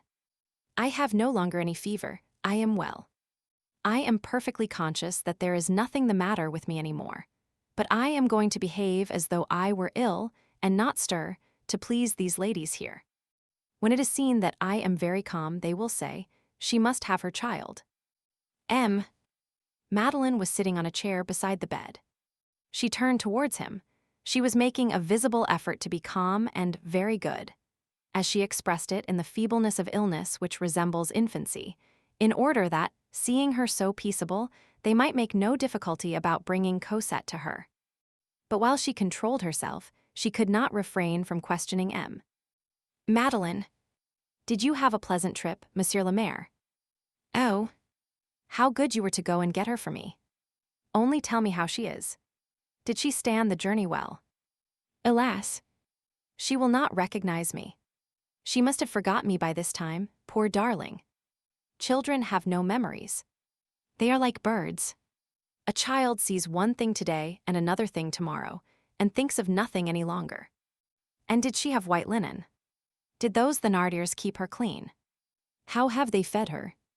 Oh, if you only knew how I have suffered, putting such questions as that to myself during all the time of my wretchedness. Now it is all past. I am happy. Oh, how I should like to see her. Do you think her pretty, Monsieur le Maire? Is not my daughter beautiful? You must have been very cold in that diligence. Could she not be brought for just one little instant? She might be taken away directly afterwards. Tell me you are the master. It could be so if you chose. He took her hand. Cosette is beautiful, he said. Cosette is well. You shall see her soon, but calm yourself. You are talking with too much vivacity, and you are throwing your arms out from under the clothes, and that makes you cough. In fact, fits of coughing interrupted Fantine at nearly every word. Fantine did not murmur. She feared that she had injured by her too passionate lamentations the confidence which she was desirous of inspiring, and she began to talk of indifferent things. Montfermeil is quite pretty, is it not? People go there on pleasure parties in summer. Are the Thénardiers prosperous? There are not many travelers in their parts. That inn of theirs is a sort of a cook-shop. Madeleine was still holding her hand and gazing at her with anxiety. It was evident that he had come to tell her things before which his mind now hesitated. The doctor, having finished his visit, retired. Sister Simplice remained alone with them. But in the midst of this pause, Fantine exclaimed, I hear her. Mon Dieu, I hear her. She stretched out her arm to enjoin silence about her, held her breath, and began to listen with rapture. There was a child playing in the yard, the child of the portress or of some workwoman. It was one of those accidents which are always occurring, and which seem to form a part of the mysterious stage setting of mournful scenes. The child, a little girl, was going and coming, running to warm herself, laughing, singing at the top of her voice. Alas! In what are the plays of children not intermingled? It was this little girl whom Fantine heard singing. Oh, she resumed, it is my Cosette. I recognize her voice. The child retreated as it had come, the voice died away. Fantine listened for a while longer, then her face clouded over, and Madeleine heard her say, in a low voice, how wicked that doctor is not to allow me to see my daughter. That man has an evil countenance, that he has. But the smiling background of her thoughts came to the front again. She continued to talk to herself, with her head resting on the pillow. How happy we are going to be. We shall have a little garden the very first thing.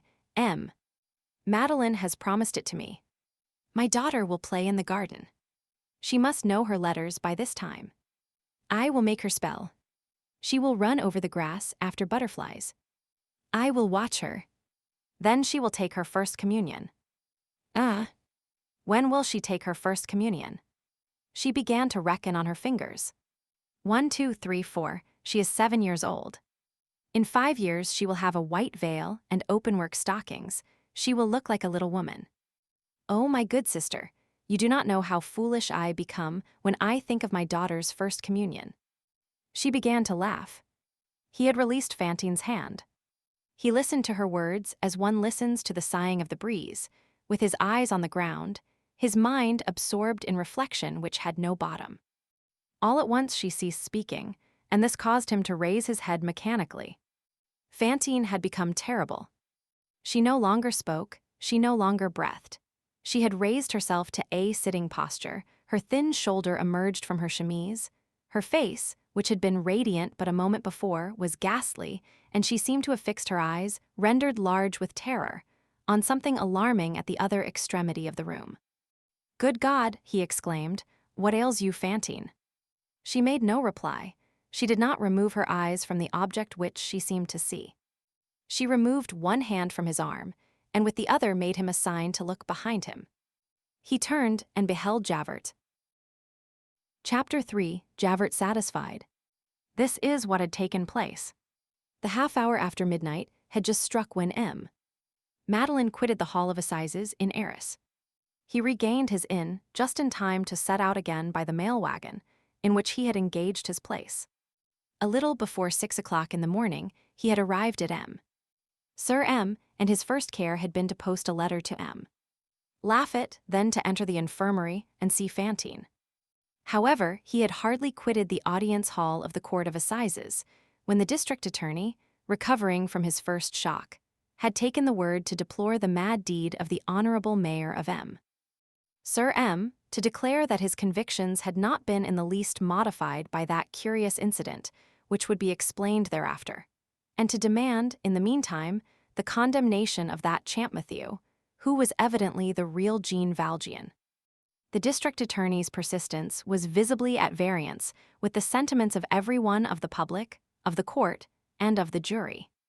The counsel for the defense had some difficulty in refuting this harangue, and in establishing that, in consequence of the revelations of Madeleine, that is to say, of the real Jean Valjean, the aspect of the matter had been thoroughly altered, and that the jury had before their eyes now only an innocent man. Thence the lawyer had drawn some epiphonemas, not very fresh, unfortunately, upon judicial errors, etc., etc. The president, in his summing up, had joined the counsel for the defense, and in a few minutes the jury had thrown Champmathieu out of the case. Nevertheless, the district attorney was bent on having a Jean Valjean, and, as he had no longer Champmathieu, he took Madeleine. Immediately after Champmathieu had been set at liberty, the district attorney shut himself up with the president. They conferred as to the necessity of seizing the person of le maire of Sir M, this phrase, in which there was a great deal of, is the district attorney's, written with his own hand, on the minutes of his report to the Attorney General. His first emotion having passed off, the president did not offer many objections. Justice must, after all, take its course.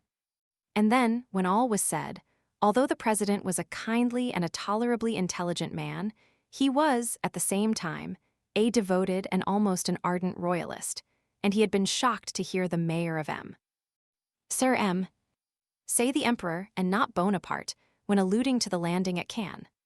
The order for his arrest was accordingly dispatched. The district attorney forwarded it to Sir M by a special messenger, at full speed, and entrusted its execution to Police Inspector Javert. The reader knows that Javert had returned to Sir M immediately after having given his deposition. Javert was just getting out of bed when the messenger handed him the order of arrest and the command to produce the prisoner. The messenger himself was a very clever member of the police, who, in 2 words, informed Javert of what had taken place at Arras. The order of arrest, signed by the district attorney, was couched in these words: Inspector Javert will apprehend the body of the seer Madeleine, mayor of Sir M, who, in this day's session of the court, was recognized as the liberated convict, Jean Valjean. Anyone who did not know Javert, and who had chanced to see him at the moment when he penetrated the antechamber of the infirmary, could have divined nothing of what had taken place, and would have thought his air the most ordinary in the world. He was cool, calm, grave, his gray hair was perfectly smooth upon his temples, and he had just mounted the stairs with his habitual deliberation. Anyone who was thoroughly acquainted with him, and who had examined him attentively at the moment, would have shuddered. The buckle of his leather stock was under his left ear, instead of at the nape of his neck. This betrayed unwonted agitation. Javert was a complete character, who never had a wrinkle in his duty or in his uniform, methodical with malefactors, rigid with the buttons of his coat. That he should have set the buckle of his stock awry. It was indispensable that there should have taken place in him one of those emotions which may be designated as internal earthquakes. He had come in a simple way, had made a requisition on the neighboring post for a corporal and 4 soldiers, had left the soldiers in the courtyard, had had Fantine's room pointed out to him by the portress, who was utterly unsuspicious, accustomed as she was to seeing armed men inquiring for the mayor. On arriving at Fantine's chamber, Javert turned the handle, pushed the door open with the gentleness of a sick nurse or a police spy, and entered. Properly speaking, he did not enter. He stood erect in the half-open door, his hat on his head and his left hand thrust into his coat, which was buttoned up to the chin. In the bend of his elbow, the leaden head of his enormous cane, which was hidden behind him, could be seen. Thus he remained for nearly a minute, without his presence being perceived. All at once Fantine raised her eyes, saw him, and made M. Madeleine turned round. The instant that Madeleine's glance encountered Javert's glance, Javert, without stirring, without moving from his post, without approaching him, became terrible. No human sentiment can be as terrible as joy. It was the visage of a demon who has just found his damned soul. The satisfaction of at last getting hold of Jean Valjean caused all that was in his soul to appear in his countenance. The depths having been stirred up, mounted to the surface. The humiliation of having, in some slight degree, lost the scent, and of having indulged, for a few moments, in an error with regard to Champmathieu, was effaced by pride at having so well and accurately divined in the first place, and of having for so long cherished a just instinct. Javert's content shone forth in his sovereign attitude. The deformity of triumph overspread that narrow brow. All the demonstrations of horror which a satisfied face can afford were there. Javert was in heaven at that moment. Without putting the thing clearly to himself, but with a confused intuition of the necessity of his presence and of his success, he, Javert, personified justice, light, and truth in their celestial function of crushing out evil. Behind him and around him, at an infinite distance, he had authority, reason, the case judged, the legal conscience, the public prosecution, all the stars. He was protecting order. He was causing the law to yield up its thunders. He was avenging society. He was lending a helping hand to the absolute. He was standing erect in the midst of a glory. There existed in his victory a remnant of defiance and of combat. Erect, haughty, brilliant, he flaunted abroad in open day the superhuman bestiality of a ferocious archangel. The terrible shadow of the action which he was accomplishing caused the vague flash of the social sword to be visible in his clenched fist. Happy and indignant, he held his heel upon crime, vice, rebellion, perdition, hell. He was radiant, he exterminated, he smiled, and there was an incontestable grandeur in this monstrous Saint Michael. Javert, though frightful, had nothing ignoble about him. Probity, sincerity, candor, conviction, the sense of duty, are things which may become hideous when wrongly directed, but which, even when hideous, remain grand. Their majesty, the majesty peculiar to the human conscience, clings to them in the midst of horror. They are virtues which have one vice, error. The honest, pitiless joy of a fanatic in the full flood of his atrocity preserves a certain lugubriously venerable radiance. Without himself suspecting the fact, Javert in his formidable happiness was to be pitied, as is every ignorant man who triumphs. Nothing could be so poignant and so terrible as this face, wherein was displayed all that may be designated as the evil of the good. Chapter 4. Authority reasserts its rights. Fantine had not seen Javert since the day on which the mayor had torn her from the man. Her ailing brain comprehended nothing, but the only thing which she did not doubt was that he had come to get her. She could not endure that terrible face. She felt her life quitting her. She hid her face in both hands and shrieked in her anguish. "Monsieur Madeleine, save me." Jean Valjean, we shall henceforth not speak of him otherwise, had risen.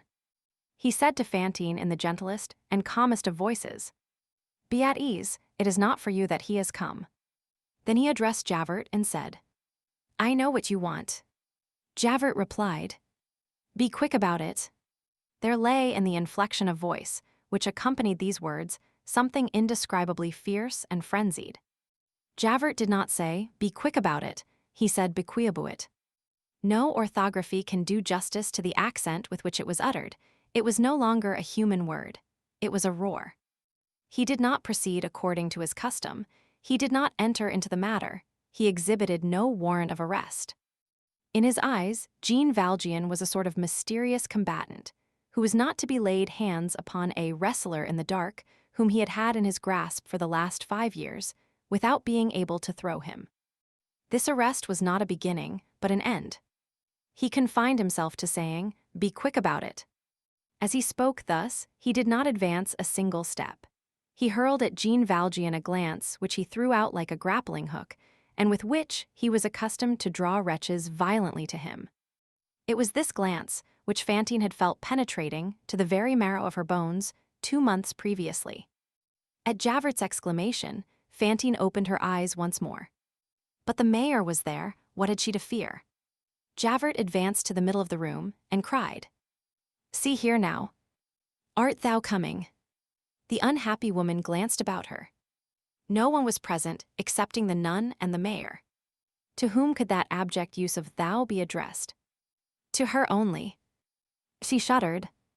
Then she beheld a most unprecedented thing, a thing so unprecedented that nothing equal to it had appeared to her even in the blackest deliriums of fever. She beheld Javert, the police spy, seize the mayor by the collar. She saw the mayor bow his head. It seemed to her that the world was coming to an end.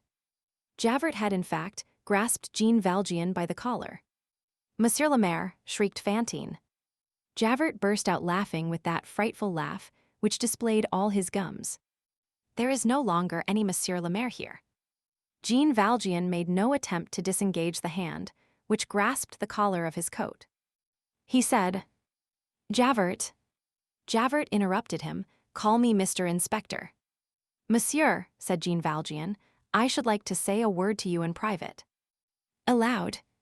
"Say it aloud," replied Javert. "People are in the habit of talking aloud to me." Jean Valjean went on in a lower tone. "I have a request to make of you. I tell you to speak loud. But you alone should hear it.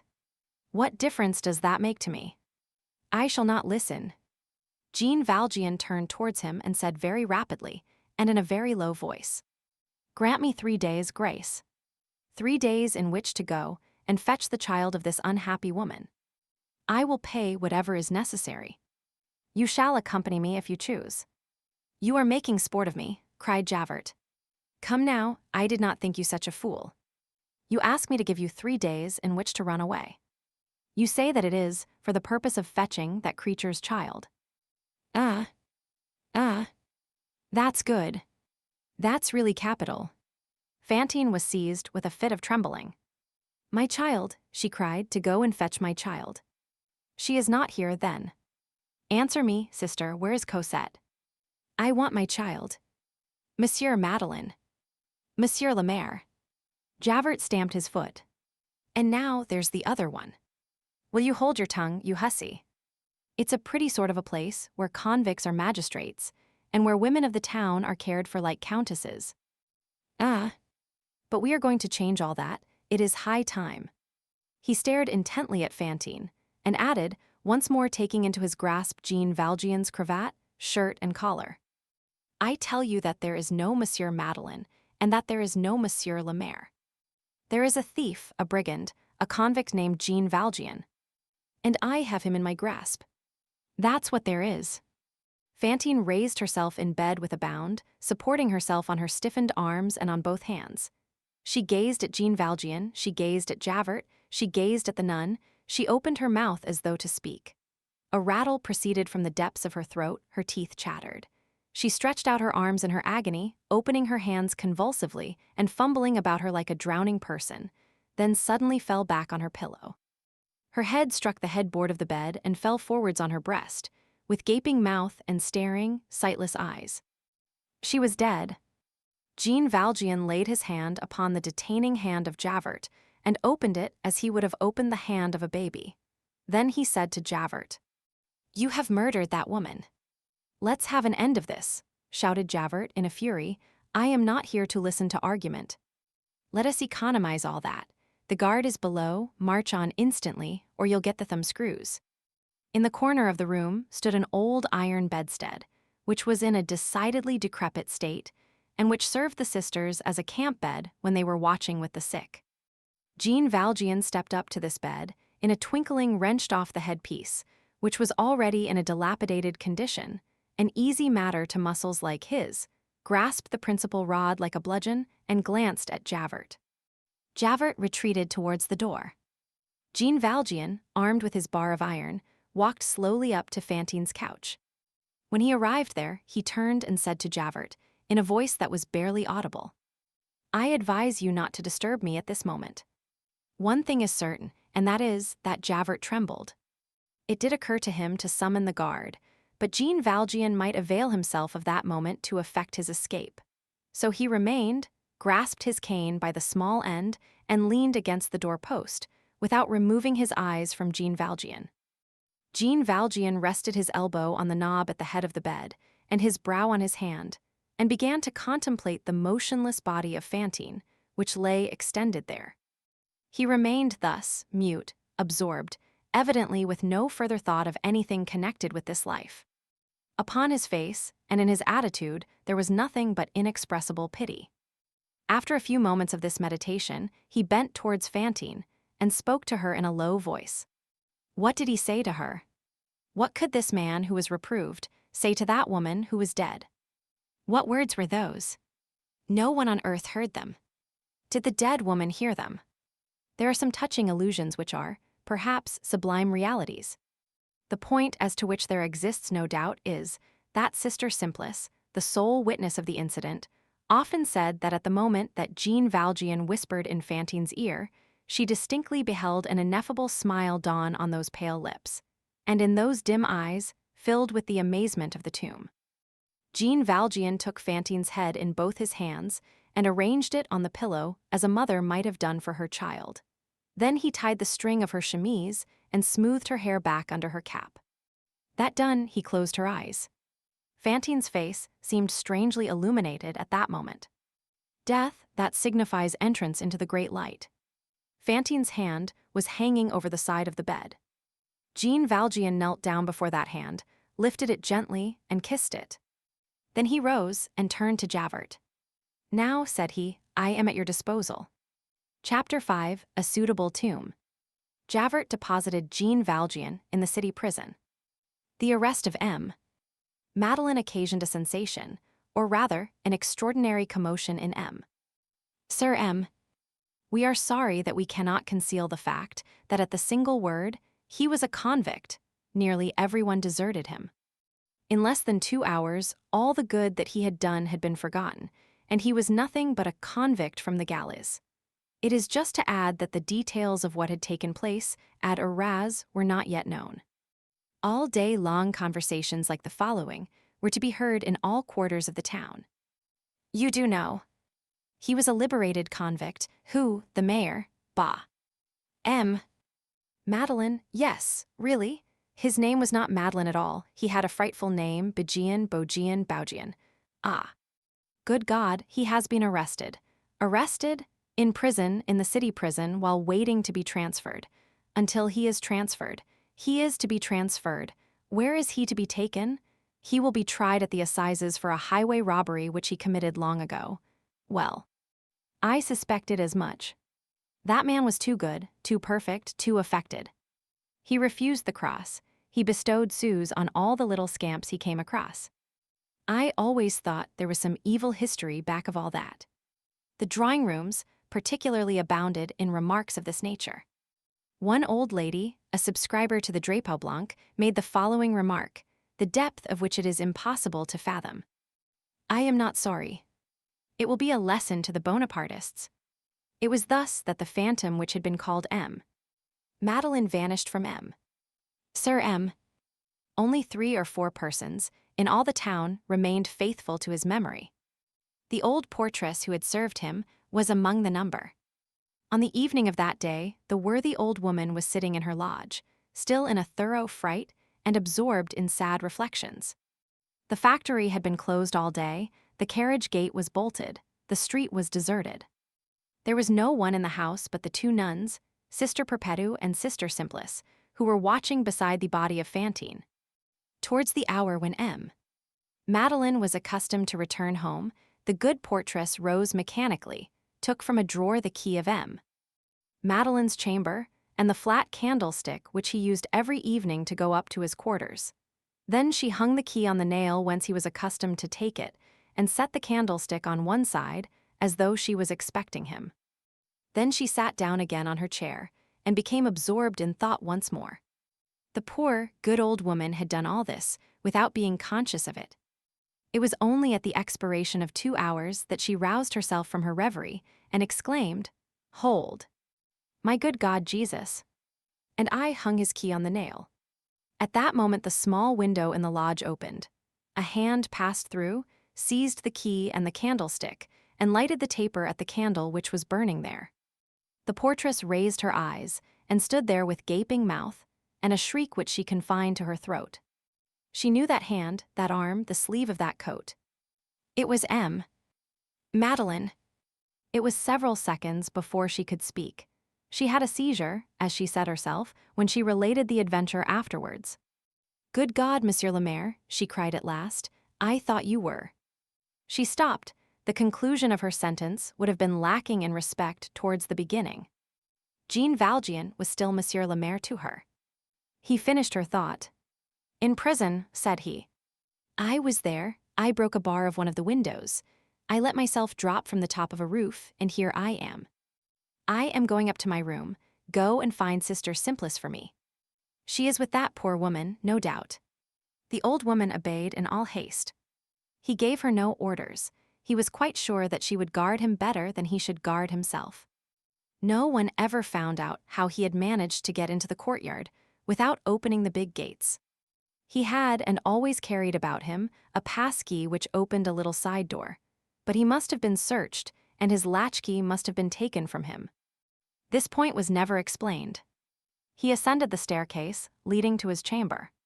On arriving at the top, he left his candle on the top step of his stairs, opened his door with very little noise, went and closed his window and his shutters by feeling, then returned for his candle and re-entered his room. It was a useful precaution. It will be recollected that his window could be seen from the street. He cast a glance about him, at his table, at his chair, at his bed which had not been disturbed for 3 days. No trace of the disorder of the night before last remained. The portress had done up his room, only she had picked out of the ashes and placed neatly on the table the 2 iron ends of the cudgel and the 40-sou piece which had been blackened by the fire.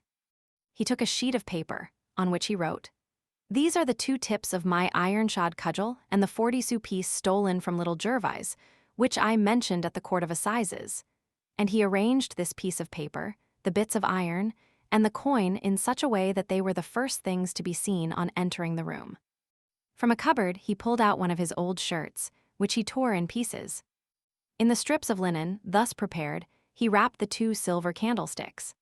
He betrayed neither haste nor agitation, and while he was wrapping up the bishop's candlesticks, he nibbled at a piece of black bread. It was probably the prison bread, which he had carried with him in his flight. This was proved by the crumbs, which were found on the floor of the room when the authorities made an examination later on. There came 2 taps at the door. "Come in," said he. It was Sister Simplice. She was pale, her eyes were red, the candle which she carried trembled in her hand. The peculiar feature of the violences of destiny is that however polished or cool we may be, they wring human nature from our very bowels and force it to reappear on the surface. The emotions of that day had turned the nun into a woman once more. She had wept and she was trembling. Jean Valjean had just finished writing a few lines on a paper, which he handed to the nun, saying, "Sister, you will give this to Monsieur le Curé." The paper was not folded. She cast a glance upon it. "You can read it," said he. She read, "I beg Monsieur le Curé to keep an eye on all that I leave behind me. He will be so good as to pay out of it the expenses of my trial and of the funeral of the woman who died yesterday. The rest is for the poor." The sister tried to speak, but she only managed to stammer a few inarticulate sounds. She succeeded in saying, however, "Does not Monsieur le Maire desire to take a last look at that poor, unhappy woman?" "No," said he, "I am pursued. It would only end in their arresting me in that room, and that would disturb her." He had hardly finished when a loud noise became audible on the staircase. They heard a tumult of ascending footsteps, and the old portress saying in her loudest and most piercing tones, "My good sir, I swear to you by the good God, that not a soul has entered this house all day, nor all the evening, and that I have not even left the door." A man responded, "But there is a light in that room, nevertheless." They recognized Javert's voice. The chamber was so arranged that the door and opening masked the corner of the wall on the right. Jean Valjean blew out the light and placed himself in this angle. Sister Simplice fell on her knees near the table. The door opened. Javert entered. The whispers of many men and the protestations of the portress were audible in the corridor. The nun did not raise her eyes. She was praying. The candle was on the chimney-piece and gave but very little light. Javert caught sight of the nun and halted in amazement. It will be remembered that the fundamental point in Javert, his element, the very air he breathed, was veneration for all authority. This was impregnable and admitted of neither objection nor restriction. In his eyes, of course, the ecclesiastical authority was the chief of all. He was religious, superficial and correct on this point as on all others. In his eyes, a priest was a mind who never makes a mistake. A nun was a creature who never sins. They were souls walled in from this world, with a single door which never opened except to allow the truth to pass through. On perceiving the sister, his first movement was to retire. But there was also another duty which bound him and impelled him imperiously in the opposite direction. His second movement was to remain and to venture on at least one question. This was Sister Simplice, who had never told a lie in her life. Javert knew it and held her in special veneration in consequence. "Sister," said he, "are you alone in this room?" A terrible moment ensued, during which the poor portress felt as though she should faint. The sister raised her eyes and answered, "Yes." "Then," resumed Javert, "you will excuse me if I persist. It is my duty. You have not seen a certain person, a man, this evening. He has escaped. We are in search of him. That Jean Valjean, you have not seen him." The sister replied, "No." She lied. She had lied twice in succession, one after the other, without hesitation, promptly, as a person does when sacrificing herself. "Pardon me," said Javert, and he retired with a deep bow. "O sainted maid! You left this world many years ago. You have rejoined your sisters, the virgins, and your brothers, the angels, in the light. May this lie be counted to your credit in paradise." The sister's affirmation was for Javert so decisive a thing that he did not even observe the singularity of that candle which had but just been extinguished, and which was still smoking on the table. An hour later, a man, marching amid trees and mists, was rapidly departing from Sir M. in the direction of Paris. That man was Jean Valjean. It has been established by the testimony of 2 or 3 carters who met him that he was carrying a bundle, that he was dressed in a blouse. Where had he obtained that blouse? No one ever found out. But an aged workman had died in the infirmary of the factory a few days before, leaving behind him nothing but his blouse. Perhaps that was the one. One last word about Fantine. We all have a mother, the earth's. Fantine was given back to that mother. The curé thought that he was doing right, and perhaps he really was, in reserving as much money as possible from what Jean Valjean had left for the poor. Who was concerned, after all? A convict and a woman of the town. That is why he had a very simple funeral for Fantine, and reduced it to that strictly necessary form known as the pauper's grave. So Fantine was buried in the free corner of the cemetery, which belongs to anybody and everybody, and where the poor are lost. Fortunately, God knows where to find the soul again. Fantine was laid in the shade, among the first bones that came to hand. She was subjected to the promiscuousness of ashes. She was thrown into the public grave. Her grave resembled her bed. Volume 2 Cosette. Book 1, Waterloo. Chapter 1, What is met with on the way from Nivelles. Last year, 1861, on a beautiful May morning, a traveler, the person who is telling this story, was coming from Nivelles and directing his course towards La Hulpe. He was on foot. He was pursuing a broad paved road, which undulated between 2 rows of trees, over the hills which succeed each other, raise the road and let it fall again, and produce something in the nature of enormous waves. He had passed Lilwa and Bois-Saint-Nur-Isaac. In the west, he perceived the slate-roofed tower of Brain El Alud, which has the form of a reversed vase. He had just left behind a wood upon an eminence, and at the angle of the crossroad, by the side of a sort of moldy gibbet bearing the inscription Ancient Barrier No. 4, a public house, bearing on its front this sign, At the Four Winds aux Quatre Vents. Ichebo, private café. A quarter of a league further on, he arrived at the bottom of a little valley, where there is water which passes beneath an arch made through the embankment of the road. The clump of sparsely planted but very green trees, which fills the valley on one side of the road, is dispersed over the meadows on the other, and disappears gracefully and as in order in the direction of Brain El Alud.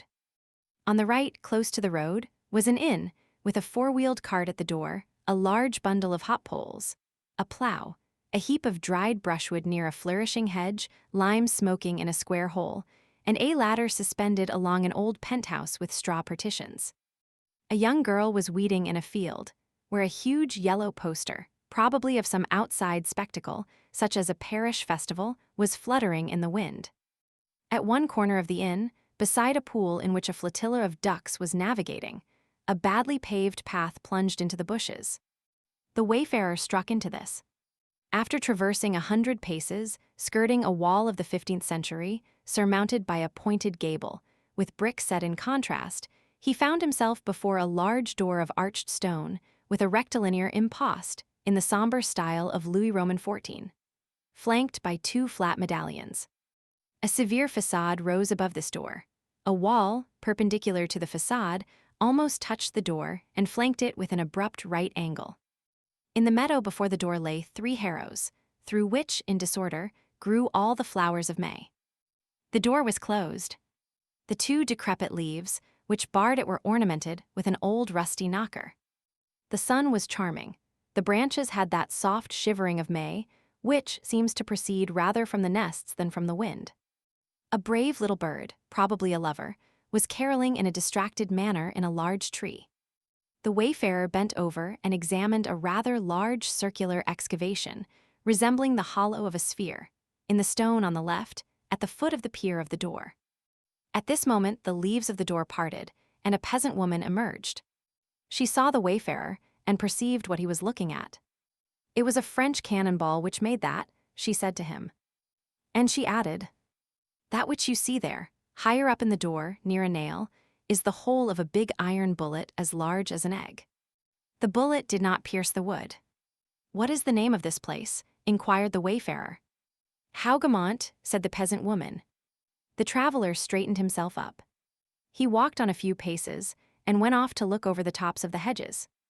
On the horizon through the trees, he perceived a sort of little elevation, and on this elevation something which at that distance resembled a lion. He was on the battlefield of Waterloo. Chapter 2. Hougoumont. Hougoumont, this was a funereal spot, the beginning of the obstacle, the first resistance, which that great woodcutter of Europe, called Napoleon, encountered at Waterloo, the first not under the blows of his axe. It was a château. It is no longer anything but a farm. For the antiquary, Hougoumont is Hugomon's. This manor was built by Hugo, sire of Sumrel, the same who endowed the 6th chaplaincy of the Abbey of Villiers. The traveler pushed open the door, elbowed an ancient calash under the porch, and entered the courtyard. The first thing which struck him in this paddock was a door of the 16th century, which here simulates an arcade, everything else having fallen prostrate around it. A monumental aspect often has its birth in ruin. In a wall near the arcade opens another arched door, of the time of Henry Roman IV. Permitting a glimpse of the trees of an orchard beside this door, a manure hole, some pickaxes, some shovels, some carts, an old well with its flagstone and its iron reel, a chicken jumping, and a turkey spreading its tail, a chapel surmounted by a small bell tower, a blossoming pear tree trained in espalier against the wall of the chapel. Behold the court, the conquest of which was one of Napoleon's dreams. This corner of earth, could he but have seized it, would, perhaps, have given him the world likewise. Chickens are scattering its dust abroad with their beaks. A growl is audible, It is a huge dog who shows his teeth and replaces the English. The English behaved admirably there. Cook's 4 companies of guards there held out for 7 hours against the fury of an army. Hougoumont, viewed on the map as a geometrical plan comprising buildings and enclosures, presents a sort of irregular rectangle, one angle of which is nicked out. It is this angle which contains the southern door, guarded by this wall, which commands it only a gun's length away. Hougoumont has 2 doors, the southern door, that of the château, and the northern door belonging to the farm. Napoleon sent his brother Jerome against Hougoumont. The divisions of Foy, Guillemot, and Baccalieu hurled themselves against it. Nearly the entire corps of Reille was employed against it, and miscarried. Kellermann's balls were exhausted on this heroic section of wall. Baudouin's brigade was not strong enough to force Hougoumont on the north, and the brigade of Soye could not do more than effect the beginning of a breach on the south, but without taking it. The farm buildings border the courtyard on the south. A bit of the north door, broken by the French, hangs suspended to the wall. It consists of 4 planks nailed to 2 crossbeams, on which the scars of the attack are visible. The northern door, which was beaten in by the French, and which has had a piece applied to it to replace the panel suspended on the wall, stands half open at the bottom of the paddock. It is cut squarely in the wall, built of stone below, of brick above, which closes in the courtyard on the north. It is a simple door for carts, such as exist in all farms, with the 2 large leaves made of rustic planks. Beyond lie the meadows. The dispute over this entrance was furious. For a long time, all sorts of imprints of bloody hands were visible on the doorposts. It was there that Baudouin was killed. The storm of the combat still lingers in this courtyard. Its horror is visible there. The confusion of the fray was petrified there. It lives and it dies there. It was only yesterday. The walls are in the death agony, the stones fall, the breaches cry aloud. The holes are wounds. The drooping, quivering trees seem to be making an effort to flee. This courtyard was more built up in 1815 than it is today. Buildings which have since been pulled down then formed redans and angles. The English barricaded themselves there. The French made their way in, but could not stand their ground. Beside the chapel, one wing of the château, the only ruin now remaining of the manor of Hougoumont, rises in a crumbling state, disemboweled, one might say. The château served for a dungeon, the chapel for a blockhouse. Their men exterminated each other. The French fired on from every point, from behind the walls, from the summits of the garrets, from the depths of the cellars, through all the casements, through all the air holes, through every crack in the stones, fetched faggots and set fire to walls and men. The reply to the grapeshot was a conflagration. In the ruined wing, through windows garnished with bars of iron, the dismantled chambers of the main building of brick are visible. The English guards were in ambush in these rooms. The spiral of the staircase, cracked from the ground floor to the very roof, appears like the inside of a broken shell. The staircase has 2 stories. The English, besieged on the staircase and massed on its upper steps, had cut off the lower steps. These consisted of large slabs of blue stone, which form a heap among the nettles. Half a score of steps still cling to the wall. On the first is cut the figure of a trident. These inaccessible steps are solid in their niches. All the rest resembles a jaw, which has been denuded of its teeth. There are 2 old trees there. One is dead. The other is wounded at its base and is clothed with verdure in April. Since 1815, it has taken a growing through the staircase. A massacre took place in the chapel. The interior, which has recovered its calm, is singular. The Mass has not been said there since the carnage. Nevertheless, the altar has been left there, an altar of unpolished wood, placed against a background of rough-hewn stone. 4 whitewashed walls, a door opposite the altar, 2 small arched windows over the door, a large wooden crucifix. Below the crucifix, a square air hole stopped up with a bundle of hay. On the ground, in one corner, an old window frame with the glass all broken to pieces. Such is the chapel. Near the altar, there is nailed up a wooden statue of Saint Anne of the 15th century. The head of the infant Jesus has been carried off by a large ball. The French, who were masters of the chapel for a moment and were then dislodged, set fire to it. The flames filled this building. It was a perfect furnace. The door was burned. the floor was burned, the wooden Christ was not burned. The fire preyed upon his feet, of which only the blackened stumps are now to be seen, then it stopped. A miracle, according to the assertion of the people of the neighborhood. The infant Jesus, decapitated, was less fortunate than the Christ. The walls are covered with inscriptions. Near the feet of Christ this name is to be read, Henquinez. Then these others, Conde de Rio Mayor Marx y Marquesa de Almagro Habana. There are French names with exclamation points, a sign of wrath. The wall was freshly whitewashed in 1849. The nations insulted each other there. It was at the door of this chapel that the corpse was picked up which held an axe in its hand. This corpse was Sub-Lieutenant Legros. On emerging from the chapel, a well is visible on the left. There are two in this courtyard. One inquires, why is there no bucket and pulley to this? It is because water is no longer drawn there. Why is water not drawn there? Because it is full of skeletons. The last person who drew water from the well was named Guillaume van Kilsum. He was a peasant who lived at Hougemont and was gardener there. On the 18th of June, 1815, his family fled and concealed themselves in the woods. The forest surrounding the Abbey of Villiers sheltered these unfortunate people who had been scattered abroad for many days and nights. There are at this day certain traces recognizable, such as old boles of burned trees, which mark the site of these poor bivouacs trembling in the depths of the thickets. Guillaume van Kilsum remained at Hougemont to guard the Shadow and concealed himself in the cellar. The English discovered him there. They tore him from his hiding place, and the combatants forced this frightened man to serve them by administering blows with the flats of their swords. They were thirsty, this Guillaume brought them water. It was from this well that he drew it. Many drank there their last draught. This well where drank so many of the dead was destined to die itself. After the engagement, they were in haste to bury the dead bodies. Death has a fashion of harassing victory, and she causes the pest to follow glory.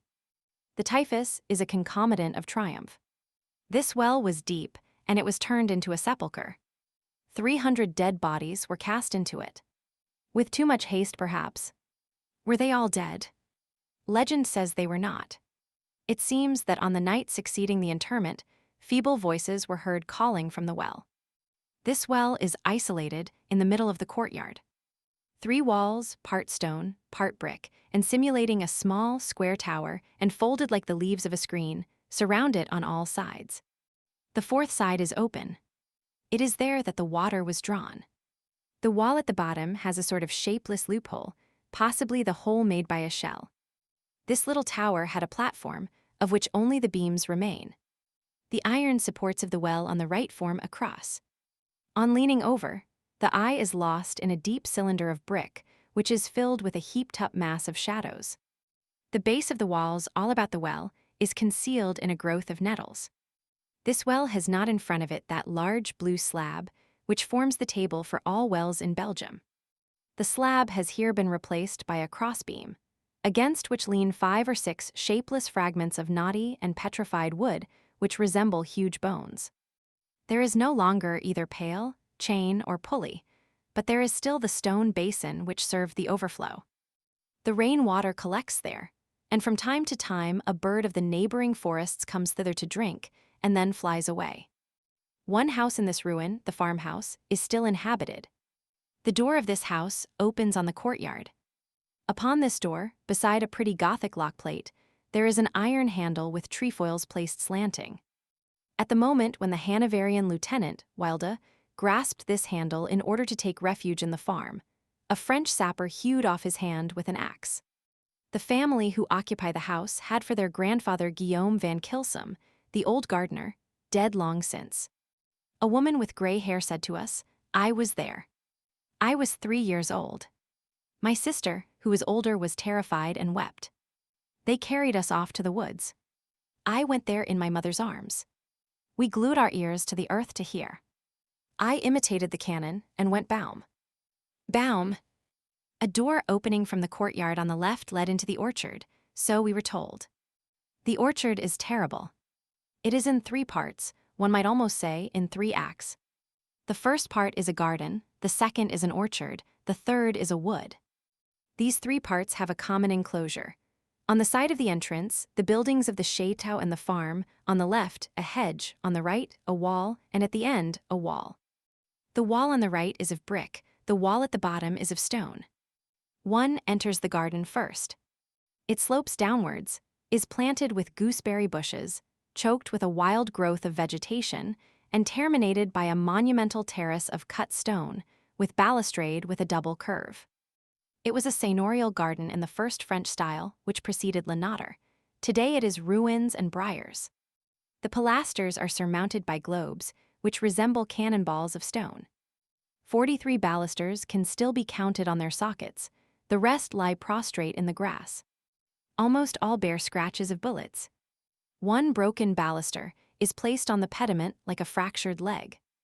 It was in this garden, further down than the orchard, that 6 light infantrymen of the first, having made their way thither, and being unable to escape, hunted down and caught like bears in their dens, accepted the combat with 2 Hanoverian companies, one of which was armed with carbines. The Hanoverians lined this balustrade and fired from above.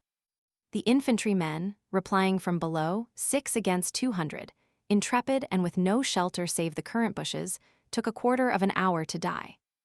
One mounts a few steps and passes from the garden into the orchard, properly speaking. There, within the limits of those few square fathoms, 1,500 men fell in less than an hour.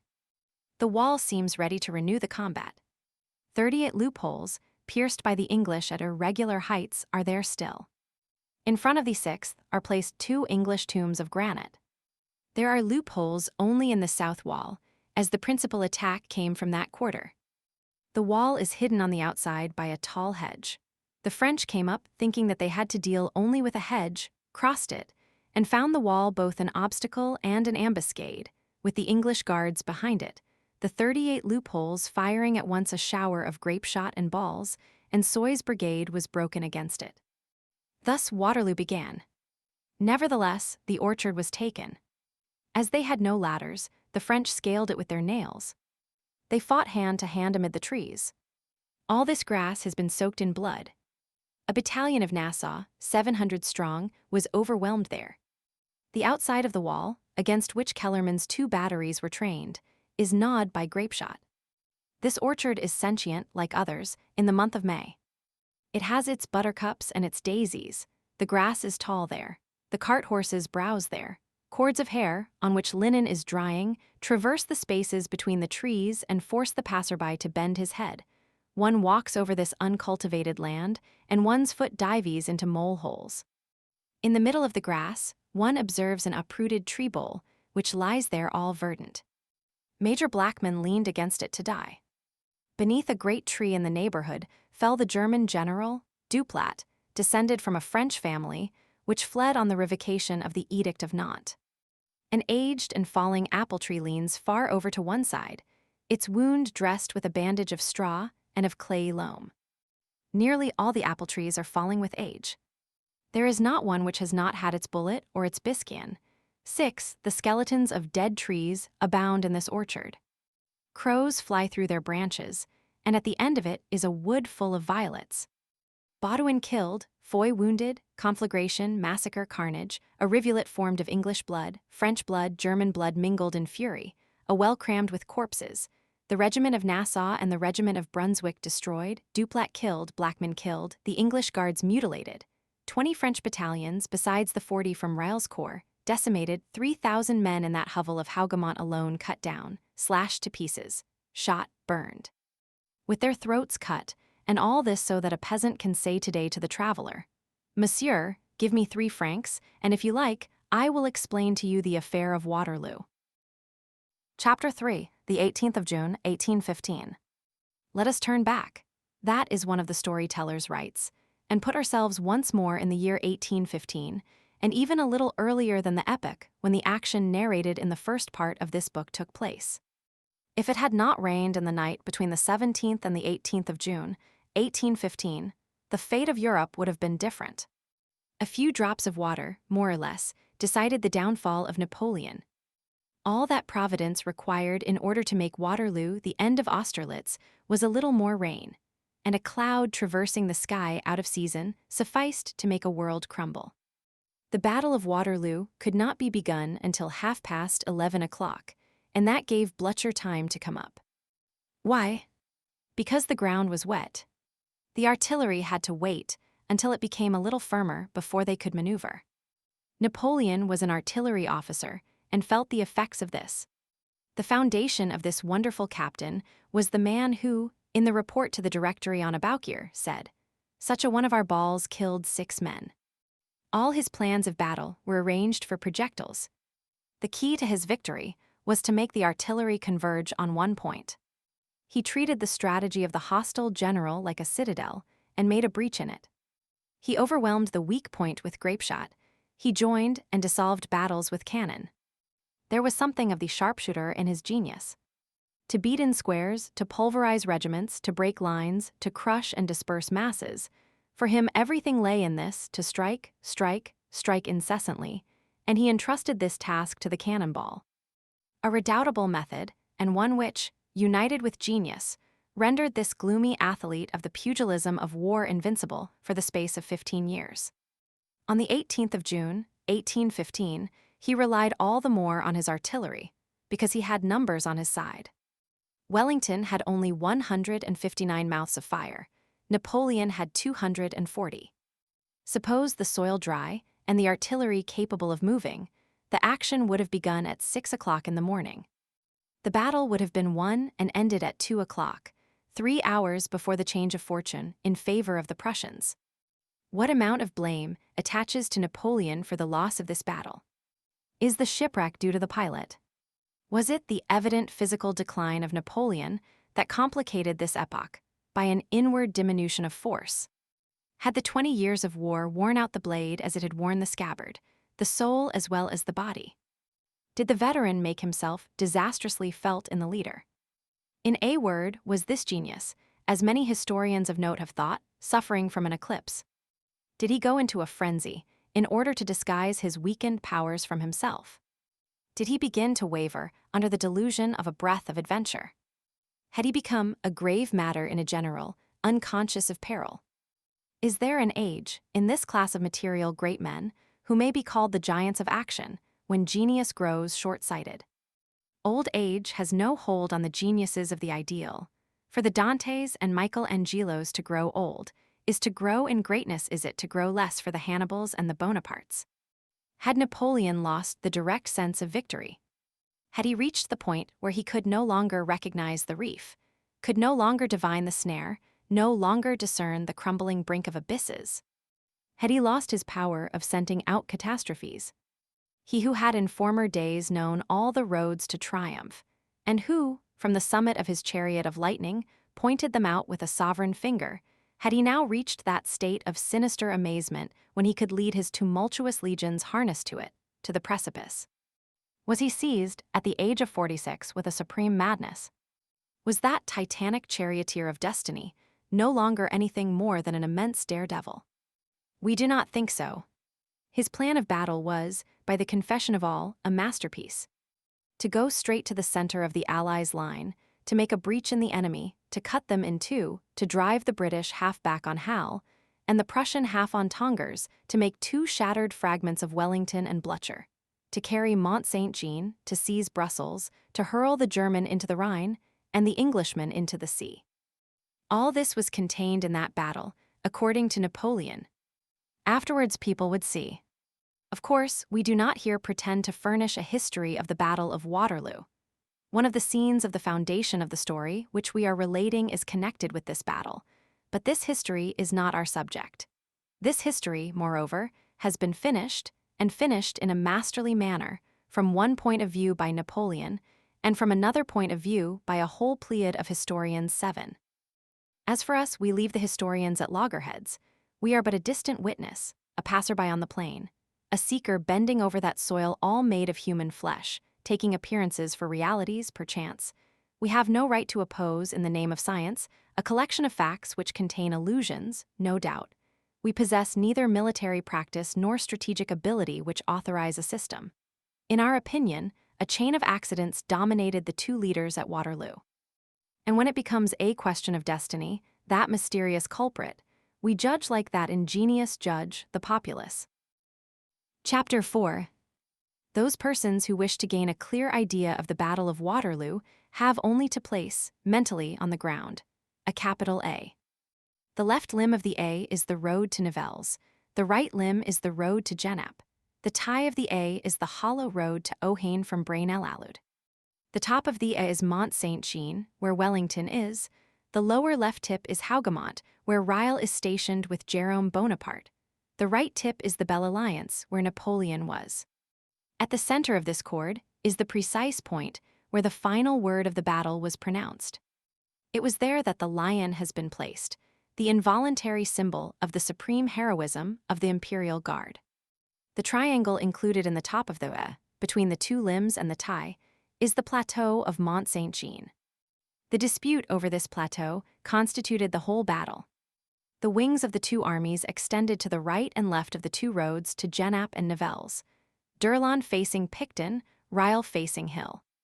Behind the tip of the A, behind the plateau of Mont Saint-Jean, is the forest of Soignes. As for the plain itself, let the reader picture to himself a vast undulating sweep of ground. Each rise commands the next rise, and all the undulations mount towards Mont Saint-Jean and their end in the forest. Two hostile troops on a field of battle are two wrestlers. It is a question of seizing the opponent round the waist. The one seeks to trip up the other. They clutch at everything. A bush is a point of support. An angle of the wall offers them a rest to the shoulder. For the lack of a hovel under whose cover they can draw up, a regiment yields its ground.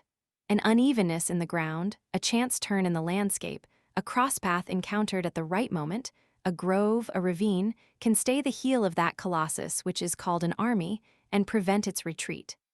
He who quits the field is beaten. Hence the necessity devolving on the responsible leader of examining the most insignificant clump of trees and of studying deeply the slightest relief in the ground. The two generals had attentively studied the plain of Mont Saint-Jean, now called the plain of Waterloo. In the preceding year, Wellington, with the sagacity of foresight, had examined it as the possible seat of a great battle. Upon this spot, and for this duel on the 18th of June, Wellington had the good post, Napoleon the bad post. The English army was stationed above, the French army below. It is almost superfluous here to sketch the appearance of Napoleon on horseback, glass in hand, upon the heights of Rossomme, at daybreak, on June 18, 1815. All the world has seen him before we can show him. That calm profile under the little three-cornered hat of the School of Brienne, that green uniform, the white revere concealing the star of the Legion of Honor, his great coat hiding his epaulets, the corner of red ribbon peeping from beneath his vest, his leather trousers, the white horse with the saddle cloth of purple velvet bearing on the corners crowned N's and eagles, Hessian boots over silk stockings, silver spurs. The sword of Marengo, that whole figure of the last of the Caesars, is present to all imaginations, saluted with acclamations by some, severely regarded by others. That figure stood for a long time wholly in the light. This arose from a certain legendary dimness evolved by the majority of heroes, and which always veils the truth for a longer or shorter time. But today history and daylight have arrived. That light called history is pitiless. It possesses this peculiar and divine quality, that, pure light as it is, and precisely because it is holy light, it often casts a shadow in places where people had hitherto beheld rays. From the same man it constructs two different phantoms, and the one attacks the other and executes justice on it, and the shadows of the despot contend with the brilliancy of the leader. Hence arises a truer measure in the definitive judgments of nations. Babylon violated lessons Alexander, Rome enchained lessons Caesar, Jerusalem murdered lessons Titus, tyranny follows the tyrant.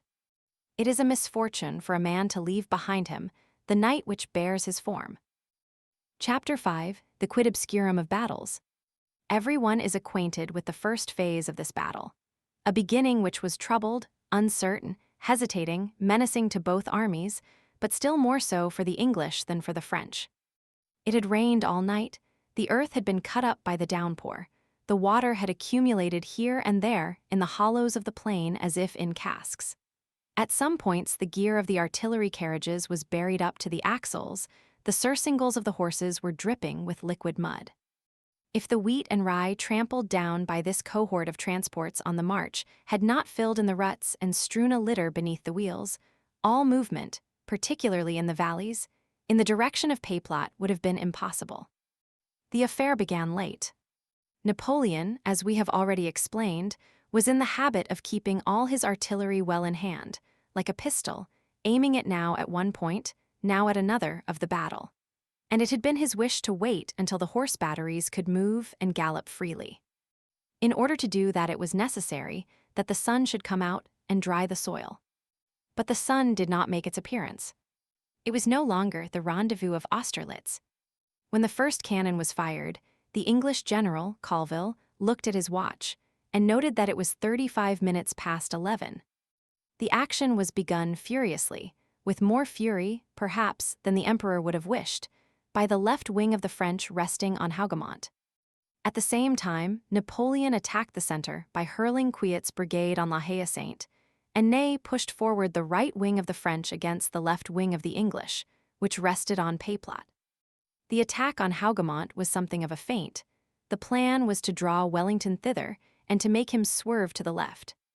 This plan would have succeeded if the 4 companies of the English Guards and the brave Belgians of Perponcher's division had not held the position solidly. And Wellington, instead of massing his troops there, could confine himself to dispatching thither, as reinforcements, only 4 more companies of Guards and 1 battalion from Brunswick. The attack of the right wing of the French on Peyplot was calculated, in fact, to overthrow the English left, to cut off the road to Brussels, to bar the passage against possible Prussians, to force Mont Saint-Jean, to turn Wellington back on Hougoumont, thence on Braine-l'Alleud, thence on Hal. Nothing easier. With the exception of a few incidents, this attack succeeded. Peyplot was taken, La Haye-Saint was carried. A detail to be noted. There was in the English infantry, particularly in Kemp's brigade, a great many raw recruits. These young soldiers were valiant in the presence of our redoubtable infantry. Their inexperience extricated them intrepidly from the dilemma. They performed particularly excellent service as skirmishers. The soldier-skirmisher, left somewhat to himself, becomes, so to speak, his own general. These recruits displayed some of the French ingenuity and fury. This novice of an infantry had dash. This displeased Wellington. After the taking of La Haye-Saint, the battle wavered. There is in this day an obscure interval, from midday to 4 o'clock. The middle portion of this battle is almost indistinct and participates in the somberness of the hand-to-hand conflict. Twilight reigns over it. We perceive vast fluctuations in that fog, a dizzy mirage paraphernalia of war almost unknown today.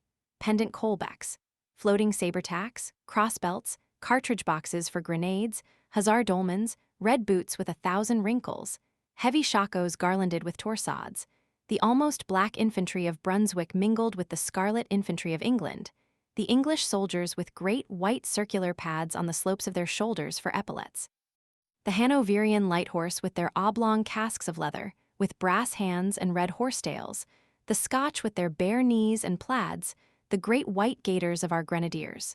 Pictures, not strategic lines, what Salvator Rosa requires, not what is suited to the needs of Gribeauval.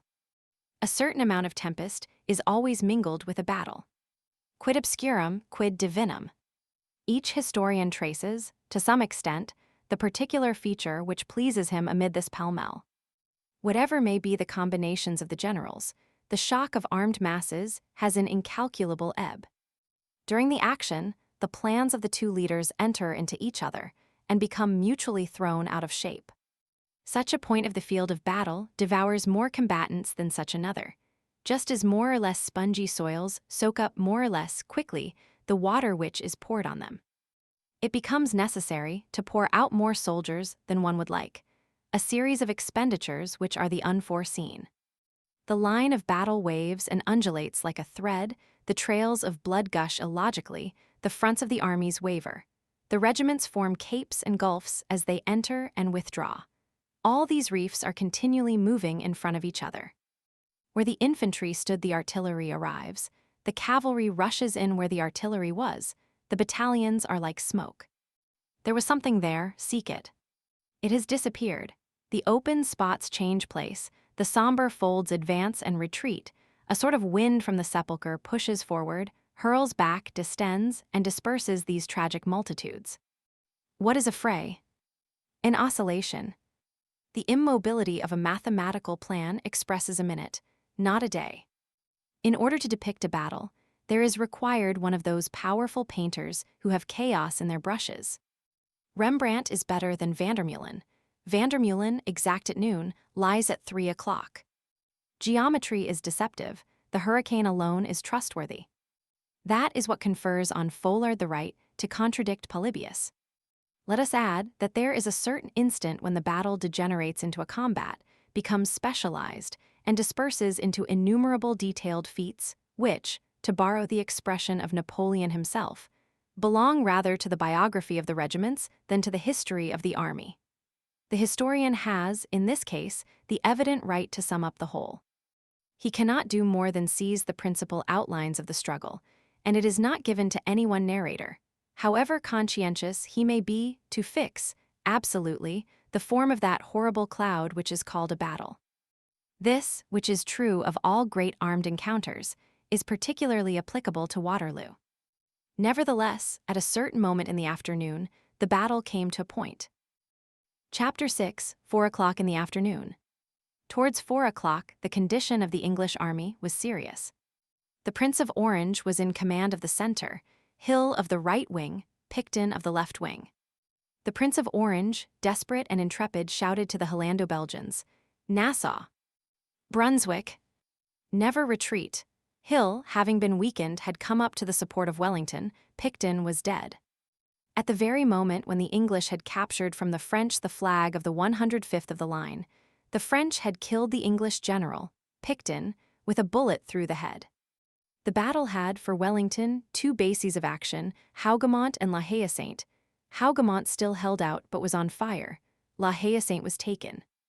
Of the German battalion which defended it, only 42 men survived. All the officers, except 5, were either dead or captured. 3,000 combatants had been massacred in that barn. A sergeant of the English Guards, the foremost boxer in England, reputed invulnerable by his companions, had been killed there by a little French drummer boy. Bearing had been dislodged, Alten put to the sword. Many flags had been lost, one from Alten's division and one from the battalion of Lunenburg, carried by a prince of the house of Dupont. The Scotch Greys no longer existed. Ponsonby's great dragoons had been hacked to pieces. That valiant cavalry had bent beneath the lancers of Brough and beneath the cuirassiers of Travers. Out of 1,200 horses, 600 remained. Out of 3 lieutenant colonels, 2 lay on the earth, Hamilton wounded, Mater slain. Ponsonby had fallen, riddled by 7 lance thrusts. Gordon was dead. Marsh was dead. 2 divisions, the 5th and the 6th, had been annihilated. Hougoumont injured, La Haye Sainte taken, there now existed but one rallying point, the center. That point still held firm. Wellington reinforced it. He summoned thither Hill, who was at Merle Braine. He summoned Chasse, who was at Braine-l'Alleud. The center of the English army, rather concave, very dense and very compact, was strongly posted. It occupied the plateau of Mont Saint-Jean, having behind it the village, and in front of it the slope, which was tolerably steep then. It rested on that stout stone dwelling which at that time belonged to the domain of Nivelles, and which marks the intersection of the roads, a pile of the 16th century, and so robust that the cannon balls rebounded from it without injuring it. All about the plateau the English had cut the hedges here and there, made embrasures in the hawthorn trees, thrust the throat of a cannon between 2 branches, embattled the shrubs. Their artillery was ambushed in the brushwood. This Punic labor, incontestably authorized by war, which permits traps, was so well done that Haxo, who had been dispatched by the emperor at 9 o'clock in the morning to reconnoiter the enemy's batteries, had discovered nothing of it, and had returned and reported to Napoleon that there were no obstacles except the 2 barricades which barred the road to Nivelles and to Genappe. It was at the season when the grain is tall. On the edge of the plateau, a battalion of Kemp's brigade, the 95th, armed with carabines, was concealed in the tall wheat. Thus assured and buttressed, the center of the Anglo-Dutch army was well posted. The peril of this position lay in the forest of Soignes, then adjoining the field of battle, and intersected by the ponds of Gronendale and Boitsfort. An army could not retreat thither without dissolving. The regiments would have broken up immediately there. The artillery would have been lost among the morasses. The retreat, according to many a man versed in the art, though it is disputed by others, would have been a disorganized flight. To this center, Wellington added one of Chasse's brigades taken from the right wing, and one of Wink's brigades taken from the left wing, plus Clinton's division. To his English, to the regiments of Halkett, to the brigades of Mitchell, to the guards of Maitland, he gave as reinforcements and aids the infantry of Brunswick, Nassau's contingent, Kielmansegge's Hanoverians, and Ompteda's Germans. This placed 26 battalions under his hand. The right wing, as Cheras says, was thrown back on the center. An enormous battery was masked by sacks of earth at the spot where there now stands what is called the Museum of Waterloo. Besides this, Wellington had, behind a rise in the ground, Somerset's Dragoon Guards, 1,400 horse strong. It was the remaining half of the justly celebrated English cavalry. Ponsonby destroyed, Somerset remained. The battery, which, if completed, would have been almost a redoubt, was ranged behind a very low garden wall, backed up with a coating of bags of sand and a large slope of earth. This work was not finished. There had been no time to make a palisade for it. Wellington, uneasy but impassive, was on horseback, and there remained the whole day in the same attitude, a little in advance of the old mill of Mont Saint Jean, which is still in existence beneath an elm, which an Englishman, an enthusiastic vandal, purchased later on for 200 francs, cut down and carried off. Wellington was coldly heroic. The bullets rained about him. His aide-de-camp, Gordon, fell at his side. Lord Hill, pointing to a shell which had burst, said to him, "My lord, what are your orders in case you are killed?" "To do like me," replied Wellington.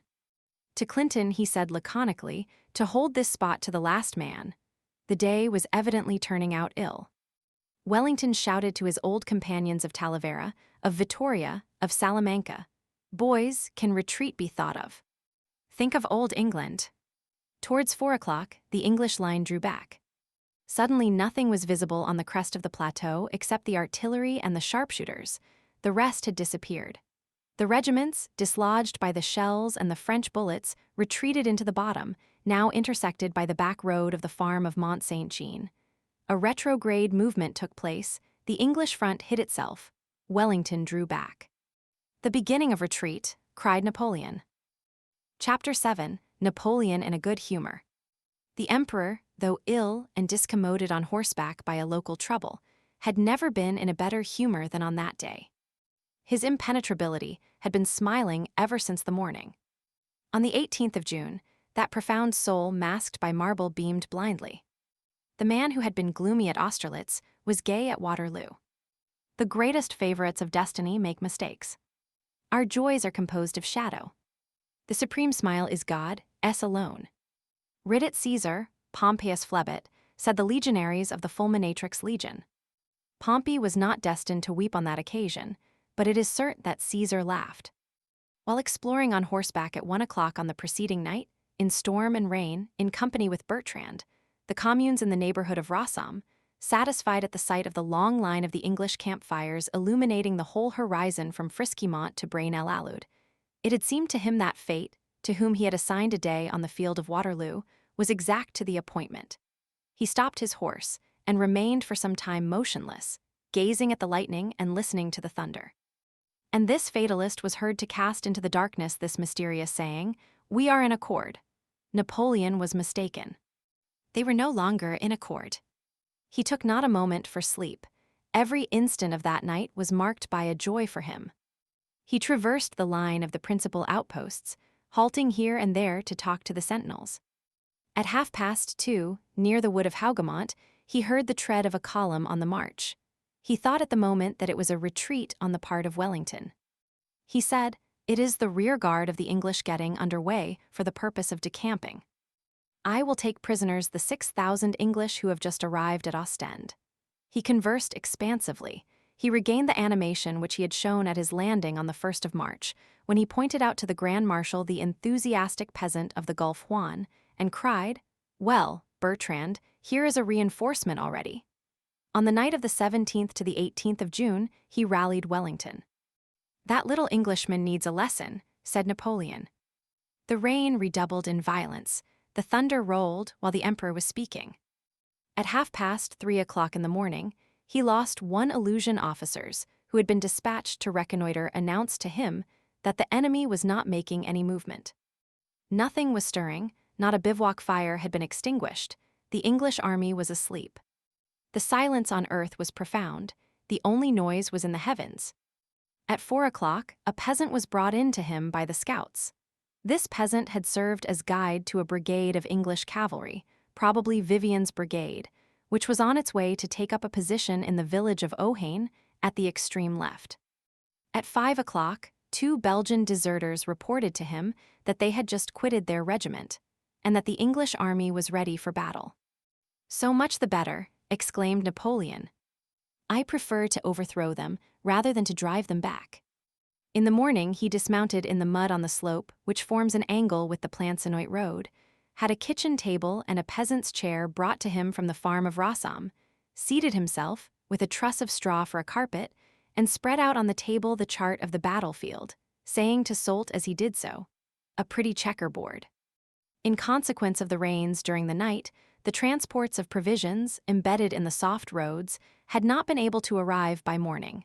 The soldiers had had no sleep. They were wet and fasting. This did not prevent Napoleon from exclaiming cheerfully to Ney, "We have 90 chances out of 100. At 8 o'clock, the emperor's breakfast was brought to him. He invited many generals to it. During breakfast, it was said that Wellington had been to a ball 2 nights before in Brussels at the Duchess of Richmond's, and Soult, a rough man of war with a face of an archbishop, said, "The ball takes place today." The emperor jested with Ney, who said, "Wellington will not be so simple as to wait for your majesty." That was his way, however. He was fond of jesting, says Fleury de Chaboulin. A merry humor was at the foundation of his character, says Gourgaud. He abounded in pleasantries, which were more peculiar than witty, says Benjamin Constant. These gaieties of a giant are worthy of insistence. It was he who called his grenadiers his grumblers. He pinched their ears, he pulled their mustaches. "The emperor did nothing but play pranks on us," is the remark of one of them. During the mysterious trip from the island of Elba to France on the 27th of February on the open sea, the French brig of war, Le Zephyr, having encountered the brig Elling-Constant, on which Napoleon was concealed, and having asked the news of Napoleon from Elling-Constant, the emperor, who still wore in his hat the white and amaranthine cockade sewn with bees, which he had adopted at the Isle of Elba, laughingly seized the speaking trumpet, and answered for himself, "The emperor is well." A man who laughs like that is on familiar terms with events. Napoleon indulged in many fits of this laughter during the breakfast at Waterloo. After breakfast, he meditated for a quarter of an hour. Then 2 generals seated themselves on the truss of straw, pen in hand and their paper on their knees, and the emperor dictated to them the order of battle. At 9 o'clock, at the instant when the French army, ranged in echelons and set in motion in 5 columns, had deployed, the divisions in 2 lines, the artillery between the brigades, the music at their head. As they beat the march with rolls on the drums and the blasts of trumpets, mighty, vast, joyous, a sea of casques, of sabers, and of bayonets on the horizon, the emperor was touched and twice exclaimed, "Magnificent! Magnificent!"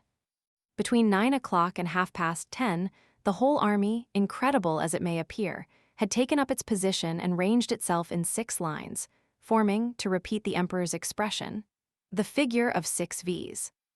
A few moments after the formation of the battle array, in the midst of that profound silence like that which heralds the beginning of a storm, which precedes engagements, the emperor tapped Haxo on the shoulder as he beheld the 3 batteries of 12-pounders, detached by his orders from the corps of Erlon, Ryle, and Lobo, and destined to begin the action by taking Mont Saint-Jean, which was situated at the intersection of the Nivelles and the Genappe roads, and said to him, "There are 24 handsome maids, General." Sure of the issue, he encouraged with a smile, as they passed before him, the company of sappers of the First Corps, which he had appointed to barricade Mont Saint-Jean as soon as the village should be carried. All this serenity had been traversed by but a single word of haughty pity. Perceiving on his left, at a spot where there now stands a large tomb, those admirable Scotch greys, with their superb horses, massing themselves, he said, "It is a pity."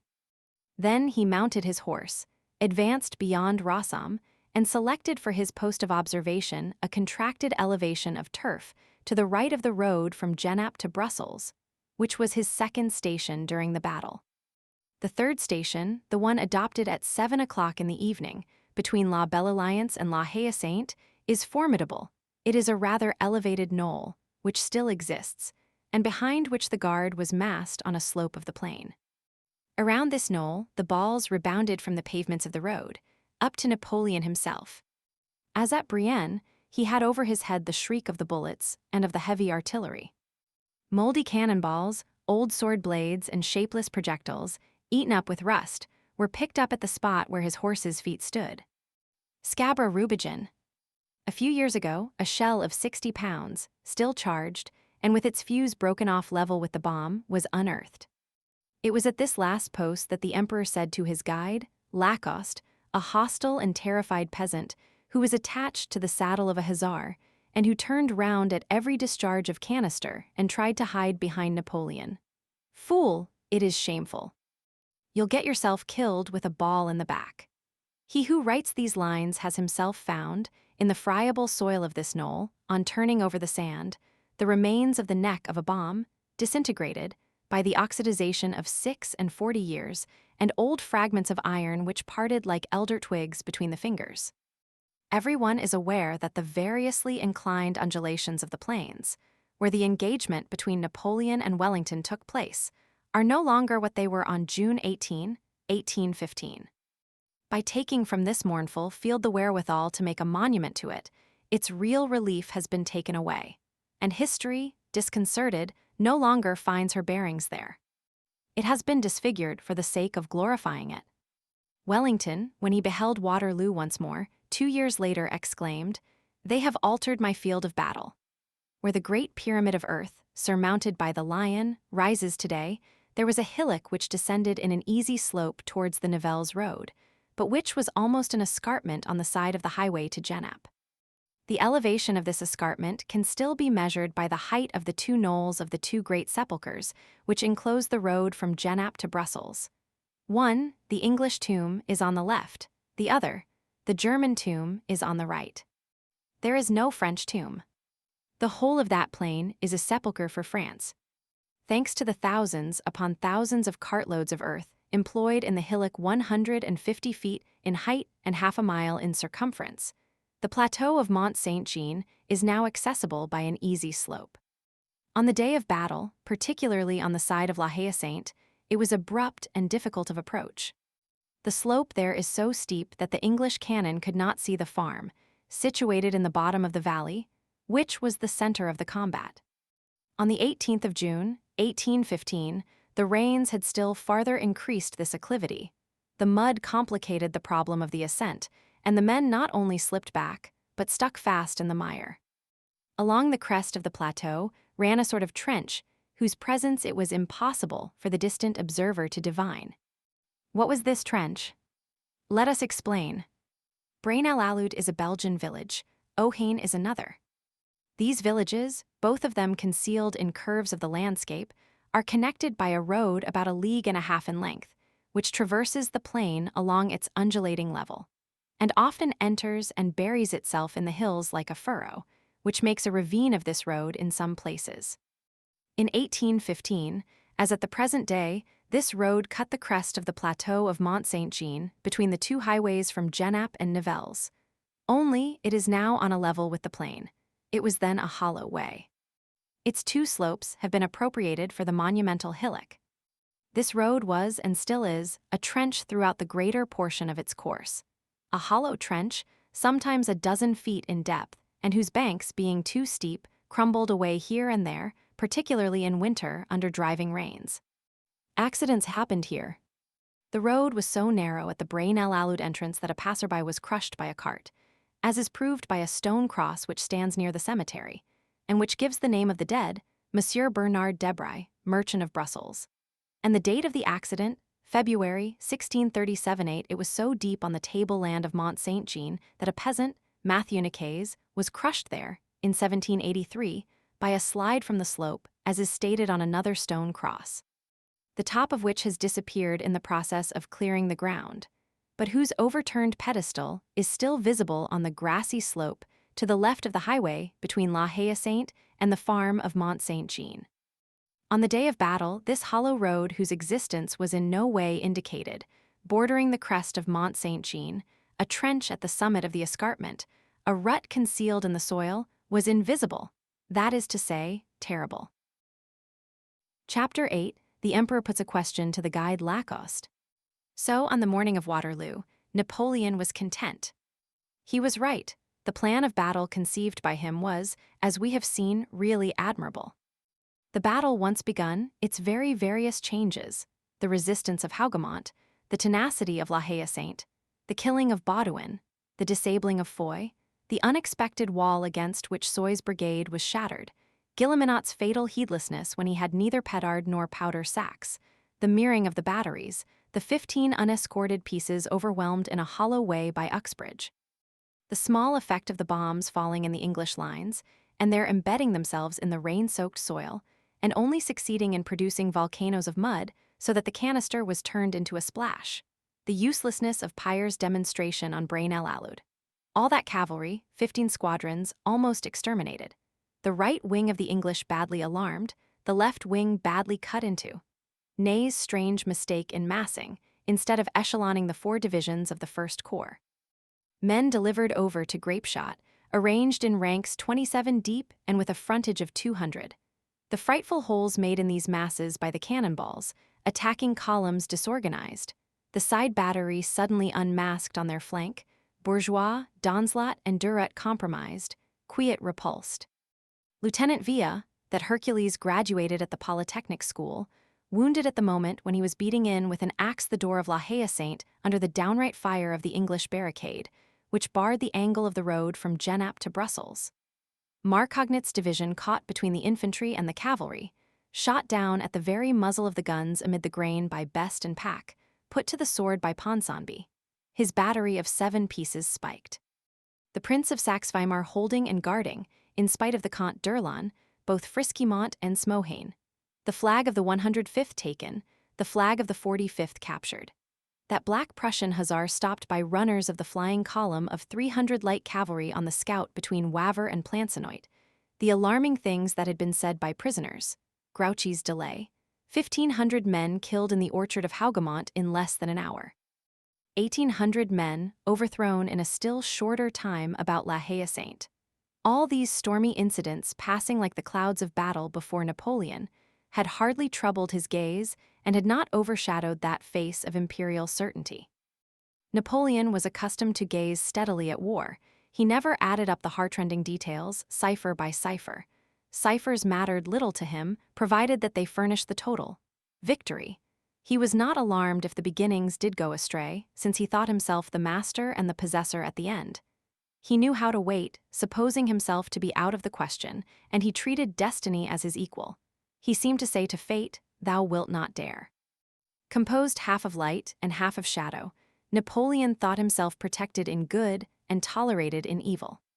He had, or thought that he had, a connivance, one might almost say a complicity, of events in his favor, which was equivalent to the invulnerability of antiquity. Nevertheless, when one has Beresina, Leipzig, and Fontainebleau behind one, it seems as though one might distrust Waterloo. A mysterious frown becomes perceptible in the depths of the heavens. At the moment when Wellington retreated, Napoleon shuddered. He suddenly beheld the tableland of Mont Saint-Jean cleared, and the van of the English army disappear. It was rallying, but hiding itself. The Emperor half rose in his stirrups. The lightning of victory flashed from his eyes. Wellington, driven into a corner at the forest of Soignes and destroyed. That was the definitive conquest of England by France. It was Crécy, Poitiers, Malplaquet, and Ramillies avenged. The man of Marengo was wiping out Agincourt.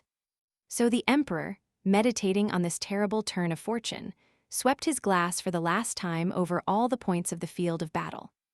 His guard, standing behind him with grounded arms, watched him from below with a sort of religion.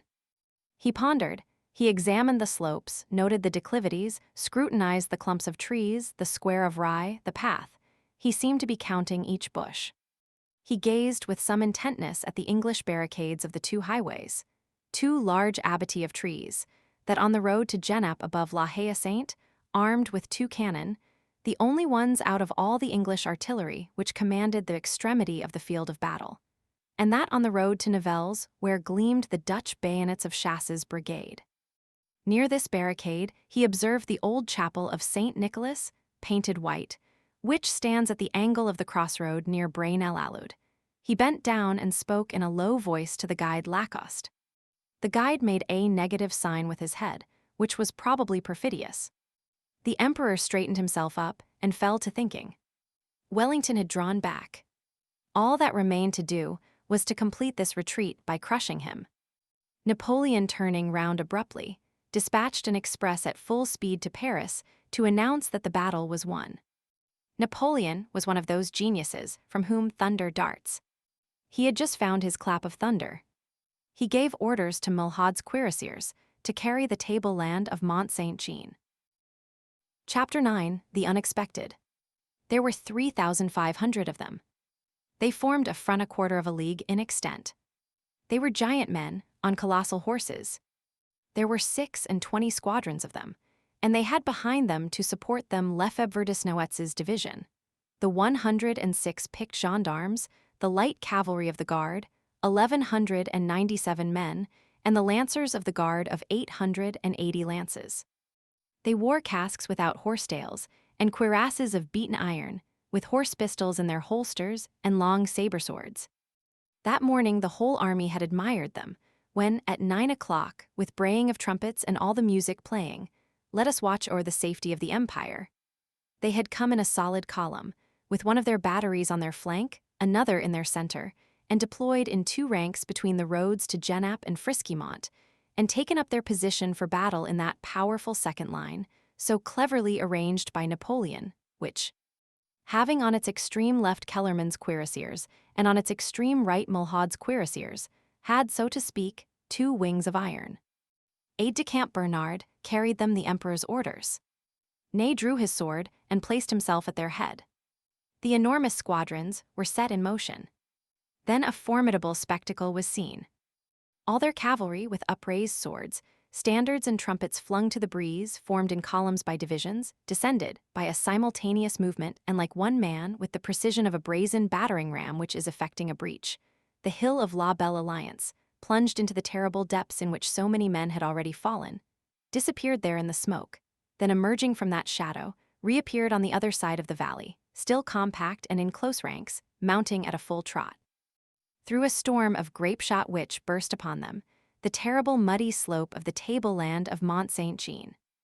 They ascended, grave, threatening, imperturbable. In the intervals between the musketry and the artillery, their colossal trampling was audible. Being two divisions, there were two columns of them.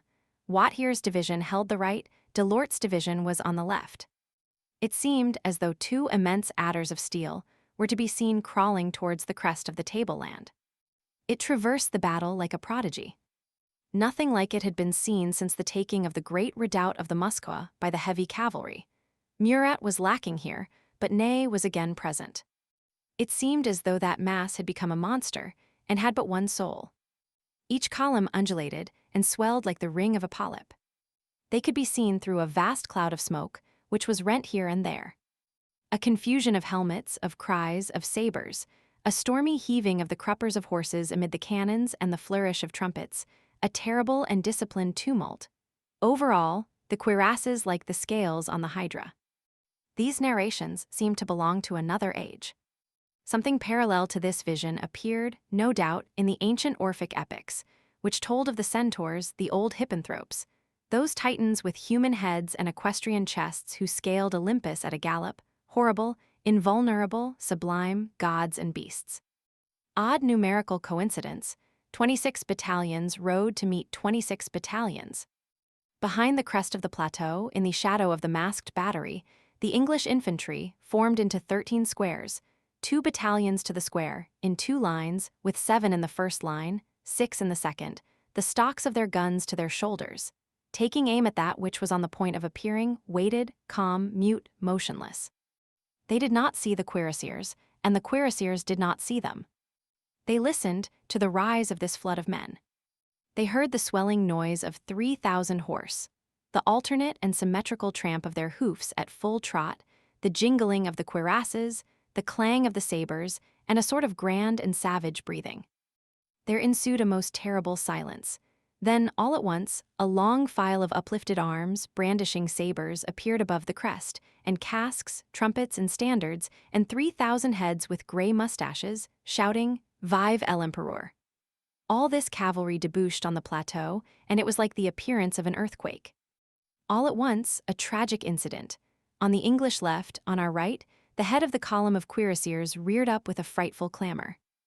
On arriving at the culminating point of the crest, ungovernable, utterly given over to fury, and their course of extermination of the squares and cannon, the cuirassiers had just caught sight of a trench between them and the English. It was the hollow road of Ohain. It was a terrible moment.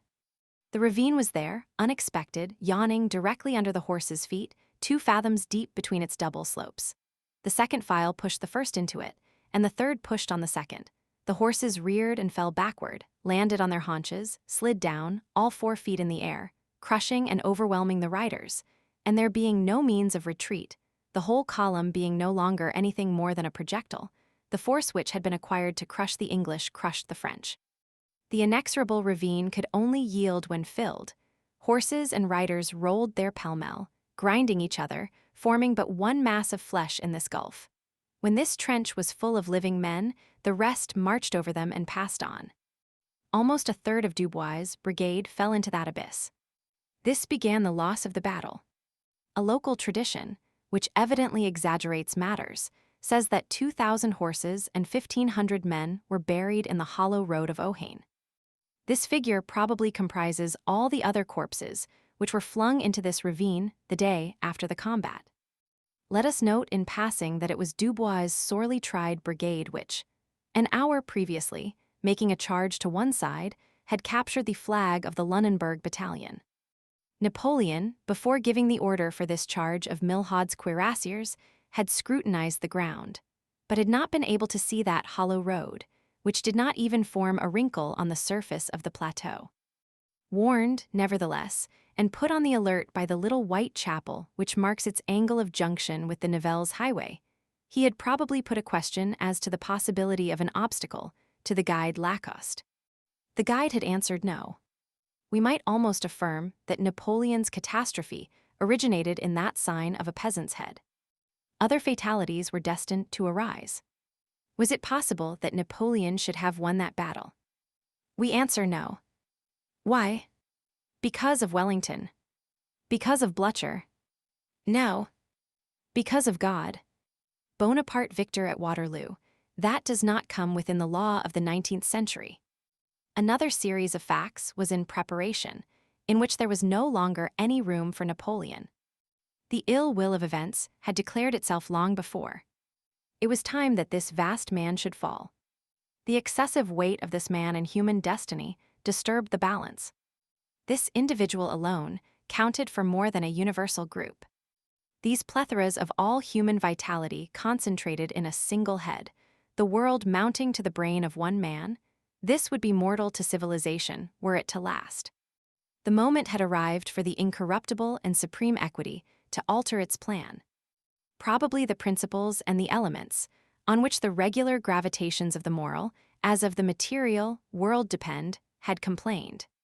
Smoking blood, overfilled cemeteries, mothers in tears, these are formidable pleaders. When the earth is suffering from too heavy a burden, there are mysterious groanings of the shades, to which the abyss lends an ear. Napoleon had been denounced in the infinite, and his fall had been decided on. He embarrassed God. Waterloo is not a battle, it is a change of front on the part of the universe. Chapter 10, The Plateau of Mont Saint-Jean. The battery was unmasked at the same moment with the ravine. 60 cannons and the 13 squares darted lightning point-blank on the cuirassiers. The intrepid General Delort made the military salute to the English battery. The whole of the flying artillery of the English had re-entered the squares at a gallop. The cuirassiers had not had even the time for a halt. The disaster of the hollow road had decimated, but not discouraged them. They belonged to that class of men who, when diminished in number, increase in courage. Wathier's column alone had suffered in the disaster. Delort's column, which Ney had deflected to the left, as though he had a presentiment of an ambush, had arrived whole. The cuirassiers hurled themselves on the English squares. At full speed, with bridles loose, swords in their teeth, pistols in fist, such was the attack. There are moments in battles in which the soul hardens the man until the soldier is changed into a statue, and when all this flesh turns into granite. The English battalions, desperately assaulted, did not stir. Then it was terrible. All the faces of the English squares were attacked at once. A frenzied whirl enveloped them. That cold infantry remained impassive. The first rank knelt and received the cuirassiers on their bayonets. The second ranks shot them down. Behind the second rank, the cannoneers charged their guns, the front of the square parted, permitted the passage of an eruption of grapeshot, and closed again. The cuirassiers replied by crushing them. Their great horses reared, strode across the ranks, leaped over the bayonets, and fell, gigantic, in the midst of these 4 living wells. The cannonballs plowed furrows in these cuirassiers. The cuirassiers made breaches in the squares. Files of men disappeared, ground to dust under the horses. The bayonets plunged into the bellies of these centaurs. Hence, a hideousness of wounds which has probably never been seen anywhere else. The squares, wasted by this mad cavalry, closed up their ranks without flinching. Inexhaustible in the matter of grapeshot, they created explosions in their assailants' midst. The form of this combat was monstrous. These squares were no longer battalions, they were craters.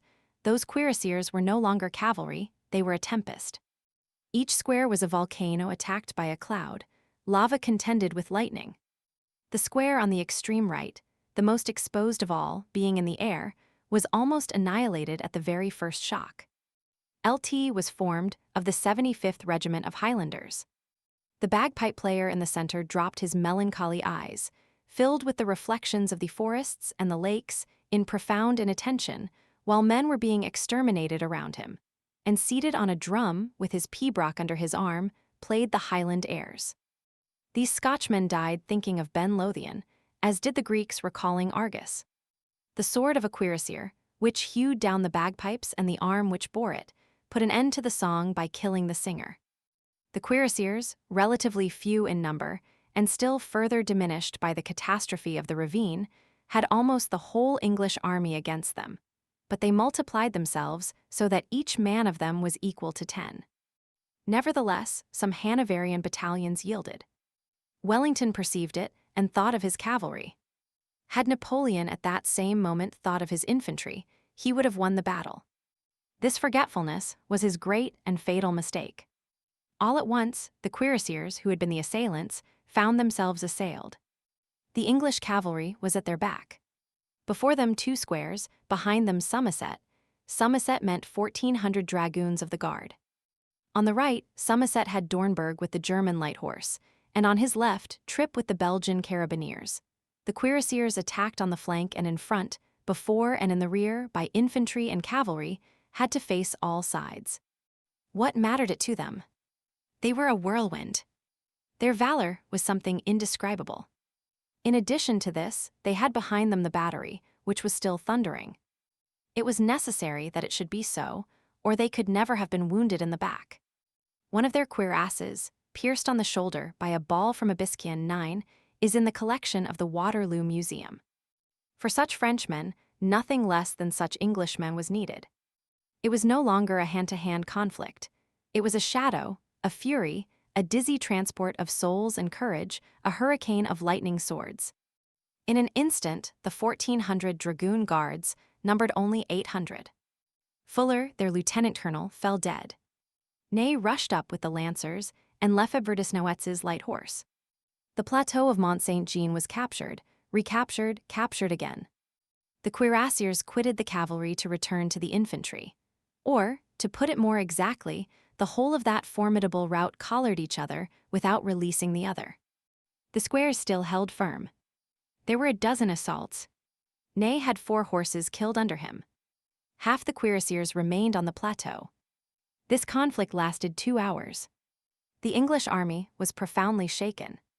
There is no doubt that, had they not been enfeebled in their first shock by the disaster of the Hollow Road, the cuirassiers would have overwhelmed the center and decided the victory. This extraordinary cavalry petrified Clinton, who had seen Talavera and Badajoz. Wellington, 3/4 vanquished, admired heroically. He said in an undertone, "Sublime." The cuirassiers annihilated 7 squares out of 13, took or spiked 60 pieces of ordnance, and captured from the English regiments 6 flags, which 3 cuirassiers and 3 chasseurs of the guard bore to the emperor, in front of the farm of La Belle Alliance. Wellington's situation had grown worse. This strange battle was like a duel between 2 raging, wounded men, each of whom, still fighting and still resisting, is expending all his blood. Which of the 2 will be the first to fall? The conflict on the plateau continued. What had become of the cuirassiers? No one could have told. One thing is certain, that on the day after the battle, a cuirassier and his horse were found dead among the woodwork of the scales for vehicles at Mont Saint-Jean, at the very point where the 4 roads from Nivelles, Genappe, La Hulpe, and Brussels meet and intersect each other. This horseman had pierced the English lines. One of the men who picked up the body still lives at Mont Saint-Jean. His name is Dehaze. He was 18 years old at that time. Wellington felt that he was yielding. The crisis was at hand. The cuirassiers had not succeeded, since the center was not broken through. As everyone was in possession of the plateau, no one held it, and in fact it remained, to a great extent, with the English. Wellington held the village and the culminating plain. Ney had only the crest and the slope. They seemed rooted in that fatal soil on both sides. But the weakening of the English seemed irremediable. The bleeding of that army was horrible. Kempt on the left wing demanded reinforcements. "There are none," replied Wellington. "He must let himself be killed." Almost at that same moment, a singular coincidence which paints the exhaustion of the 2 armies, Ney demanded infantry from Napoleon, and Napoleon exclaimed, "Infantry. Where does he expect me to get it? Does he think I can make it?" Nevertheless, the English army was in the worst case of the 2. The furious onsets of those great squadrons with cuirasses of iron and breasts of steel had ground the infantry to nothing. A few men clustered round a flag marked the post of a regiment. Such and such a battalion was commanded only by a captain or a lieutenant. Alten's division, already so roughly handled at La Haye-Sainte, was almost destroyed. The intrepid Belgians of Van Klu's brigade strewed the rye fields all along the Nivelles road. Hardly anything was left of those Dutch grenadiers, who, intermingled with Spaniards in our ranks in 1811, fought against Wellington. And who, in 1815, rallied to the English standard, fought against Napoleon. The loss in officers was considerable. Lord Uxbridge, who had his leg buried on the following day, had his knee shattered. If, on the French side, in that tussle of the cuirassiers, Delort, El Heritier, Colbert, Dinop, Travers, and Blancard were disabled, on the side of the English there was Alten wounded, Barne wounded, Delancey killed, Van Meeren killed, Ompteda killed, the whole of Wellington's staff decimated, and England had the worse of it in that bloody scale. The 2nd Regiment of Foot Guards had lost 5 lieutenant colonels, 4 captains, and 3 ensigns. The 1st Battalion of the 30th Infantry had lost 24 officers and 200 soldiers. The 79th Highlanders had lost 24 officers wounded, 18 officers killed, 450 soldiers killed. The Hanoverian Hussars of Cumberland, a whole regiment, with Colonel Hackey at its head, who was destined to be tried later on and cashiered, had turned bridle in the presence of the fray, and had fled to the forest of Soignes, sowing defeat all the way to Brussels. The transports, ammunition wagons, the baggage wagons, the wagons filled with wounded, on perceiving that the French were gaining ground and approaching the forest, rushed headlong thither. The Dutch, mowed down by the French cavalry, cried, "Alarm!" From Vertcaucou to Groenendael, for a distance of nearly 2 leagues in the direction of Brussels, According to the testimony of eyewitnesses who are still alive, the roads were encumbered with fugitives. This panic was such that it attacked the Prince de Condé at Mechlin and Louis Roman XVIII at Ghent, with the exception of the feeble reserve echeloned behind the ambulance established at the farm of Mont Saint-Jean and of Vivian's and Vandeleur's brigades, which flanked the left wing. Wellington had no cavalry left. A number of batteries lay unhorsed. These facts are attested by Siborne, and Pringle, exaggerating the disaster, goes so far as to say that the Anglo-Dutch army was reduced to 34,000 men. The Iron Duke remained calm, but his lips blanched. Vincent, the Austrian commissioner, Alava, the Spanish commissioner, who were present at the battle in the English staff, thought the Duke lost. At 5 o'clock, Wellington drew out his watch, and he was heard to murmur these sinister words, "Blucher or night." It was at about that moment that a distant line of bayonets gleamed on the heights in the direction of Friskymont. Here comes the change of face in this giant drama. Chapter 11, A Bad Guide to Napoleon, A Good Guide to Bülow. The painful surprise of Napoleon is well known. Grouchy hoped for Blucher arriving. Death instead of life. Fate has these turns. The throne of the world was expected. It was St. Helena that was seen. If the little shepherd who served as guide to Bülow, Blucher's lieutenant, had advised him to debouch from the forest above Friskymont, instead of below Plancenoit, the form of the 19th century might, perhaps, have been different. Napoleon would have won the Battle of Waterloo. By any other route than that below Plancenoit, the Prussian army would have come out upon a ravine impassable for artillery, and Bülow would not have arrived. Now the Prussian general, Muffling, declares that 1 hour's delay, and Blucher would not have found Wellington on his feet. The battle was lost. It was time that Bülow should arrive, as will be seen. He had, moreover, been very much delayed. He had bivouacked at Dion-le-Mont and had set out at daybreak, but the roads were impassable and his divisions stuck fast in the mire. The ruts were up to the hubs of the cannons. Moreover, he had been obliged to pass the dial on the narrow bridge of Wavre. The street leading to the bridge had been fired by the French, so the caissons and ammunition wagons could not pass between 2 rows of burning houses and had been obliged to wait until the conflagration was extinguished. It was midday before Bülow's vanguard had been able to reach Chapelle Saint-Lambert.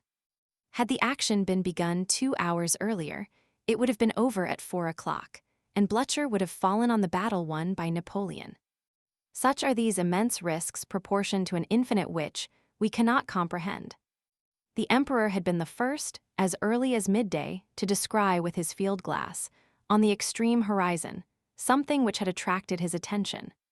He had said, "I see yonder a cloud which seems to me to be troops." Then he asked the Duc de Dalmatie, "Soult, what do you see in the direction of Chapelle Saint-Lambert?" The marshal, leveling his glass, answered, 4,000 or 5,000 men, sire, evidently grouchy, but it remained motionless in the mist. All the glasses of the staff had studied the cloud, pointed out by the emperor. Some said, "It is trees." The truth is that the cloud did not move. The emperor detached Daumann's division of light cavalry to reconnoiter in that quarter. Bülow had not moved, in fact. His vanguard was very feeble and could accomplish nothing.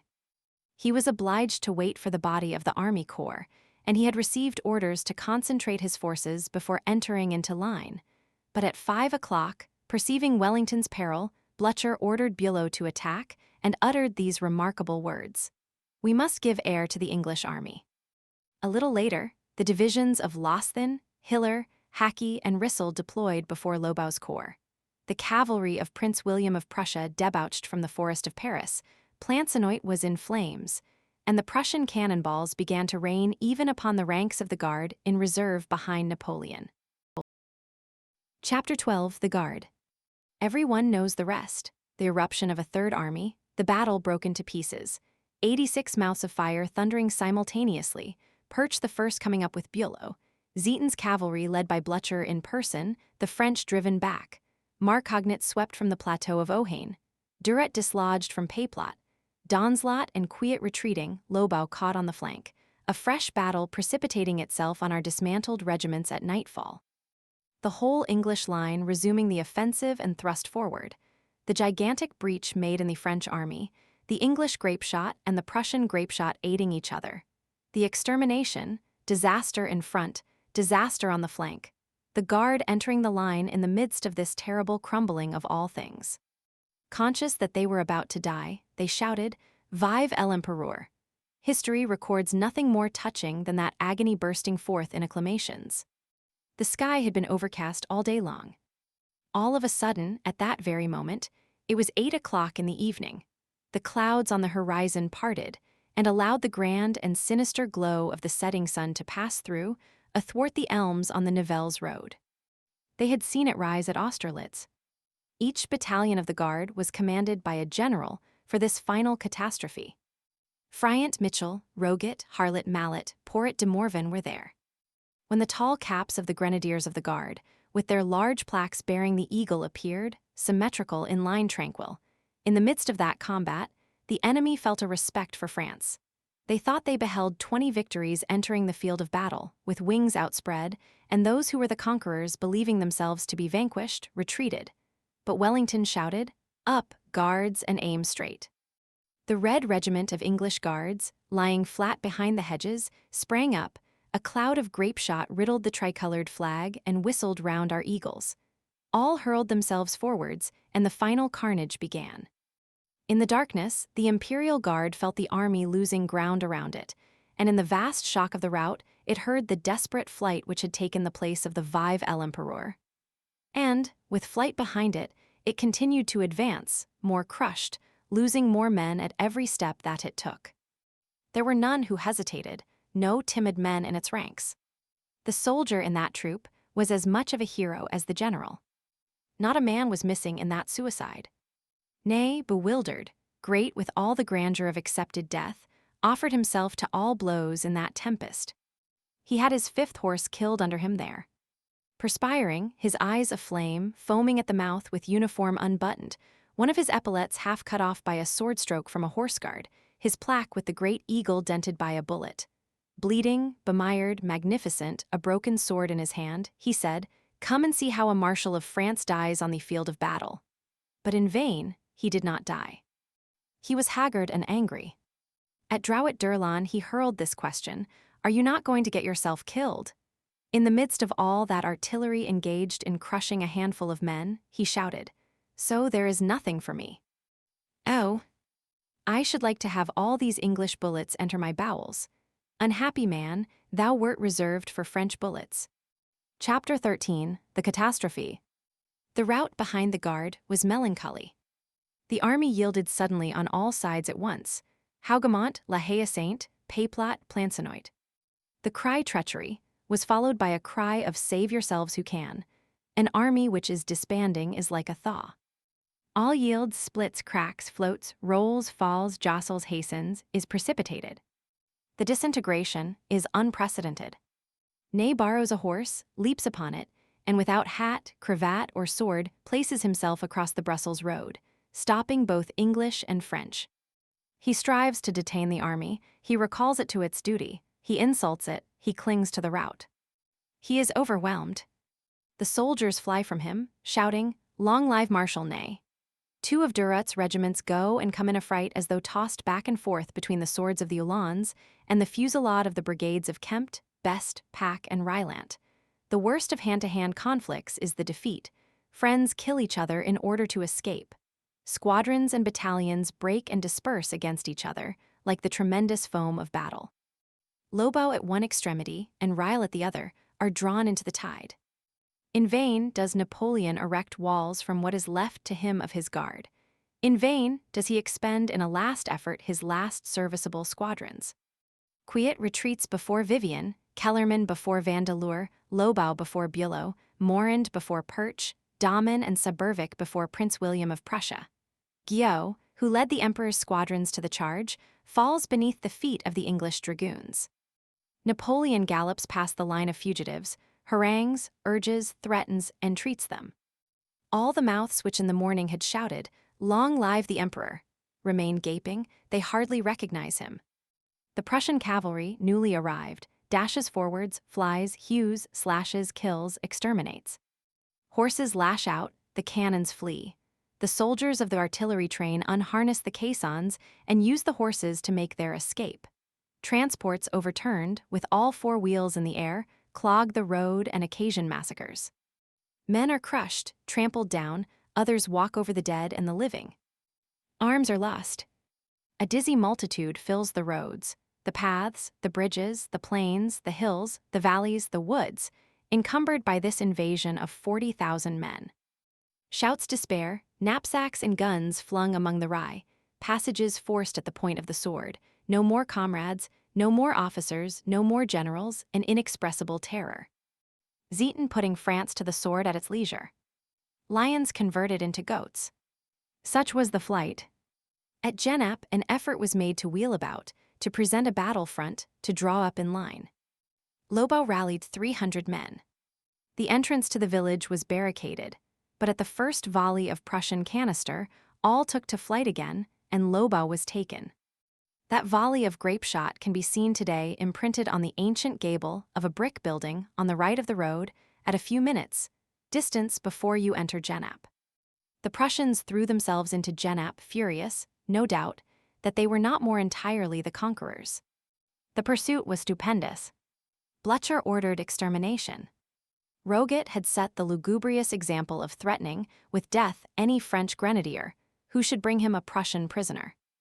Blücher outdid Roget. Duhesme, the general of the Young Guard, hemmed in at the doorway of an inn at Genappe, surrendered his sword to a hussar of death, who took the sword and slew the prisoner.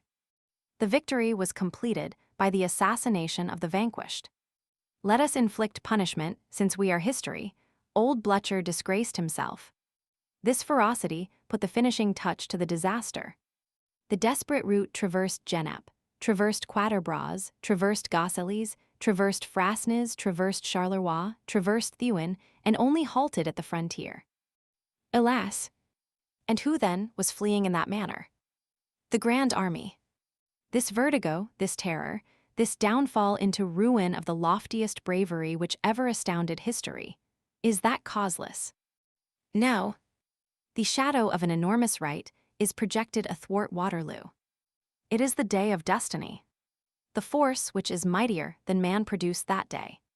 Hence the terrified wrinkle of those brows, hence all those great souls surrendering their swords. Those who had conquered Europe have fallen prone on the earth, with nothing left to say nor to do, feeling the present shadow of a terrible presence. Hoc erat infaties. That day the perspective of the human race underwent a change. Waterloo is the hinge of the 19th century. The disappearance of the great man was necessary to the advent of the great century. Someone, a person to whom one replies not, took the responsibility on himself. The panic of heroes can be explained. In the Battle of Waterloo, there is something more than a cloud. There is something of the meteor. God is passed by. At nightfall, in a meadow near Genappe, Bernard and Bertrand seized by the skirt of his coat and detained a man, haggard, pensive, sinister, gloomy, who, dragged to that point by the current of the route, had just dismounted, had passed the bridle of his horse over his arm, and with wild eye was returning alone to Waterloo. It was Napoleon, the immense somnambulist of this dream which had crumbled, essaying once more to advance. Chapter 14, The Last Square. Several squares of the guard, motionless amid this stream of the defeat, as rocks in running water, held their own until night. Night came, death also. They awaited that double shadow, and, invincible, allowed themselves to be enveloped therein. Each regiment, isolated from the rest, and having no bond with the army, now shattered in every part, died alone. They had taken up position for this final action, some on the heights of Rossomme, others on the plain of Mont Saint-Jean. There, abandoned, vanquished, terrible, those gloomy squares endured their death throes in formidable fashion. Ulm, Wagram, Gina Friedland died with them. At twilight, towards 9 o'clock in the evening, one of them was left at the foot of the plateau of Mont Saint-Jean. In that fatal valley, at the foot of that declivity which the cuirassiers had ascended, now inundated by the masses of the English, under the converging fires of the victorious hostile cavalry, under a frightful density of projectiles, this square fought on. It was commanded by an obscure officer named Cambron. At each discharge, the square diminished and replied. It replied to the grapeshot with a fusillade, continually contracting its four walls. The fugitives, pausing breathless for a moment in the distance, listened in the darkness to that gloomy and ever-decreasing thunder. When this legion had been reduced to a handful, when nothing was left of their flag but a rag, when their guns, the bullets all gone, were no longer anything but clubs, when the heap of corpses was larger than the group of survivors, there reigned among the conquerors, around those men dying so sublimely, a sort of sacred terror, and the English artillery, taking breath, became silent. This furnished a sort of respite. These combatants had around them something in the nature of a swarm of specters, silhouettes of men on horseback, the black profiles of cannon, the white sky viewed through wheels and gun carriages, the colossal death's head, which the heroes saw constantly through the smoke, in the depths of the battle, advanced upon them and gazed at them. Through the shades of twilight they could hear the pieces being loaded. The matches, all lighted like the eyes of tigers at night, formed a circle round their heads. All the lintstocks of the English batteries approached the cannons, and then, with emotion, holding the supreme moment suspended above these men, an English general, Colville according to some, Maitland according to others, shouted to them, "Surrender, brave Frenchmen." Cambronne replied. Editor's commentary: another edition of this book has the word merde, in lieu of the above. Chapter 15, Cambronne. If any French reader object to having his susceptibilities offended, one would have to refrain from repeating in his presence what is perhaps the finest reply that a Frenchman ever made. This would enjoin us from consigning something sublime to history. At our own risk and peril, let us violate this injunction. Now then, among those giants there was one Titan, Cambronne. To make that reply and then perish, what could be grander? For being willing to die is the same as to die, and it was not this man's fault if he survived after he was shot.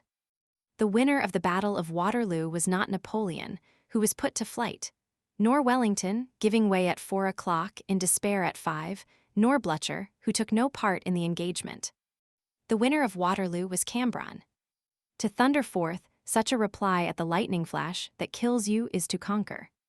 Thus to answer the catastrophe, thus to speak to fate, to give this pedestal to the future lion, to hurl such a challenge to the midnight rainstorm, to the treacherous wall of Hougoumont, to the sunken road of Ohain, to Grouchy's delay, to Blücher's arrival, to be irony itself in the tomb. To act so as to stand upright though fallen, to drown in 2 syllables the European coalition, to offer king's privies which the Caesars once knew. To make the lowest of words the most lofty by entwining with it the glory of France, insolently to end Waterloo with Mardi Gras, to finish Leonidas with Rabelais, to set the crown on this victory by a word impossible to speak, to lose the field and preserve history, to have the laugh on your side after such a carnage. This is immense. It was an insult such as a thundercloud might hurl. It reaches the grandeur of Aeschylus. Cambronne's reply produces the effect of a violent break. 'Tis like the breaking of a heart under a weight of scorn. 'Tis the overflow of agony bursting forth. Who conquered? Wellington. No. Had it not been for Blücher, he was lost. Was it Blücher? No. If Wellington had not begun, Blücher could not have finished. This Cambronne, this man spending his last hour, this unknown soldier, this infinitesimal of war, realizes that here is a falsehood in a catastrophe, and so doubly agonizing. And at the moment when his rage is bursting forth because of it, he is offered this mockery: life. How could he restrain himself? Yonder are all the kings of Europe, the generals flushed with victory, the Jupiters darting thunderbolts. They have 100,000 victorious soldiers, and back of the 100,000 a million. Their cannons stand with yawning mouths, the match is lighted. They grind down under their heels the imperial guards and the grand army. They have just crushed Napoleon, and only Cambronne remains. Only this earthworm is left to protest. He will protest. Then he seeks for the appropriate word, as one seeks for a sword. His mouth froths, and the froth is the word. In face of this mean and mighty victory, in face of this victory which counts none victorious, this desperate soldier stands erect. He grants its overwhelming immensity, but he establishes its triviality, and he does more than spit upon it. Borne down by numbers, by superior force, by brute matter, he finds in his soul an expression. Excrement. We repeat it. To use that word, to do thus, to invent such an expression, is to be the conqueror. The spirit of mighty days at that portentous moment made its descent on that unknown man. Cambronne invents the word for Waterloo as Rouget invents the Marseillaise, under the visitation of a breath from on high. An emanation from the divine whirlwind leaps forth and comes sweeping over these men, and they shake, and one of them sings the song supreme, and the other utters the frightful cry. This challenge of titanic scorn Cambronne hurls not only at Europe in the name of the empire, that would be a trifle. He hurls it at the past in the name of the revolution. It is heard, and Cambronne is recognized as possessed by the ancient spirit of the Titans. Danton seems to be speaking. Kleber seems to be bellowing. At that word from Cambronne, the English voice responded, "Fire!" The batteries flamed, the hill trembled, from all those brazen mouths belched a last terrible gush of grapeshot. A vast volume of smoke, vaguely white in the light of the rising moon, rolled out, and when the smoke dispersed, there was no longer anything there. That formidable remnant had been annihilated. The guard was dead. The four walls of the living redoubt lay prone, and hardly was there discernible here and there, even a quiver in the bodies.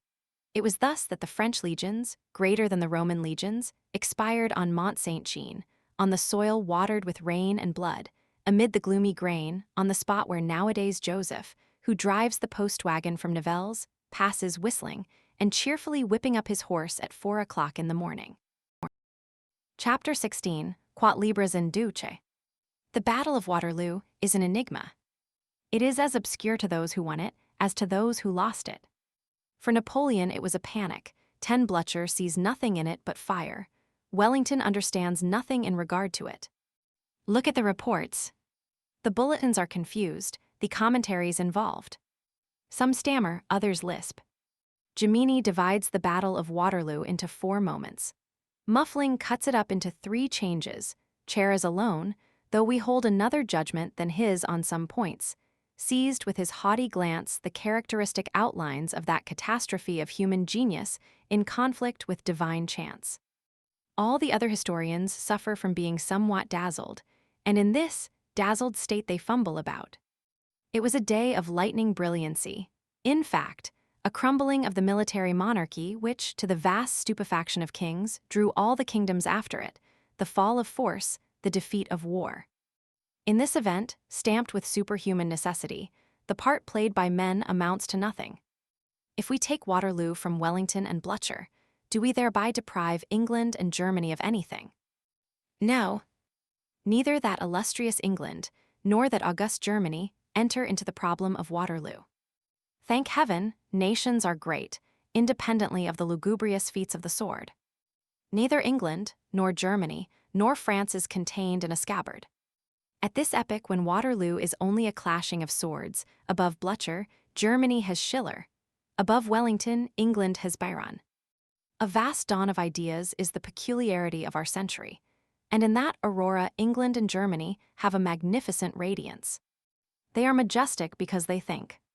The elevation of level which they contribute to civilization is intrinsic with them. It proceeds from themselves and not from an accident. The aggrandizement which they have brought to the 19th century has not Waterloo as its source. It is only barbarous peoples who undergo rapid growth after a victory. That is the temporary vanity of torrents swelled by a storm.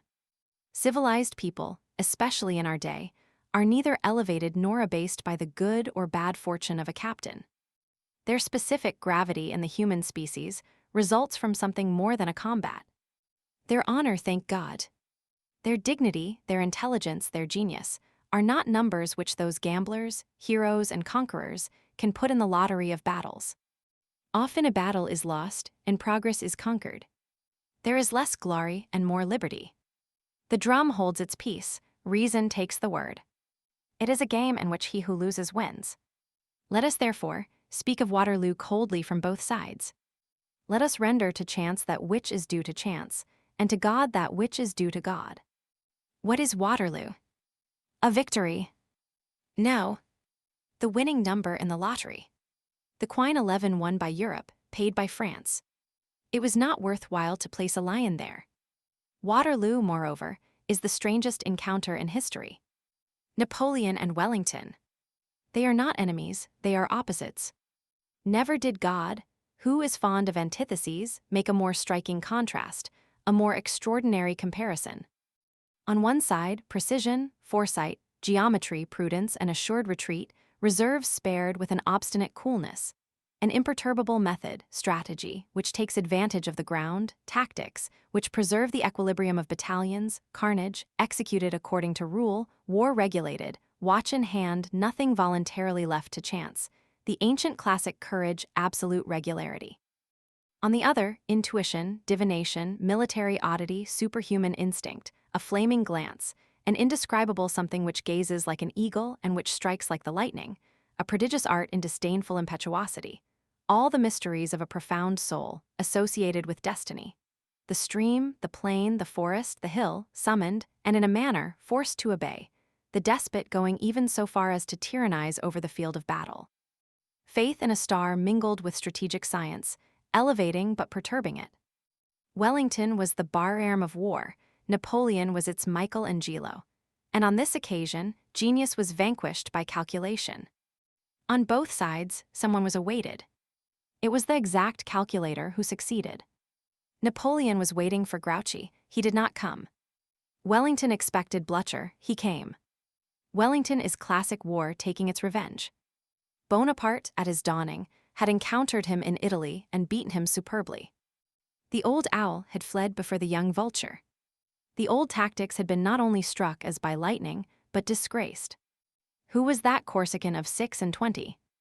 What signified that splendid ignoramus, who, with everything against him, nothing in his favor, without provisions, without ammunition, without cannon, without shoes, almost without an army, with a mere handful of men against masses, hurled himself on Europe combined, and absurdly won victories in the impossible? Whence had issued that fulminating convict, who almost without taking breath, and with the same set of combatants in hand, pulverized, one after the other, the 5 armies of the Emperor of Germany, upsetting Beaulieu on Alvinzi, Wurmser on Beaulieu, Melas on Wurmser, Mack on Melas. Who was this novice, in war with the effrontery of a luminary? The academical military school excommunicated him, and as it lost its footing. Hence, the implacable rancor of the old Caesarism against the new, of the regular sword against the flaming sword, and of the exchequer against genius. On the 18th of June, 1815, that rancor had the last word, and beneath Lodi, Montebello, Montenot, Mantua, Arcola, it wrote, Waterloo. A triumph of the mediocres, which is sweet to the majority. Destiny consented to this irony. In his decline, Napoleon found Wurmser, the younger, again in front of him. In fact, to get Wurmser, it sufficed to blanch the hair of Wellington. Waterloo is a battle of the first order, won by a captain of the second. That which must be admired in the Battle of Waterloo is England, the English firmness, the English resolution, the English blood. The superb thing about England there, no offense to her, was herself. It was not her captain, it was her army. Wellington, oddly ungrateful, declares in a letter to Lord Bathurst that his army, the army which fought on the 18th of June, 1815, was a detestable army. What does that somber intermingling of bones buried beneath the furrows of Waterloo think of that? England has been too modest in the matter of Wellington. To make Wellington so great is to belittle England. Wellington is nothing but a hero like many another. Those Scotch Greys, those Horse Guards, those regiments of Maitland and of Mitchell, that infantry of Pack and Kempt, that cavalry of Ponsonby and Somerset, those Highlanders playing the pibroch under the shower of grape-shot, those battalions of Rylant, those utterly raw recruits, who hardly knew how to handle a musket holding their own against Essling's and Rivali's old troops, that is what was grand. Wellington was tenacious. In that lay his merit, and we are not seeking to lessen it. But the least of his foot soldiers and of his cavalry would have been as solid as he. The iron soldier is worth as much as the Iron Duke. As for us, all our glorification goes to the English soldier, to the English army, to the English people. If trophy there be, it is to England that the trophy is due. The column of Waterloo would be more just, if instead of the figure of a man, it bore on high the statue of a people. But this great England will be angry at what we are saying here. She still cherishes, after her own 1688 and our 1789, the feudal illusion. She believes in heredity and hierarchy. This people, surpassed by none in power and glory, regards itself as a nation and not as a people. And as a people, it willingly subordinates itself and takes a lord for its head. As a workman, it allows itself to be disdained. As a soldier, it allows itself to be flogged. It will be remembered that at the Battle of Inkerman, a sergeant who had, it appears, saved the army, could not be mentioned by Lord Paglin, as the English military hierarchy does not permit any hero below the grade of an officer to be mentioned in the reports. That which we admire above all, in an encounter of the nature of Waterloo, is the marvelous cleverness of chance.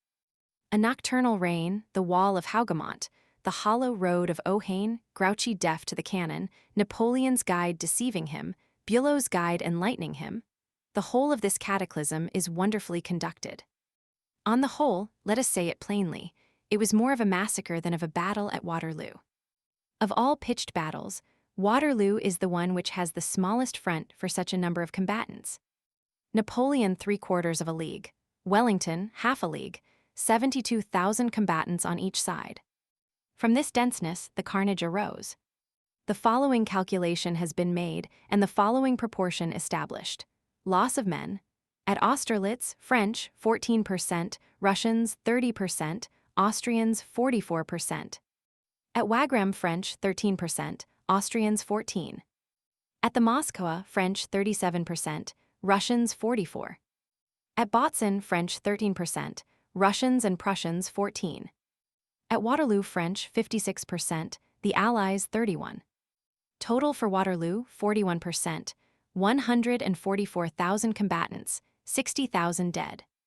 Today the field of Waterloo has the calm which belongs to the earth, the impassive support of man, and it resembles all plains. At night, moreover, a sort of visionary mist arises from it.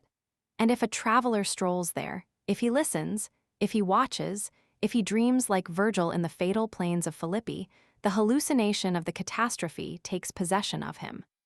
The frightful 18th of June lives again, the false monumental hillock disappears, the lion vanishes in air, the battlefield resumes its reality, lines of infantry undulate over the plain, furious gallops traverse the horizon. The frightened dreamer beholds the flash of sabers, the gleam of bayonets, the flare of bombs, the tremendous interchange of thunders. He hears, as it were, the death rattle in the depths of a tomb, the vague clamor of the battle phantom. Those shadows are grenadiers, those lights are cuirassiers. That skeleton Napoleon, that other skeleton is Wellington, all this no longer exists, and yet it clashes together and combats still. And the ravines are empurpled, and the trees quiver, and there is fury even in the clouds and in the shadows. All those terrible heights, Hougoumont, Mont Saint-Jean, Friskymont, Payplot, Plancenoit, appear confusedly crowned with whirlwinds of specters engaged in exterminating each other. Chapter 17. Is Waterloo to be considered good? There exists a very respectable liberal school which does not hate Waterloo. We do not belong to it. To us, Waterloo is but the stupefied date of liberty. That such an eagle should emerge from such an egg is certainly unexpected. If one places oneself at the culminating point of view of the question, Waterloo is intentionally a counter-revolutionary victory. It is Europe against France. It is Petersburg, Berlin, and Vienna against Paris. It is the statu quo against the initiative. It is the 14th of July, 1789, attacked through the 20th of March, 1815. It is the monarchies clearing the decks in opposition to the indomitable French rioting. The final extinction of that vast people which had been in eruption for 26 years. Such was the dream. The solidarity of the Brunswicks, the Nassaus, the Romanoffs, the Hohenzollerns, the Habsburgs with the Bourbons. Waterloo bears divine right on its crupper. It is true that the empire having been despotic, the kingdom by the natural reaction of things was forced to be liberal, and that a constitutional order was the unwilling result of Waterloo, to the great regret of the conquerors. It is because revolution cannot be really conquered, and that being providential and absolutely fatal, it is always cropping up afresh. Before Waterloo, in Bonaparte overthrowing the old thrones. after Waterloo, in Louis Roman 18. Granting and conforming to the Charter. Bonaparte places a postilion on the throne of Naples and a sergeant on the throne of Sweden, employing inequality to demonstrate equality. Louis Roman 18. At St. Ouen, countersigns the Declaration of the Rights of Man. If you wish to gain an idea of what revolution is, call it progress. And if you wish to acquire an idea of the nature of progress, call it tomorrow. Tomorrow fulfills its work irresistibly, and it is already fulfilling it today. It always reaches its goal strangely. It employs Wellington to make of Foy, who is only a soldier and orator. Foy falls at Hougoumont and rises again in the Tribune. Thus does progress proceed. There is no such thing as a bad tool for that workman. It does not become disconcerted, but adjusts to its divine work the man who has bestridden the Alps and the good old tottering invalid of Father Elysee. It makes use of the gouty man as well as of the conqueror without, of the gouty man within. Waterloo, by cutting short the demolition of European thrones by the sword, had no other effect than to cause the revolutionary work to be continued in another direction. The slashers have finished, it was the turn of the thinkers. The century that Waterloo was intended to arrest has pursued its march. That sinister victory was vanquished by liberty. In short and incontestably, that which triumphed at Waterloo, that which smiled in Wellington's rear, that which brought him all the marshals, staffs of Europe, including, it is said, the staff of a marshal of France, that which joyously trundled the barrows full of bones to erect the knoll of the lion, that which triumphantly inscribed on that pedestal the date, June 18, 1815, that which encouraged Blücher as he put the flying army to the sword, that which, from the heights of the plateau of Mont Saint-Jean, hovered over France as over its prey, was the counter-revolution. It was the counter-revolution which murmured that infamous word dismemberment.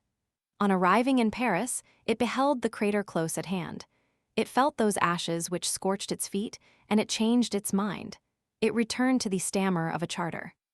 Let us behold in Waterloo only that which is in Waterloo. Of intentional liberty there is none.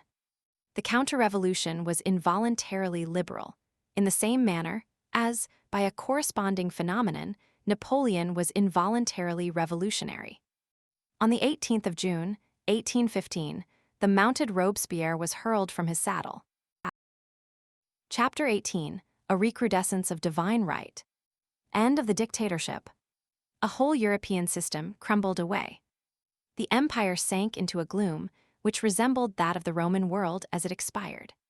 Again we behold the abyss, as in the days of the barbarians. Only the barbarism of 1815, which must be called by its pet name of the counter-revolution, was not long-breathed, soon fell to panting, and halted short. The empire was bewept, let us acknowledge the fact, and bewept by heroic eyes. If glory lies in the sword converted into a scepter, the empire had been glory in person. It had diffused over the earth all the light which tyranny can give, a somber light. We will say more, an obscure light. Compared to the true daylight, it is night. This disappearance of night produces the effect of an eclipse. Louis Roman 18. Re-entered Paris. The circling dances of the 8th of July effaced the enthusiasms of the 20th of March. The Corsican became the antithesis of the Bernese. The flag on the dome of the Tuileries was white. The exile reigned. Hartwell's pine table took its place in front of the fleur-de-lis-strewn throne of Louis Roman 14. Bouvines and Fontenoy were mentioned as though they had taken place on the preceding day, Austerlitz having become antiquated. The altar and the throne fraternized majestically. One of the most undisputed forms of the health of society in the 19th century was established over France and over the continent. Europe adopted the white cockade. Trestaillon was celebrated. The device non pluribus impar reappeared on the stone rays, representing a sun upon the front of the barracks on the Quai d'Orsay. Where there had been an imperial guard, there was now a red house. The Arc du Carrousel, all laden with badly born victories, thrown out of its element among these novelties. A little ashamed, it may be, of Marengo and Arcola, extricated itself from its predicament with the statue of the Duc d'Angoulême. The cemetery of the Madeleine, a terrible pauper's grave in 1793, was covered with jasper and marble, since the bones of Louis Roman XVI. And Marie Antoinette lay in that dust. In the moat of Vincennes, a sepulchral shaft sprang from the earth, recalling the fact that the Duc d'Enghien had perished in the very month when Napoleon was crowned. Pope Pius Roman VII, who had performed the coronation very near this death, tranquilly bestowed his blessing on the fall as he had bestowed it on the elevation. At Schoenbrunn there was a little shadow, aged 4, whom it was seditious to call the King of Rome. And these things took place, and the kings resumed their thrones, and the master of Europe was put in a cage, and the old regime became the new regime, and all the shadows and all the light of the earth changed place, because, on the afternoon of a certain summer's day, a shepherd said to a Prussian in the forest, "Go this way and not that." This 1815 was a sort of lugubrious April. Ancient, unhealthy, and poisonous realities were covered with new appearances.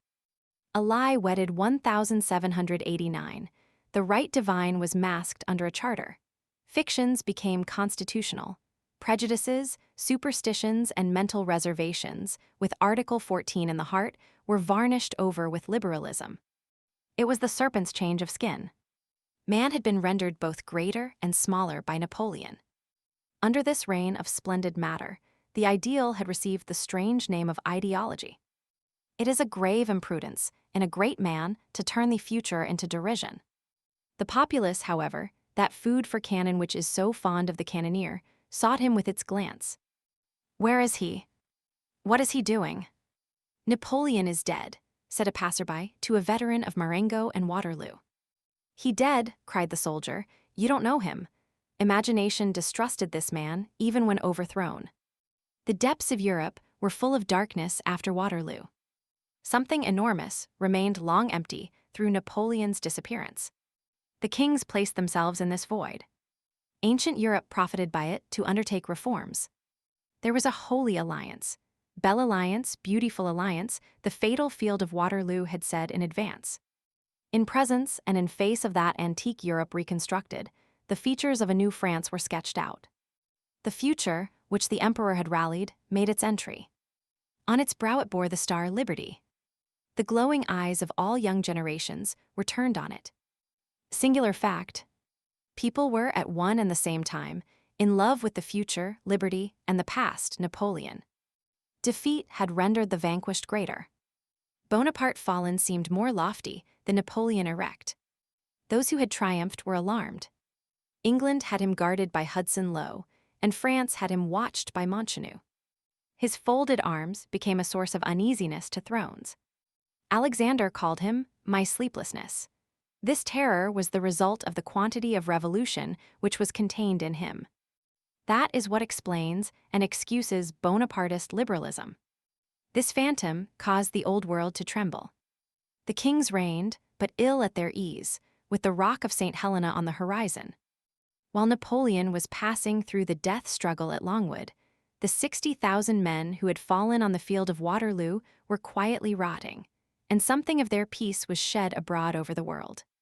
The Congress of Vienna made the treaties in 1815, and Europe called this the Restoration. This is what Waterloo was. But what matters it to the infinite? All that tempest, all that cloud, that war, then that peace. All that darkness did not trouble for a moment the light of that immense eye before which a grub skipping from one blade of grass to another equals the eagle soaring from belfry to belfry on the towers of Notre Dame. Chapter 19. The Battlefield at Night. Let us return, it is a necessity in this book, to that fatal battlefield. On the 18th of June, the moon was full. Its light favored Blücher's ferocious pursuit, betrayed the traces of the fugitives, delivered up that disastrous mass to the eager Prussian cavalry, and aided the massacre. Such tragic favors of the night dew occur sometimes during catastrophes. After the last cannon shot had been fired, the plain of Mont Saint-Jean remained deserted. The English occupied the encampment of the French. It is the usual sign of victory to sleep in the bed of the vanquished. They established their bivouac beyond Rossum. The Prussians, let loose on the retreating rout, pushed forward. Wellington went to the village of Waterloo to draw up his report to Lord Bathurst. If ever the sic vos non vobis was applicable, it certainly is to that village of Waterloo. Waterloo took no part, and lay half a league from the scene of action. Mont Saint-Jean was cannonaded, Hougoumont was burned, La Haye Sainte was taken by assault, Papelotte was burned, Plancenoit was burned, La Belle Alliance beheld the embrace of the two conquerors. These names are hardly known, and Waterloo, which worked not in the battle, bears off all the honor. We are not of the number of those who flatter war. When the occasion presents itself, we tell the truth about it. War has frightful beauties which we have not concealed. It has also, we acknowledge, some hideous features. One of the most surprising is the prompt stripping of the bodies of the dead after the victory. The dawn which follows a battle always rises on naked corpses. Who does this? Who thus soils the triumph? What hideous, furtive hand is that which is slipped into the pocket of victory? What pickpockets are they who ply their trade in the rear of glory?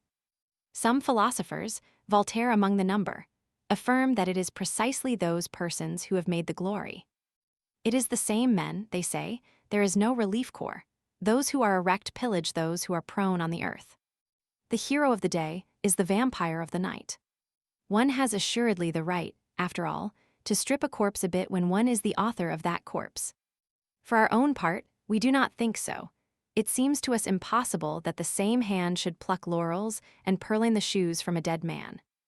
One thing is certain, which is, that generally after conquerors follow thieves. But let us leave the soldier, especially the contemporary soldier, out of the question. Every army has a rear guard, and it is that which must be blamed.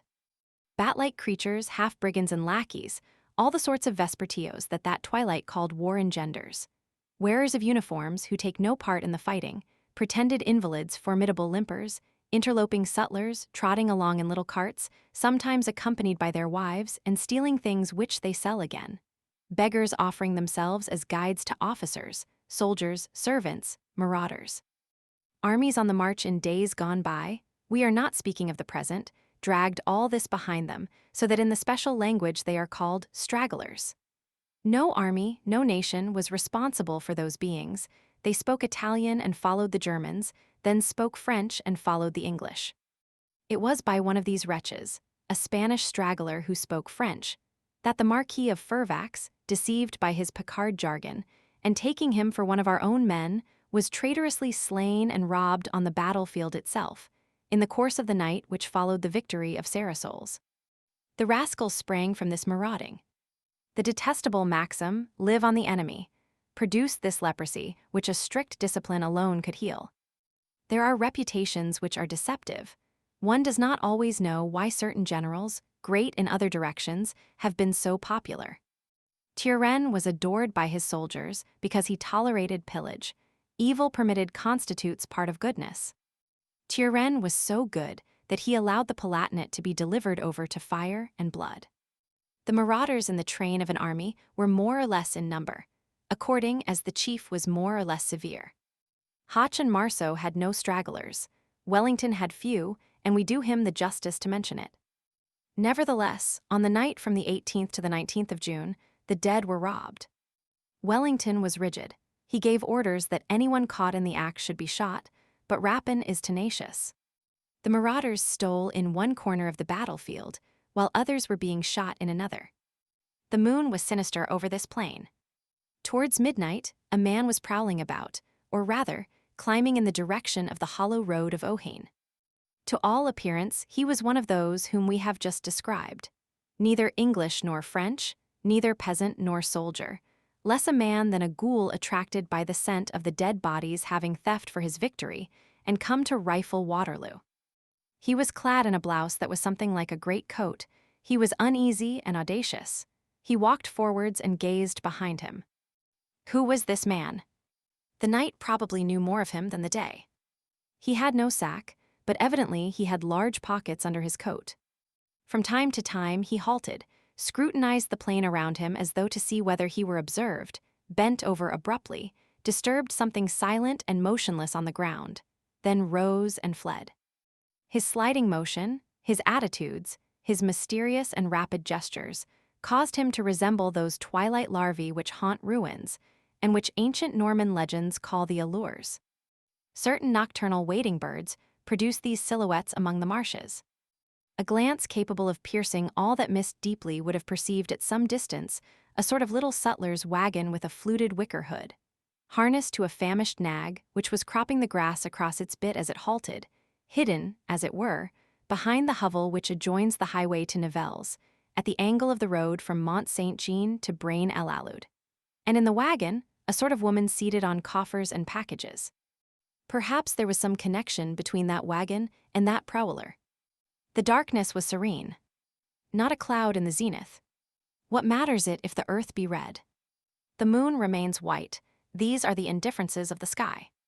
In the fields, branches of trees broken by grapeshot, but not fallen, upheld by their bark, swayed gently in the breeze of night. A breath, almost a respiration, moved the shrubbery. Quivers which resembled the departure of souls ran through the grass. In the distance, the coming and going of patrols and the general rounds of the English camp were audible.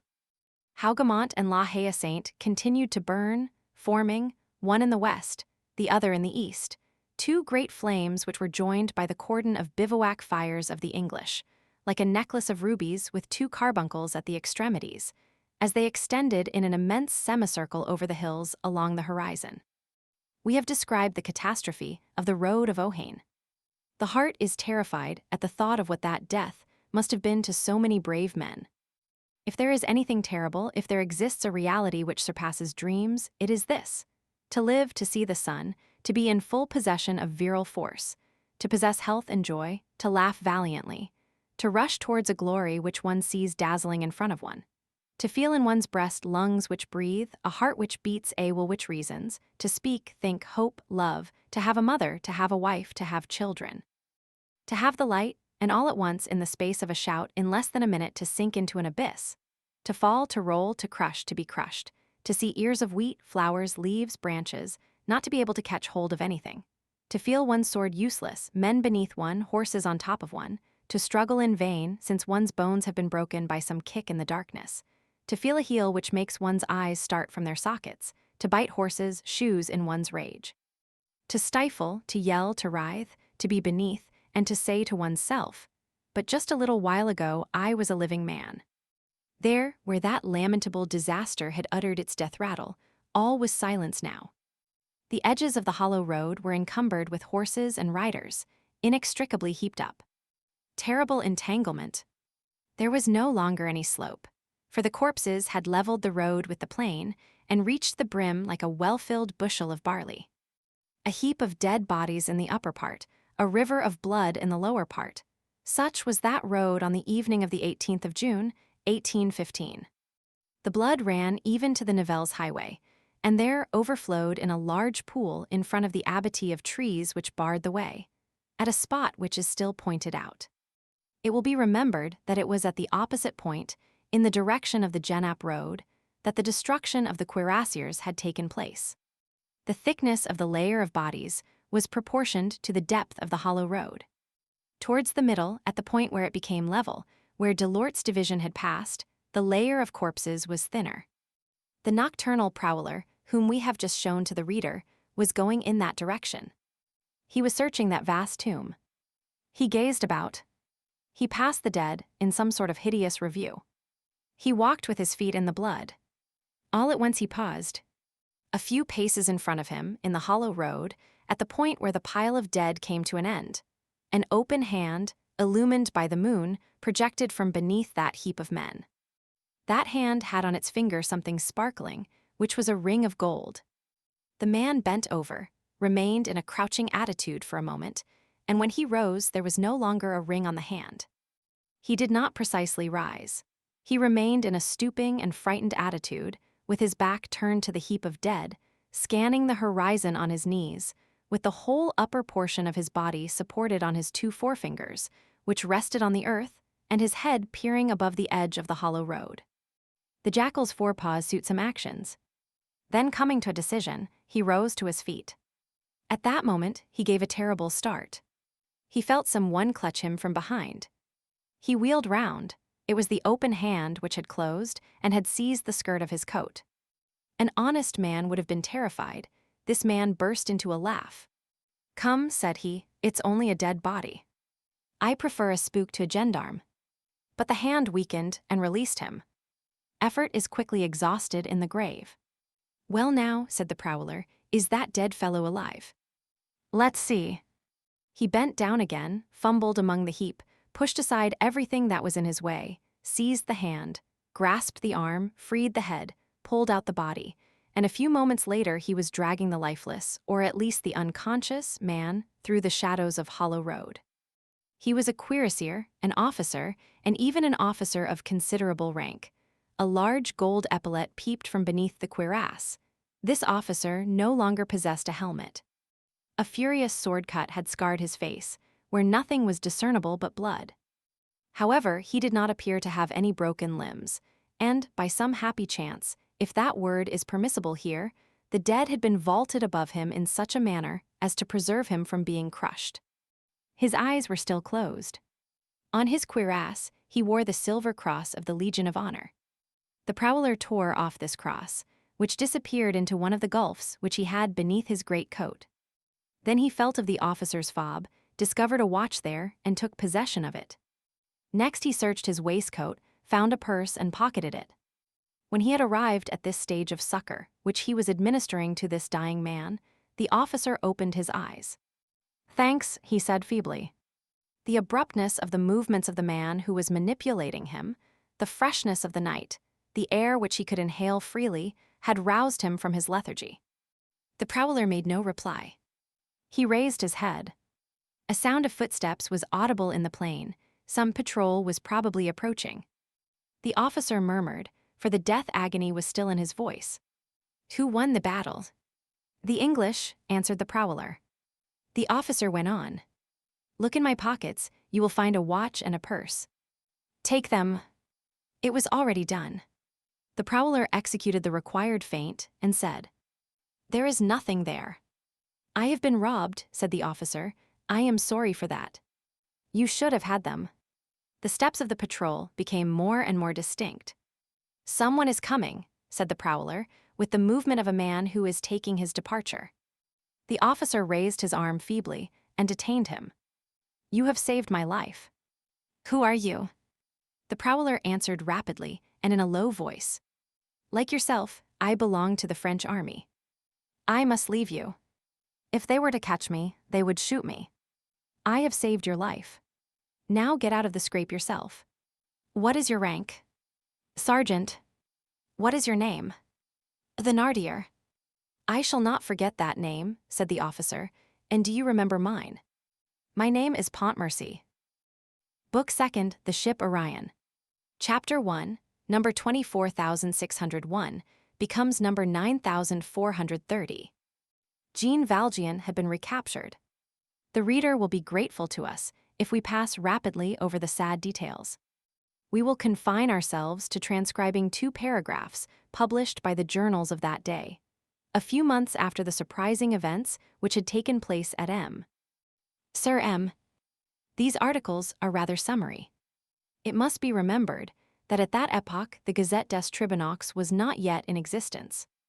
We borrow the first from the Drapeau Blanc. It bears the date of July 25, 1823. An arrondissement of the Pas-de-Calais has just been the theater of an event quite out of the ordinary course. A man who was a stranger in the department and who bore the name of M. Madeleine had, thanks to the new methods, resuscitated some years ago an ancient local industry, the manufacture of jet and of black glass trinkets. He had made his fortune in the business, and that of the arrondissement as well, we will admit. He had been appointed mayor in recognition of his services. The police discovered that M. Madeleine was no other than an ex-convict who had broken his ban, condemned in 1796 for theft, and named Jean Valjean. Jean Valjean has been recommitted to prison. It appears that previous to his arrest, he had succeeded in withdrawing from the hands of M. Laffat a sum of over $500,000 which he had lodged there, and which he had, moreover, and by perfectly legitimate means, acquired in his business. No one has been able to discover where Jean Valjean has concealed this money since his return to prison at Toulon. The second article, which enters a little more into detail, is an extract from the Journal de Paris, of the same date. A former convict, who had been liberated, named Jean Valjean, has just appeared before the Court of Assizes of the Var, under circumstances calculated to attract attention. This wretch had succeeded in escaping the vigilance of the police. He had changed his name and had succeeded in getting himself appointed mayor of one of our small northern towns. In this town, he had established a considerable commerce. He has at last been unmasked and arrested, thanks to the indefatigable zeal of the public prosecutor. He had for his concubine a woman of the town, who died of a shock at the moment of his arrest. This scoundrel, who is endowed with Herculean strength, found means to escape. But 3 or 4 days after his flight, the police laid their hands on him once more, in Paris itself, at the very moment when he was entering one of those little vehicles which run between the capital and the village of Montfermeil, Saint-Etoise. He is said to have profited by this interval of 3 or 4 days of liberty to withdraw a considerable sum deposited by him with one of our leading bankers. This sum has been estimated at 600,000 or 700,000 francs. If the indictment is to be trusted, he has hidden it in some place known to himself alone, and it has not been possible to lay hands on it.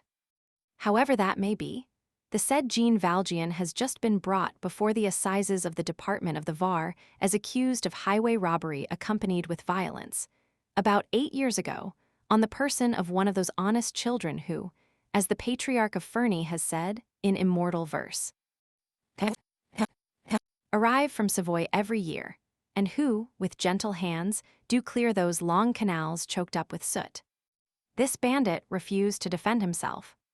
It was proved by the skillful and eloquent representative of the public prosecutor that the theft was committed in complicity with others, and that Jean Valjean was a member of a band of robbers in the south.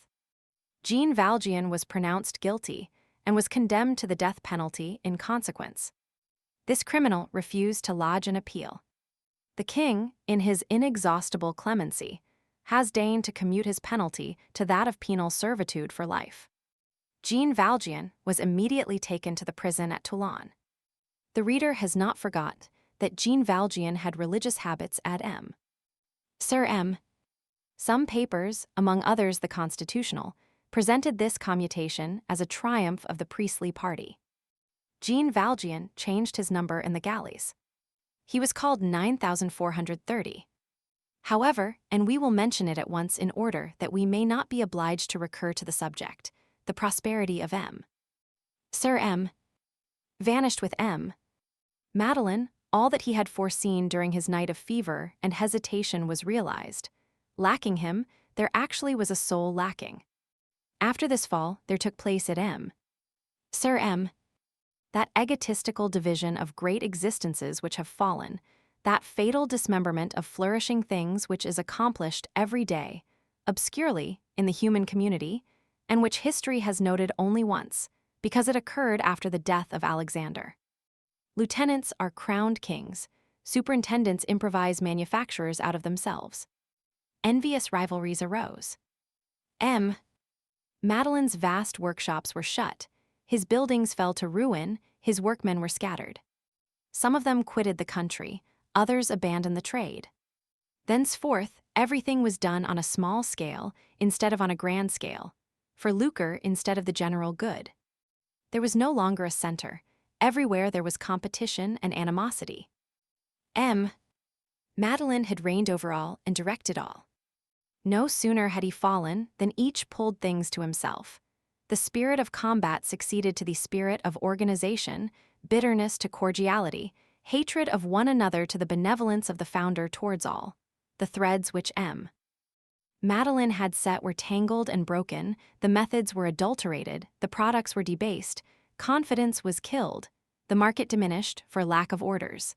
Salaries were reduced, the workshops stood still, bankruptcy arrived. And then there was nothing more for the poor. All had vanished. The state itself perceived that someone had been crushed somewhere. Less than 4 years after the judgment of the Court of Assizes, establishing the identity of Jean Valjean and M. Madeleine, for the benefit of the galleys, the cost of collecting taxes had doubled in the arrondissement of M. Sir M. and M. de Villèle called attention to the fact in the rostrum, in the month of February, 1827. Chapter 2, in which the reader will peruse 2 verses, which are of the devil's composition, possibly. Before proceeding further, it will be to the purpose to narrate in some detail a singular occurrence which took place at about the same epoch, in Montfermeil, and which is not lacking in coincidence with certain conjectures of the indictment. There exists in the region of Montfermeil a very ancient superstition, which is all the more curious and all the more precious, because a popular superstition in the vicinity of Paris is like an aloe in Siberia. We are among those who respect everything which is in the nature of a rare plant. Here, then, is the superstition of Montfermeil. It is thought that the devil, from time immemorial, has selected the forest as a hiding place for his treasures. Goodwives affirm that it is no rarity to encounter at nightfall, in secluded nooks of the forest, a black man with the air of a carter or a wood chopper, wearing wooden shoes, clad in trousers and a blouse of linen, and recognizable by the fact that instead of a cap or hat, he has 2 immense horns on his head. This ought, in fact, to render him recognizable. This man is habitually engaged in digging a hole. There are 3 ways of profiting by such an encounter. The first is to approach the man and speak to him.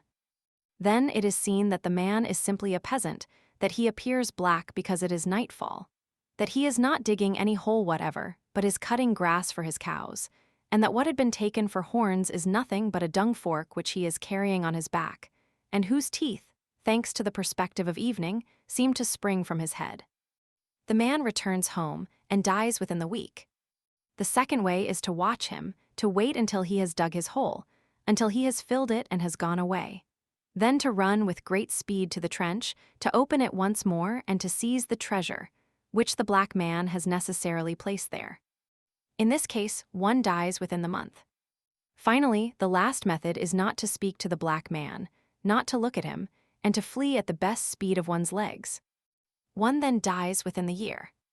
As all 3 methods are attended with their special inconveniences, the second, which at all events presents some advantages, among others that of possessing a treasure, if only for a month, is the one most generally adopted. So bold men, who are tempted by every chance, have quite frequently, as we are assured, opened the holes excavated by the black man and tried to rob the devil. The success of the operation appears to be but moderate.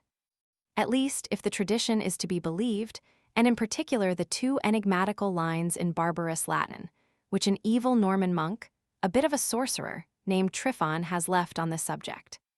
This Tryphon is buried at the Abbey of St. George's de Botcherville, near Rouen, and toads spawn on his grave. Accordingly, enormous efforts are made. Such trenches are ordinarily extremely deep. A man sweats, digs, toils all night, for it must be done at night. He wets his shirt, burns out his candle, breaks his mattock, and when he arrives at the bottom of the hole, when he lays his hand on the treasure, what does he find? What is the devil's treasure? A sou, sometimes a crown piece, a stone, a skeleton, a bleeding body, sometimes a spectre folded in 4 like a sheet of paper in a portfolio, sometimes nothing. This is what Tryphon's verses seem to announce to the indiscreet and curious. Fadit et in fossa thesauros candidopacaes, nummas, lapides cadaver, simulacra nihilk. It seems that in our day there is sometimes found a powder horn with bullets, sometimes an old pack of cards greasy and worn, which has evidently served the devil. Tryphon does not record these 2 finds, since Tryphon lived in the 12th century, and since the devil does not appear to have had the wit to invent powder before Roger Bacon's time, and cards before the time of Charles Roman VI. Moreover, if one plays at cards, one is sure to lose all that one possesses. And as for the powder in the horn, it possesses the property of making your gun burst in your face. Now, a very short time after the epoch when it seemed to the prosecuting attorney that the liberated convict Jean Valjean during his flight of several days had been prowling around Montfermeil, it was remarked in that village that a certain old road laborer named Boulatruelle had peculiar ways in the forest. People thereabouts thought they knew that this Boulatruelle had been in the galleys. He was subjected to certain police supervision, and, as he could find work nowhere, the administration employed him at reduced rates as a road mender on the crossroad from Gagny to Lagny. This Boulatruelle was a man who was viewed with disfavor by the inhabitants of the district as too respectful, too humble, too prompt in removing his cap to everyone, and trembling and smiling in the presence of the gendarmes, probably affiliated to robber bands, they said, suspected of lying in ambush at verge of copses at nightfall.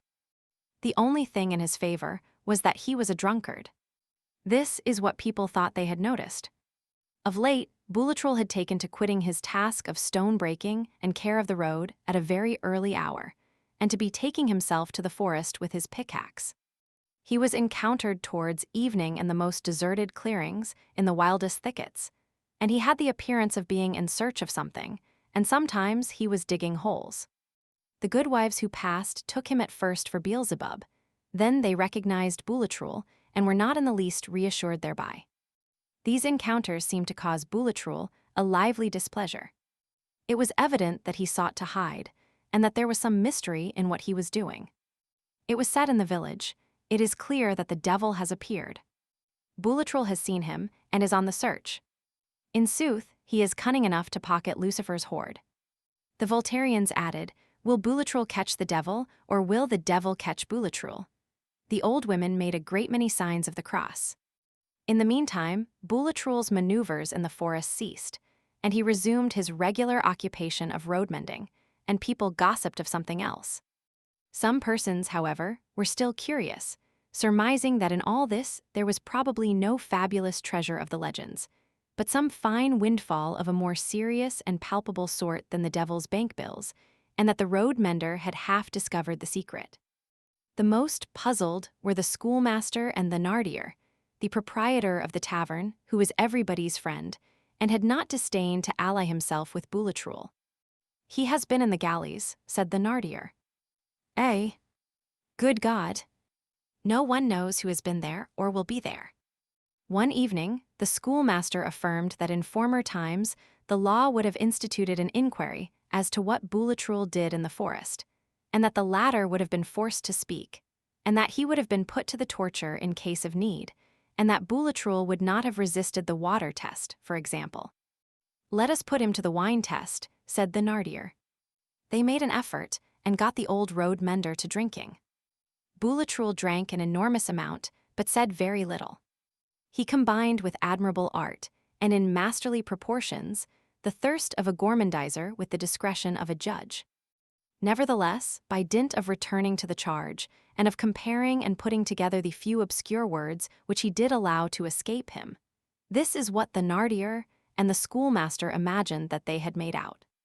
One morning, when Boulatruelle was on his way to his work at daybreak, he had been surprised to see, at a nook of the forest in the underbrush, a shovel and a pickaxe, concealed, as one might say.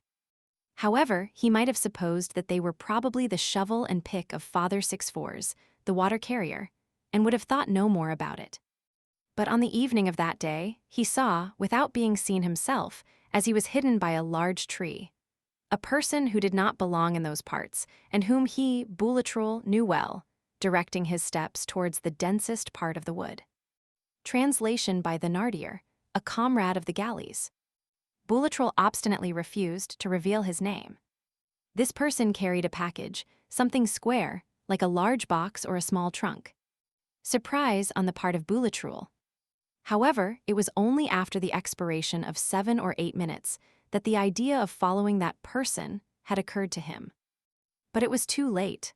The person was already in the thicket, night had descended, and Boulatruelle had not been able to catch up with him. Then he had adopted the course of watching for him at the edge of the woods. It was moonlight.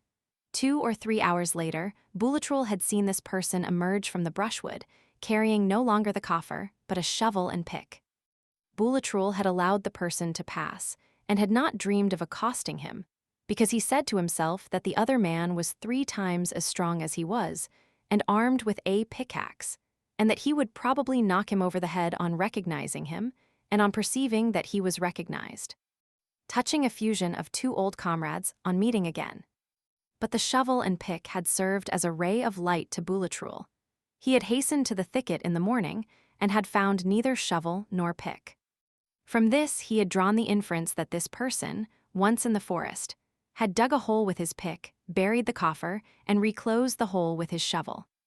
Now, the coffer was too small to contain a body, therefore it contained money. Hence his researches.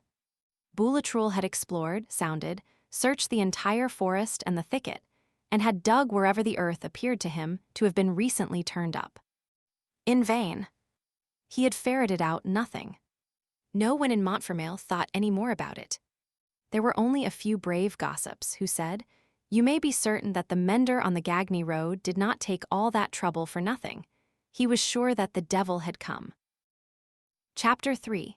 The ankle chain must have undergone a certain preparatory manipulation to be thus broken with a blow from a hammer. Towards the end of October, in that same year, 1823, the inhabitants of Toulon beheld the entry into their port, after heavy weather, and for the purpose of repairing some damages of the ship Orion, which was employed later at Brest as a school ship, and which then formed a part of the Mediterranean squadron. This vessel, battered as it was, for the sea had handled it roughly, produced a fine effect as it entered the roads. It flew some colors which procured for it the regulation salute of 11 guns, which it returned, shot for shot. Total, 22. It has been calculated that what with salvos, royal and military politenesses, courteous exchanges of uproar, signals of etiquette, formalities of roadsteads and citadels, sunrises and sunsets, saluted every day by all fortresses and all ships of war, openings and closings of ports, etc., the civilized world, discharged all over the earth, in the course of 24 hours, 150,000 useless shots. At 6 francs the shot, that comes to 900,000 francs a day, 300 millions a year, which vanish in smoke. This is a mere detail. All this time, the poor were dying of hunger. The year 1823 was what the Restoration called the epoch of the Spanish War. This war contained many events in one, and a quantity of peculiarities. A grand family affair for the House of Bourbon, the branch of France succoring and protecting the branch of Madrid, that is to say, performing an act devolving on the elder. An apparent return to our national traditions, complicated by servitude and by subjection to the cabinets of the North. M. Le Duc d'Angoulême, surnamed by the liberal sheets the hero of Anjujar, compressing in a triumphal attitude that was somewhat contradicted by his peaceable air, the ancient and very powerful terrorism of the Holy Office at variance with the chimerical terrorism of the liberals. The Sansculottes resuscitated, to the great terror of dowagers, under the name of descamisados. Monarchy opposing an obstacle to progress described as anarchy. The theories of 89 roughly interrupted in the sap. A European halt, called to the French idea which was making the tour of the world. Beside the son of France as generalissimo, the Prince de Carignan, afterwards Charles Albert, enrolling himself in that crusade of kings against people as a volunteer, with grenadier epaulets of red worsted. The soldiers of the empire setting out on a fresh campaign, but aged, saddened after 8 years of repose, and under the white cockade.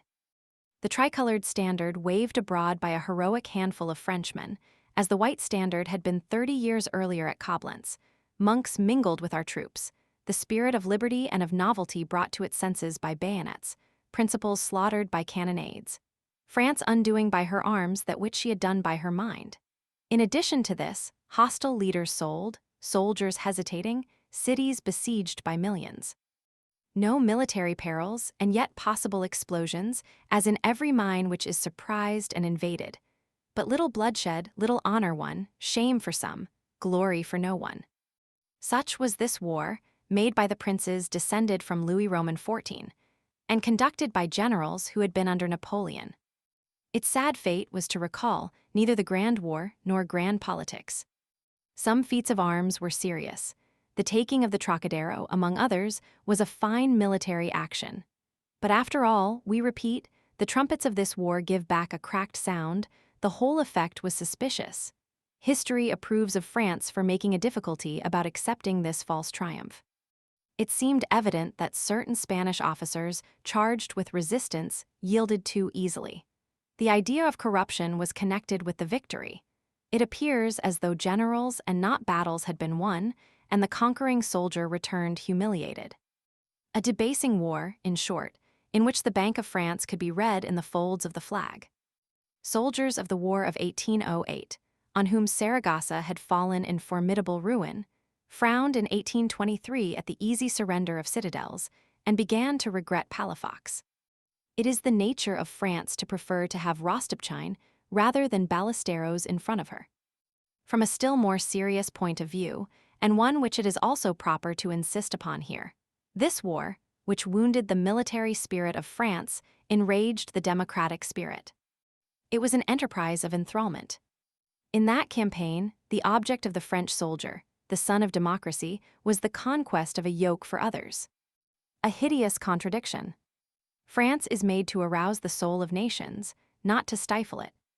All the revolutions of Europe since 1792 are the French Revolution. Liberty darts raise from France. That is a solar fact. Blind is he who will not see. It was Bonaparte who said it. The War of 1823, an outrage on the generous Spanish nation, was then, at the same time, an outrage on the French Revolution. It was France who committed this monstrous violence, by foul means, for, with the exception of wars of liberation, everything that armies do is by foul means. The words passive obedience indicate this. An army is a strange masterpiece of combination, where force results from an enormous sum of impotence. Thus is war, made by humanity against humanity, despite humanity, explained. As for the Bourbons, the War of 1823 was fatal to them. They took it for a success. They did not perceive the danger that lies in having an idea slain to order. They went astray, in their innocence, to such a degree that they introduced the immense enfeeblement of a crime into their establishment as an element of strength. The spirit of the ambush entered into their politics. 1830 had its germ in 1823. The Spanish campaign became in their councils an argument for force and for adventures by right divine. France, having re-established El Rey Neto in Spain, might well have re-established the absolute king at home. They fell into the alarming error of taking the obedience of the soldier for the consent of the nation. Such confidence is the ruin of thrones.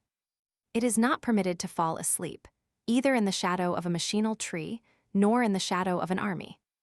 Let us return to the ship Orion.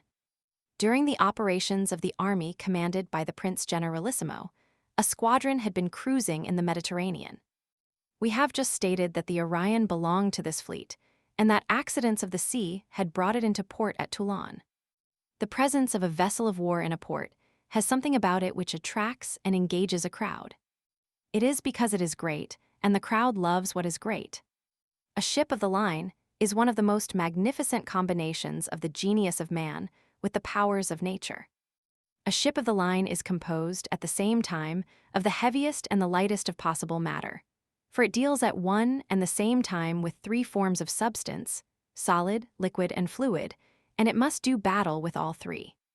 It has 11 claws of iron with which to seize the granite on the bottom of the sea, and more wings and more antennae than winged insects, to catch the wind in the clouds.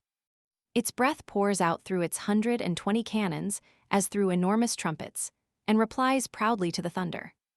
The ocean seeks to lead it astray in the alarming sameness of its billows, but the vessel has its soul, its compass, which counsels it and always shows it the north.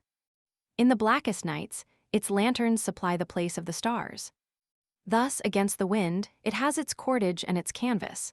Against the water, wood; against the rocks, its iron, brass, and lead; against the shadows, its light; against immensity, a needle.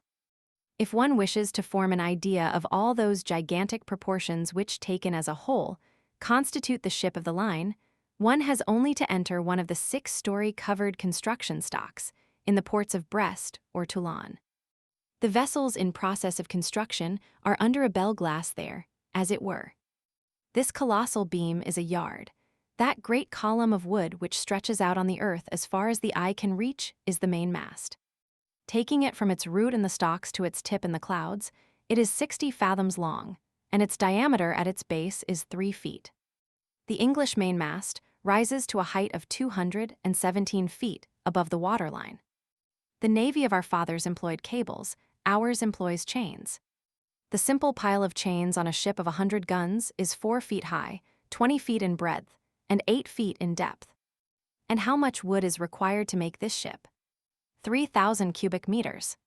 It is a floating forest.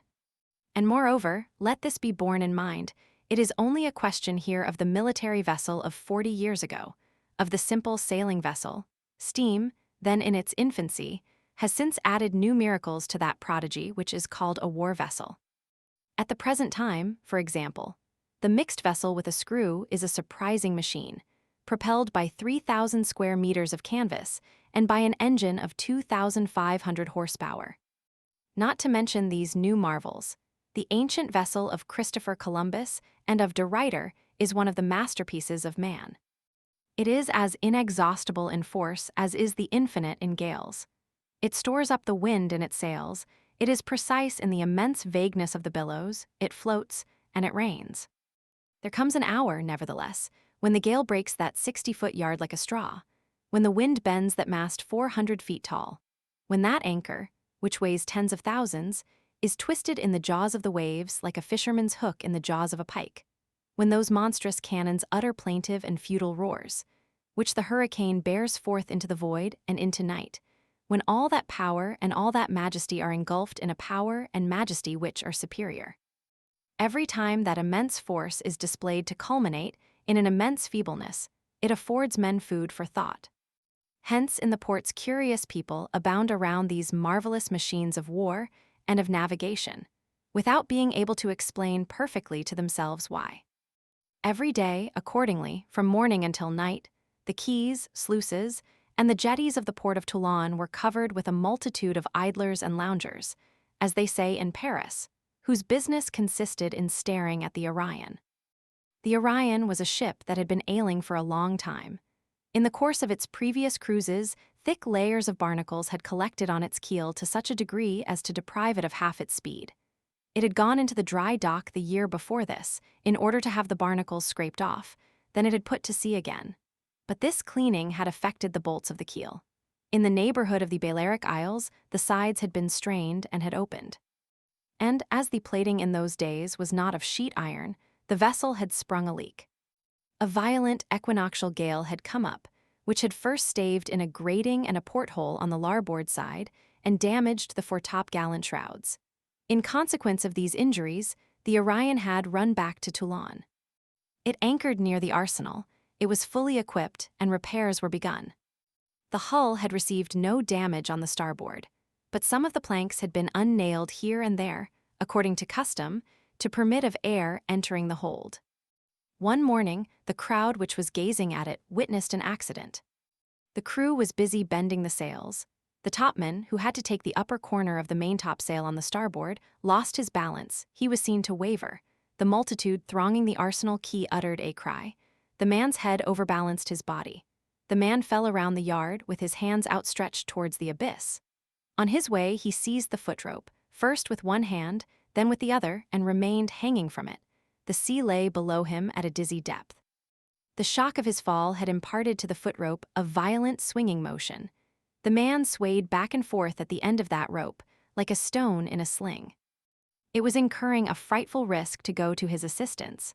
Not one of the sailors, all fishermen of the coast, recently levied for the service, dared to attempt it. In the meantime, the unfortunate topman was losing his strength.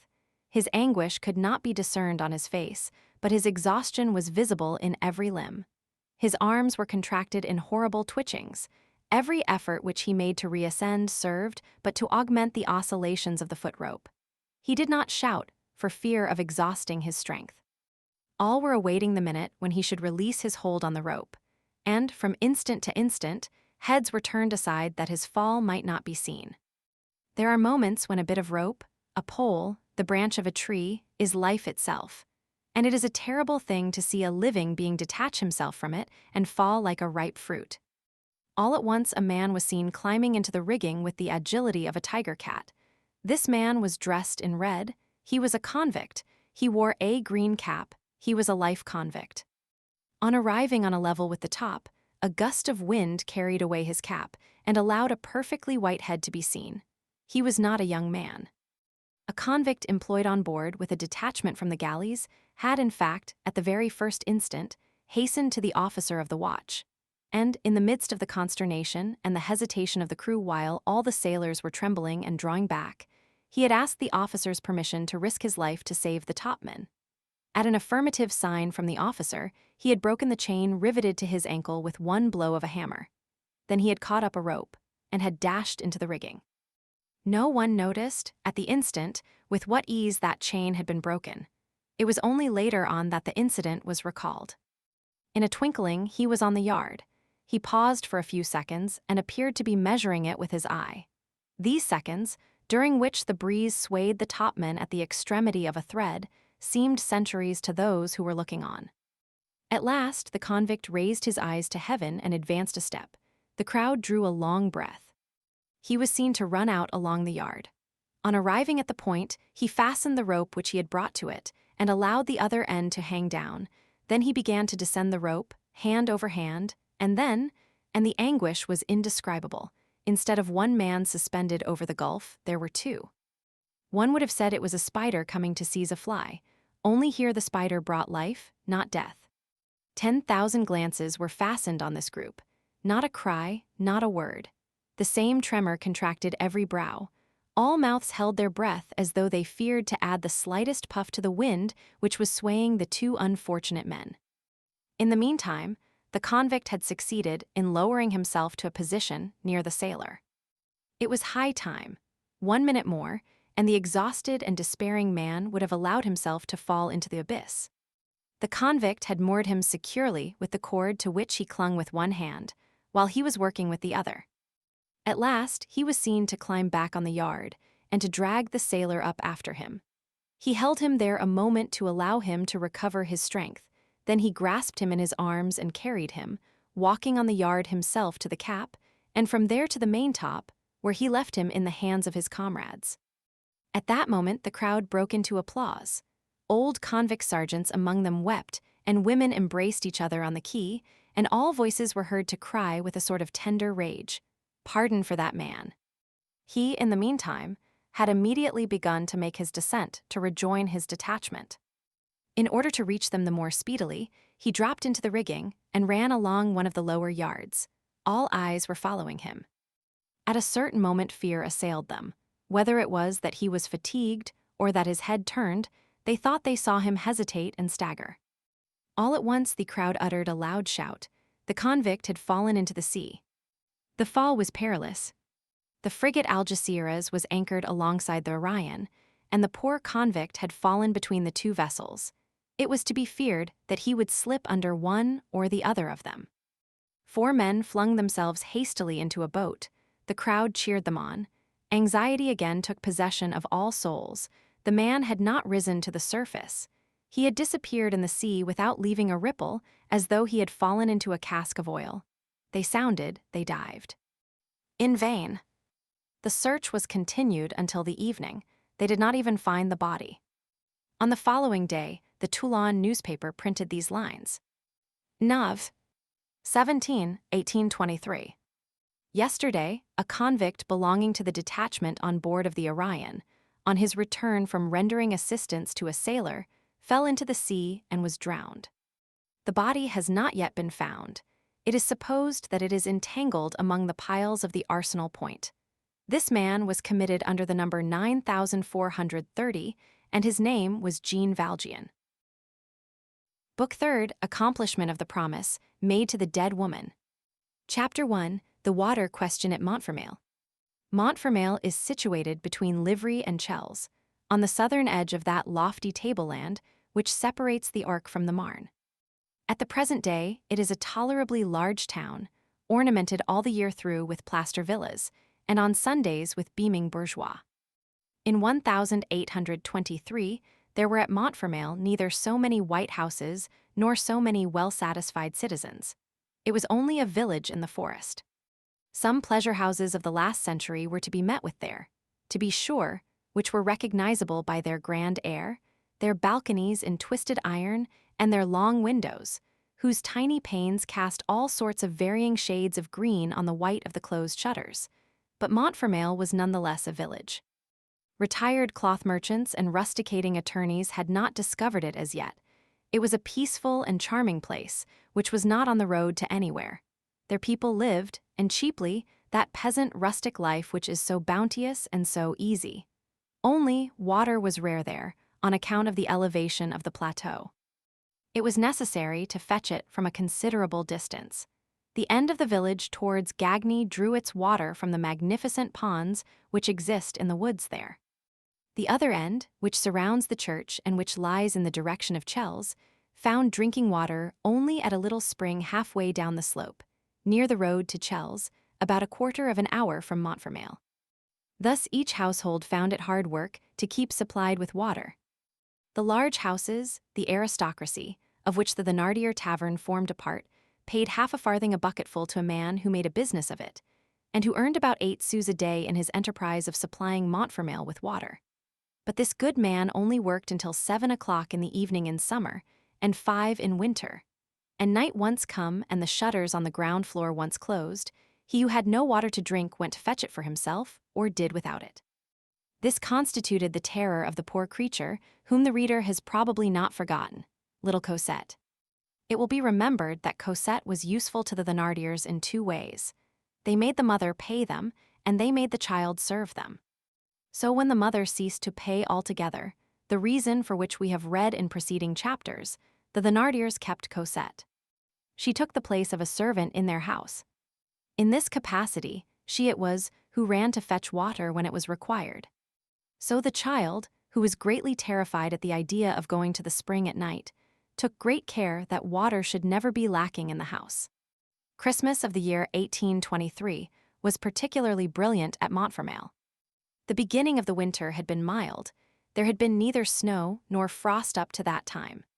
Some mountebanks from Paris had obtained permission of the mayor to erect their booths in the principal street of the village, and a band of itinerant merchants, under protection of the same tolerance, had constructed their stalls on the church square, and even extended them into Boulanger Alley, where, as the reader will perhaps remember, the Thénardiers' hostelry was situated. These people filled the inns and drinking shops, and communicated to that tranquil little district a noisy and joyous life.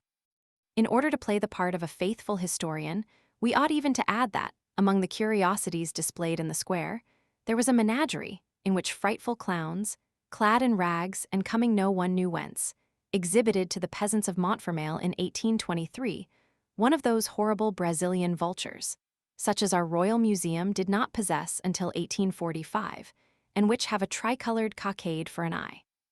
I believe that naturalists call this bird Caracara polyborus. It belongs to the order of the apicides and to the family of the vultures. Some good old Bonapartist soldiers, who had retired to the village, went to see this creature with great devotion. The mountebanks gave out that the tricolored cockade was a unique phenomenon made by God expressly for their menagerie. On Christmas Eve itself, a number of men, carters, and peddlers were seated at table, drinking and smoking around 4 or 5 candles in the public room of the Thénardiers' hostelry. This room resembled all drinking shop rooms: tables, pewter jugs, bottles, drinkers, smokers, but little light and a great deal of noise. The date of the year 1823 was indicated, nevertheless, by 2 objects which were then fashionable in the bourgeois class, to wit, a kaleidoscope and a lamp of ribbed tin. The female Thénardier was attending to the supper, which was roasting in front of a clear fire. Her husband was drinking with his customers and talking politics. Besides political conversations, which had for their principal subjects the Spanish War and Le Duc d'Angoulême, strictly local parentheses, like the following, were audible amid the uproar. About Nanterre and Chersonese, the vines have flourished greatly. When 10 pieces were reckoned on, there have been 12. They have yielded a great deal of juice under the press. But the grapes cannot be ripe. In those parts the grapes should not be ripe. The wine turns oily as soon as spring comes. Then it is very thin wine. There are wines poorer even than these. The grapes must be gathered while green, etc. Or a miller would call out, "Are we responsible for what is in the sacks? We find in them a quantity of small seed which we cannot sift out, and which we are obliged to send through the millstones. There are tares, fennel, vetches, hempseed, foxtail, and a host of other weeds, not to mention pebbles, which abound in certain wheat, especially in Breton wheat." I am not fond of grinding Breton wheat, any more than long sawyers like to saw beams with nails in them. You can judge of the bad dust that makes in grinding. And then people complain of the flour. They are in the wrong. The flour is no fault of ours. In a space between two windows, a mower, who was seated at table with a landed proprietor who was fixing on a price for some meadow work to be performed in the spring, was saying, "It does no harm to have the grass wet. It cuts better. Do as a good thing, sir. It makes no difference with that grass. Your grass is young and very hard to cut still. It's terribly tender. It yields before the iron, etc." Cosette was in her usual place, seated on the crossbar of the kitchen table near the chimney. She was in rags, her bare feet were thrust into wooden shoes, and by the firelight she was engaged in knitting woolen stockings destined for the young Thénardiers. A very young kitten was playing about among the chairs. Laughter and chatter were audible in the adjoining room from two fresh children's voices. It was Eponine and Azelma. In the chimney corner, a cat o' nine tails was hanging on a nail. At intervals, the cry of a very young child, which was somewhere in the house, rang through the noise of the dram shop. It was a little boy who had been born to the Thénardiers during one of the preceding winters. She did not know why, she said, the result of the cold, and who was a little more than 3 years old. The mother had nursed him, but she did not love him. When the persistent clamor of the brat became too annoying, "Your son is squalling," the Thénardier would say. "Do go and see what he wants." "Bah," the mother would reply, "he bothers me." And the neglected child continued to shriek in the dark. Chapter 2, Two Complete Portraits. So far in this book, the Thénardiers have been viewed only in profile. The moment has arrived for making the circuit of this couple and considering it under all its aspects. Thénardier had just passed his 50th birthday. Madame Thénardier was approaching her 40s, which is equivalent to 50 in a woman, so that there existed a balance of age between husband and wife. Our readers have possibly preserved some recollection of this Thénardier woman, ever since her first appearance. Tall, blonde, red, fat, angular, square, enormous, and agile. She belonged, as we have said, to the race of those colossal wild women who contort themselves at fairs with paving stones hanging from their hair. She did everything about the house, made the beds, did the washing, the cooking, and everything else. Cosette was her only servant, a mouse in the service of an elephant. Everything trembled at the sound of her voice, window panes, furniture, and people. Her big face, dotted with red blotches, presented the appearance of a skimmer. She had a beard.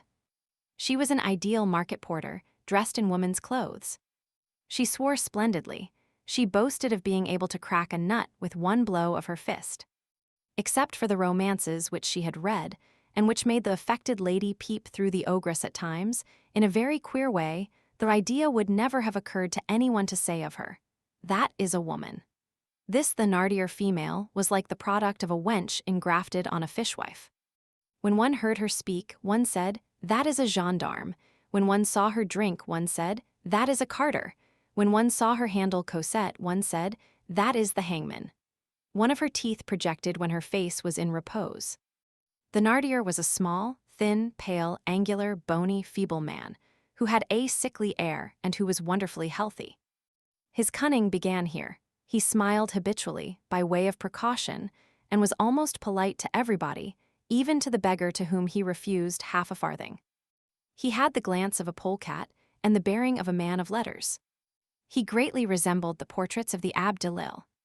His coquetry consisted in drinking with the carters. No one had ever succeeded in rendering him drunk. He smoked a big pipe. He wore a blouse, and under his blouse an old black coat. He made pretensions to literature and to materialism. There were certain names which he often pronounced to support whatever things he might be saying: Voltaire, Raynal, Parny, and, singularly enough, St. Augustine. He declared that he had a system. In addition, he was a great swindler. A philosophy, a scientific thief. The species does exist. It will be remembered that he pretended to have served in the army.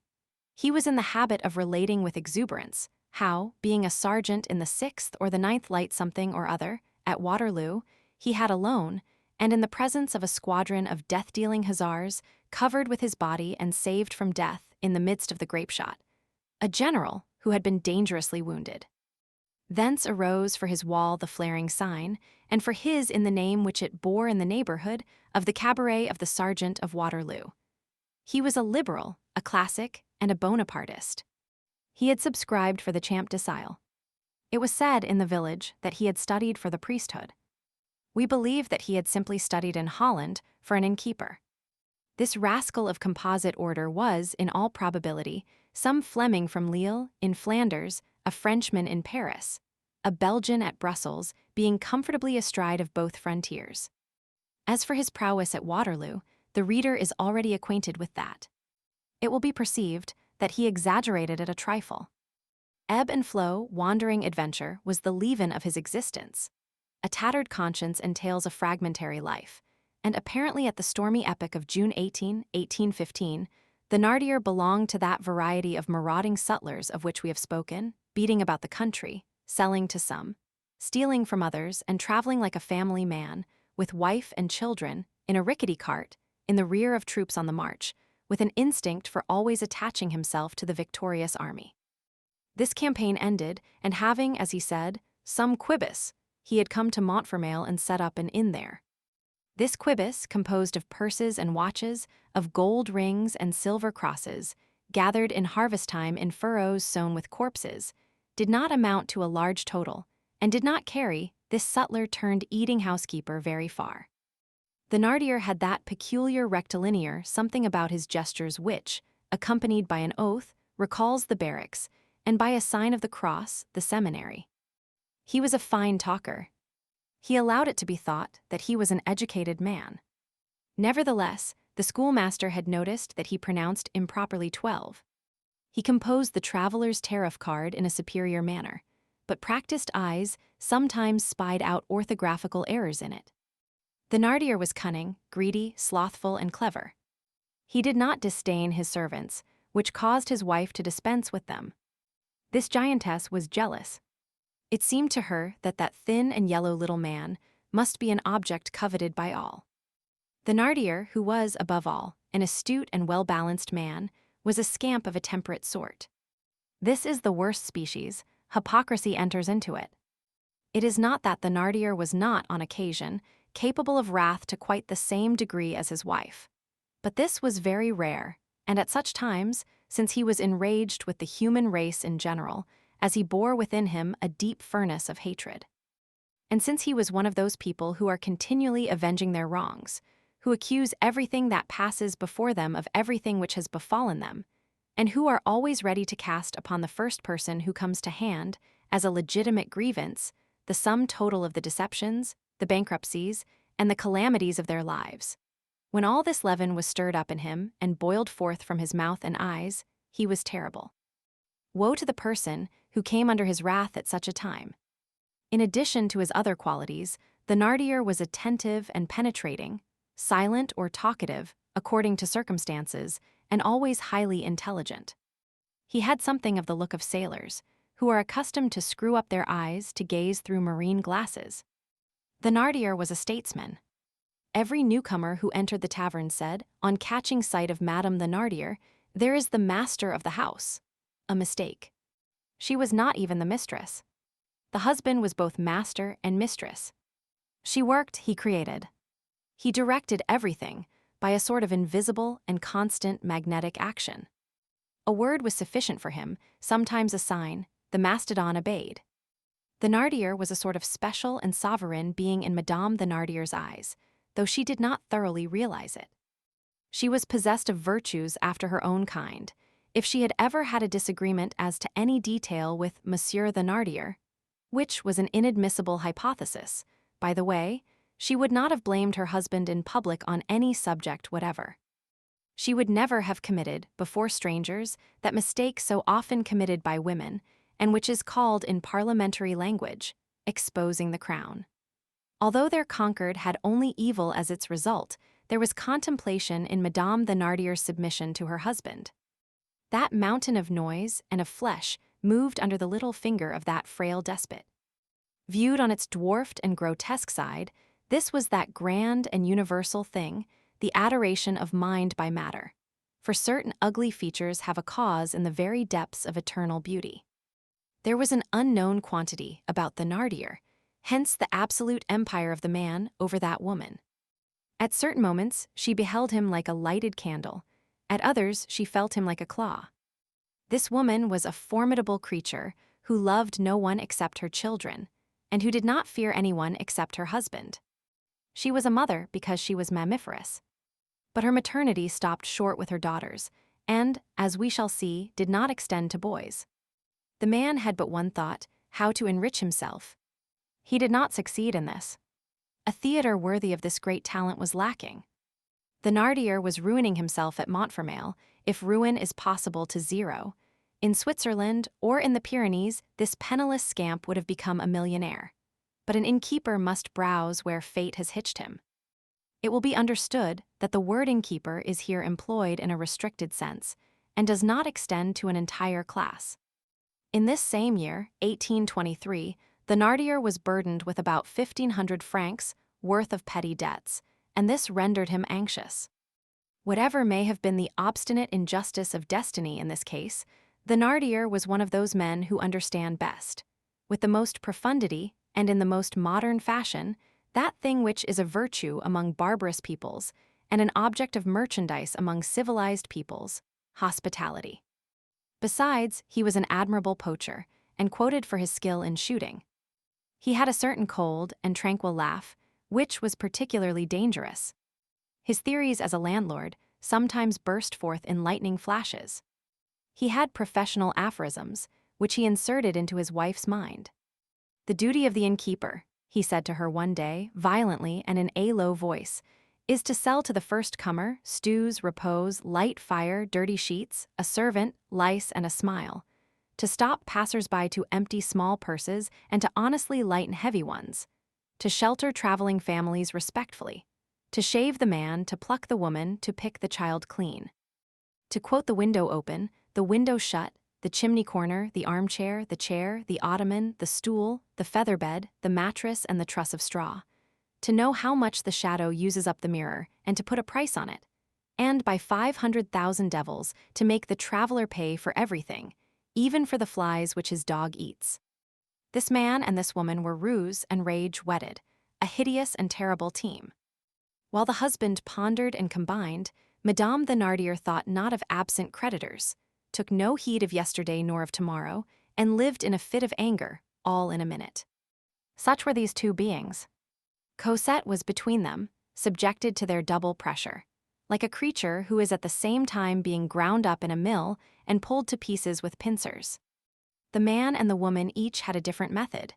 Cosette was overwhelmed with blows. This was the woman S. She went barefooted in winter. That was the man S. doing.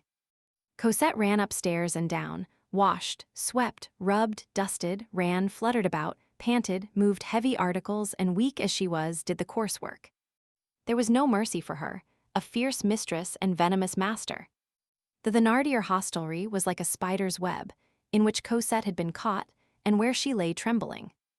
The ideal of oppression was realized by this sinister household. It was something like the fly serving the spiders. The poor child passively held her peace. What takes place within these souls when they have but just quitted God, find themselves thus, at the very dawn of life, very small and in the midst of men all naked. Chapter 3: Men must have wine, and horses must have water. 4 new travelers had arrived. Cosette was meditating sadly. For, although she was only 8 years old, she had already suffered so much that she reflected with the lugubrious air of an old woman. Her eye was black in consequence of a blow from Madame Thénardier's fist, which caused the latter to remark from time to time, "How ugly she is with her fist blow on her eye." Cosette was thinking that it was dark, very dark, that the pitchers and carafes in the chambers of the travelers who had arrived must have been filled, and that there was no more water in the cistern. She was somewhat reassured, because no one in the Thénardier establishment drank much water. Thirsty people were never lacking there, but their thirst was of the sort which applies to the jug rather than to the pitcher. Anyone who had asked for a glass of water among all those glasses of wine would have appeared a savage to all these men. But there came a moment when the child trembled. Madame Thénardier raised the cover of a stewpan which was boiling on the stove, then seized a glass and briskly approached the cistern. She turned the faucet. The child had raised her head and was following all the woman's movements. A thin stream of water trickled from the faucet and half filled the glass. "Well," said she, "there is no more water." A momentary silence ensued. The child did not breathe. "Bah," resumed Madame Thénardier, examining the half-filled glass, "this will be enough." Cosette applied herself to her work once more, but for a quarter of an hour she felt her heart leaping in her bosom like a big snowflake.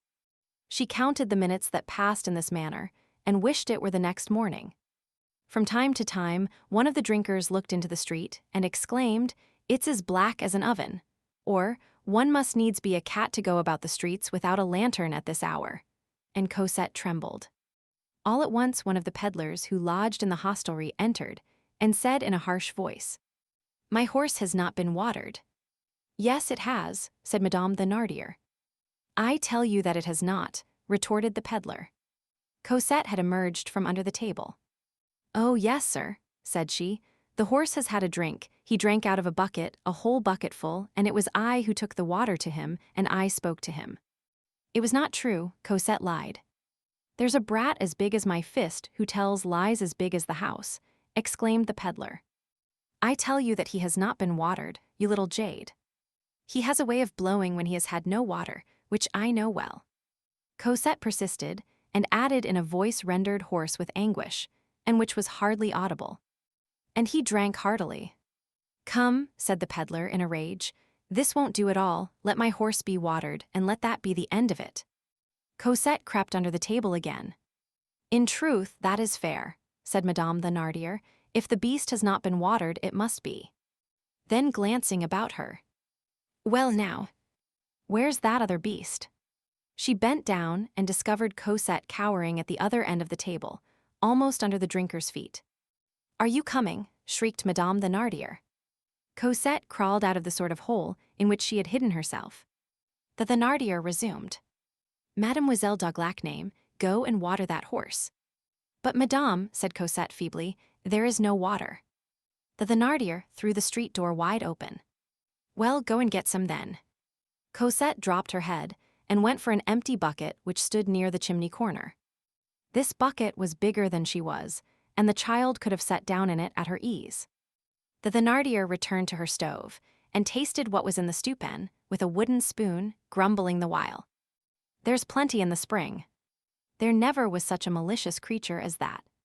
I think I should have done better to strain my onions." Then she rummaged in a drawer which contained sous, pepper, and shallots. "See here, Mademoiselle Toad," she added. "On your way back, you will get a big loaf from the baker. Here's a 15-sou piece." Cosette had a little pocket on one side of her apron. She took the coin without saying a word and put it in that pocket. Then she stood motionless, bucket in hand, the open door before her. She seemed to be waiting for someone to come to her rescue. "Get along with you," screamed the Thénardier. Cosette went out. The door closed behind her. Chapter 4. Entrance on the scene of a doll. The line of open-air booths starting at the church extended, as the reader will remember, as far as the hostelry of the Thénardiers. These booths were all illuminated because the citizens would soon pass on their way to the midnight mass, with candles burning in paper funnels, which, as the schoolmaster, then seated at the table at the Thénardiers, observed, produced a magical effect. In compensation, not a star was visible in the sky. The last of these stalls, established precisely opposite the Thénardiers' door, was a toy shop all glittering with tinsel, glass, and magnificent objects of tin. In the first row and far forwards, the merchant had placed on a background of white napkins an immense doll, nearly 2 feet high, who was dressed in a robe of pink crepe, with gold wheatears on her head, which had real hair and enamel eyes. All that day, this marvel had been displayed to the wonderment of all passers-by under 10 years of age, without a mother being found in Montfermeil sufficiently rich or sufficiently extravagant to give it to her child. Eponine and Azelma had passed hours in contemplating it, and Cosette herself had ventured to cast a glance at it, on the sly, It is true. At the moment when Cosette emerged, bucket in hand, melancholy and overcome as she could not refrain from lifting her eyes to that wonderful doll, towards the lady, as she called it. The poor child paused in amazement. She had not yet beheld that doll close to. The whole shop seemed a palace to her. The doll was not a doll, it was a vision. It was joy, splendor, riches, happiness, which appeared in a sort of chimerical halo to that unhappy little being so profoundly engulfed in gloomy and chilly misery. With the sad and innocent sagacity of childhood, Cosette measured the abyss which separated her from that doll. She said to herself that one must be a queen, or at least a princess, to have a thing like that. She gazed at that beautiful pink dress, that beautiful smooth hair, and she thought, how happy that doll must be. She could not take her eyes from that fantastic stall. The more she looked, the more dazzled she grew. She thought she was gazing at paradise. There were other dolls behind the large one, which seemed to her to be fairies and genii. The merchant, who was pacing back and forth in front of his shop, produced on her somewhat the effect of being the eternal Father. In this adoration, she forgot everything, even the errand with which she was charged. All at once the Thénardier's coarse voice recalled her to reality. What, you silly jade? You have not gone. Wait. I'll give it to you. I want to know what you're doing there. Get along, you little monster. The Thénardier had cast a glance into the street, and had caught sight of Cosette in her ecstasy. Cosette fled, dragging her pail, and taking the longest strides of which she was capable. Chapter 5, The Little One All Alone. As the Thénardier hostelry was in that part of the village which is near the church, it was to the spring in the forest, in the direction of Chelles, that Cosette was obliged to go for her water. She did not glance at the display of a single other merchant. So long as she was in Boulanger Lane and in the neighborhood of the church, the lighted stalls illuminated the road. But soon the last light from the last stall vanished. The poor child found herself in the dark. She plunged into it. Only, as a certain emotion overcame her, she made as much motion as possible with the handle of the bucket as she walked along. This made a noise which afforded her company. The further she went, the denser the darkness became. There was no one in the streets. However, she did encounter a woman who turned around on seeing her and stood still, muttering between her teeth. Where can that child be going? Is it a werewolf child? Then the woman recognized Cosette. Well, said she, it's the lark. In this manner Cosette traversed the labyrinth of tortuous and deserted streets, which terminate in the village of Montfermeil on the side of Chelles. So long as she had the houses, or even the walls, only on both sides of her path, she proceeded with tolerable boldness. From time to time she caught the flicker of a candle through the crack of a shutter. This was light and life. There were people there, and it reassured her. But in proportion as she advanced, her pace slackened mechanically, as it were. When she had passed the corner of the last house, Cosette paused. It had been hard to advance further than the last stall. It became impossible to proceed further than the last house. She set her bucket on the ground, thrust her hand into her hair, and began slowly to scratch her head, a gesture peculiar to children when terrified and undecided what to do. It was no longer Montfermeil, it was the open fields. Black and desert space was before her. She gazed in despair at that darkness, where there was no longer anyone, where there were beasts, where there were specters, possibly. She took a good look, and heard the beasts walking on the grass, and she distinctly saw specters moving in the trees. Then she seized her bucket again. Fear had lent her audacity. Bah, said she, I will tell him that there was no more water, and she resolutely re-entered Montfermeil. Hardly had she gone 100 paces when she paused and began to scratch her head again. Now it was the Thénardier who appeared to her, with her hideous, hyena mouth and wrath flashing in her eyes. The child cast a melancholy glance before her and behind her. What was she to do? What was to become of her? Where was she to go? In front of her was the specter of the Thénardier, behind her all the phantoms of the night and of the forest. It was before the Thénardier that she recoiled. She resumed her path to the spring and began to run. She emerged from the village. She entered the forest at a run, no longer looking at or listening to anything. She only paused in her course when her breath failed her, but she did not halt in her advance. She went straight before her in desperation. As she ran, she felt like crying. The nocturnal quivering of the forest surrounded her completely. She no longer thought, she no longer saw. The immensity of night was facing this tiny creature. On the one hand, all shadow, on the other, an atom. It was only 7 or 8 minutes, walk from the edge of the woods to the spring. Cosette knew the way, through having gone over it many times in daylight. Strange to say, she did not get lost. A remnant of instinct guided her vaguely. But she did not turn her eyes either to right or to left, for fear of seeing things in the branches and in the brushwood. In this manner, she reached the spring.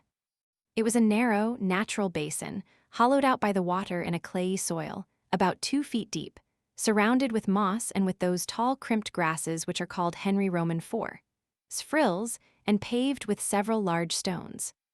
A brook ran out of it with a tranquil little noise. Cosette did not take time to breathe. It was very dark, but she was in the habit of coming to this spring. She felt with her left hand in the dark for a young oak which leaned over the spring, and which usually served to support her, found one of its branches, clung to it, bent down, and plunged the bucket in the water. She was in a state of such violent excitement that her strength was trebled. While thus bent over, she did not notice that the pocket of her apron had emptied itself into the spring. The 15-sou piece fell into the water. Cosette neither saw nor heard it fall. She drew out the bucket nearly full and set it on the grass. That done, she perceived that she was worn out with fatigue. She would have liked to set out again at once, but the effort required to fill the bucket had been such that she found it impossible to take a step. She was forced to sit down. She dropped on the grass and remained crouching there. She shut her eyes, then she opened them again without knowing why, but because she could not do otherwise. The agitated water in the bucket beside her was describing circles, which resembled tin serpents. Overhead, the sky was covered with vast black clouds, which were like masses of smoke. The tragic mask of shadow seemed to bend vaguely over the child. Jupiter was setting in the depths. The child stared with bewildered eyes at this great star, with which she was unfamiliar and which terrified her. The planet was, in fact, very near the horizon and was traversing a dense layer of mist, which imparted to it a horrible ruddy hue. The mist, gloomily empurpled, magnified the star. One would have called it a luminous wound. A cold wind was blowing from the plain. The forest was dark, not a leaf was moving. There were none of the vague, fresh gleams of summertide. Great boughs uplifted themselves in frightful wise. Slender and misshapen bushes whistled in the clearings. The tall grasses undulated like eels under the north wind. The nettles seemed to twist long arms furnished with claws in search of prey. Some bits of dry heather, tossed by the breeze, flew rapidly by and had the air of fleeing in terror before something which was coming after. On all sides there were lugubrious stretches. The darkness was bewildering. Man requires light. Whoever buries himself in the opposite of day feels his heart contract. When the eye sees black, the heart sees trouble. In an eclipse in the night, in the sooty opacity, there is anxiety even for the stoutest of hearts. No one walks alone in the forest at night without trembling. Shadows and trees, two formidable densities. A chimerical reality appears in the indistinct depths. The inconceivable is outlined, a few paces distant from you, with a spectral clearness.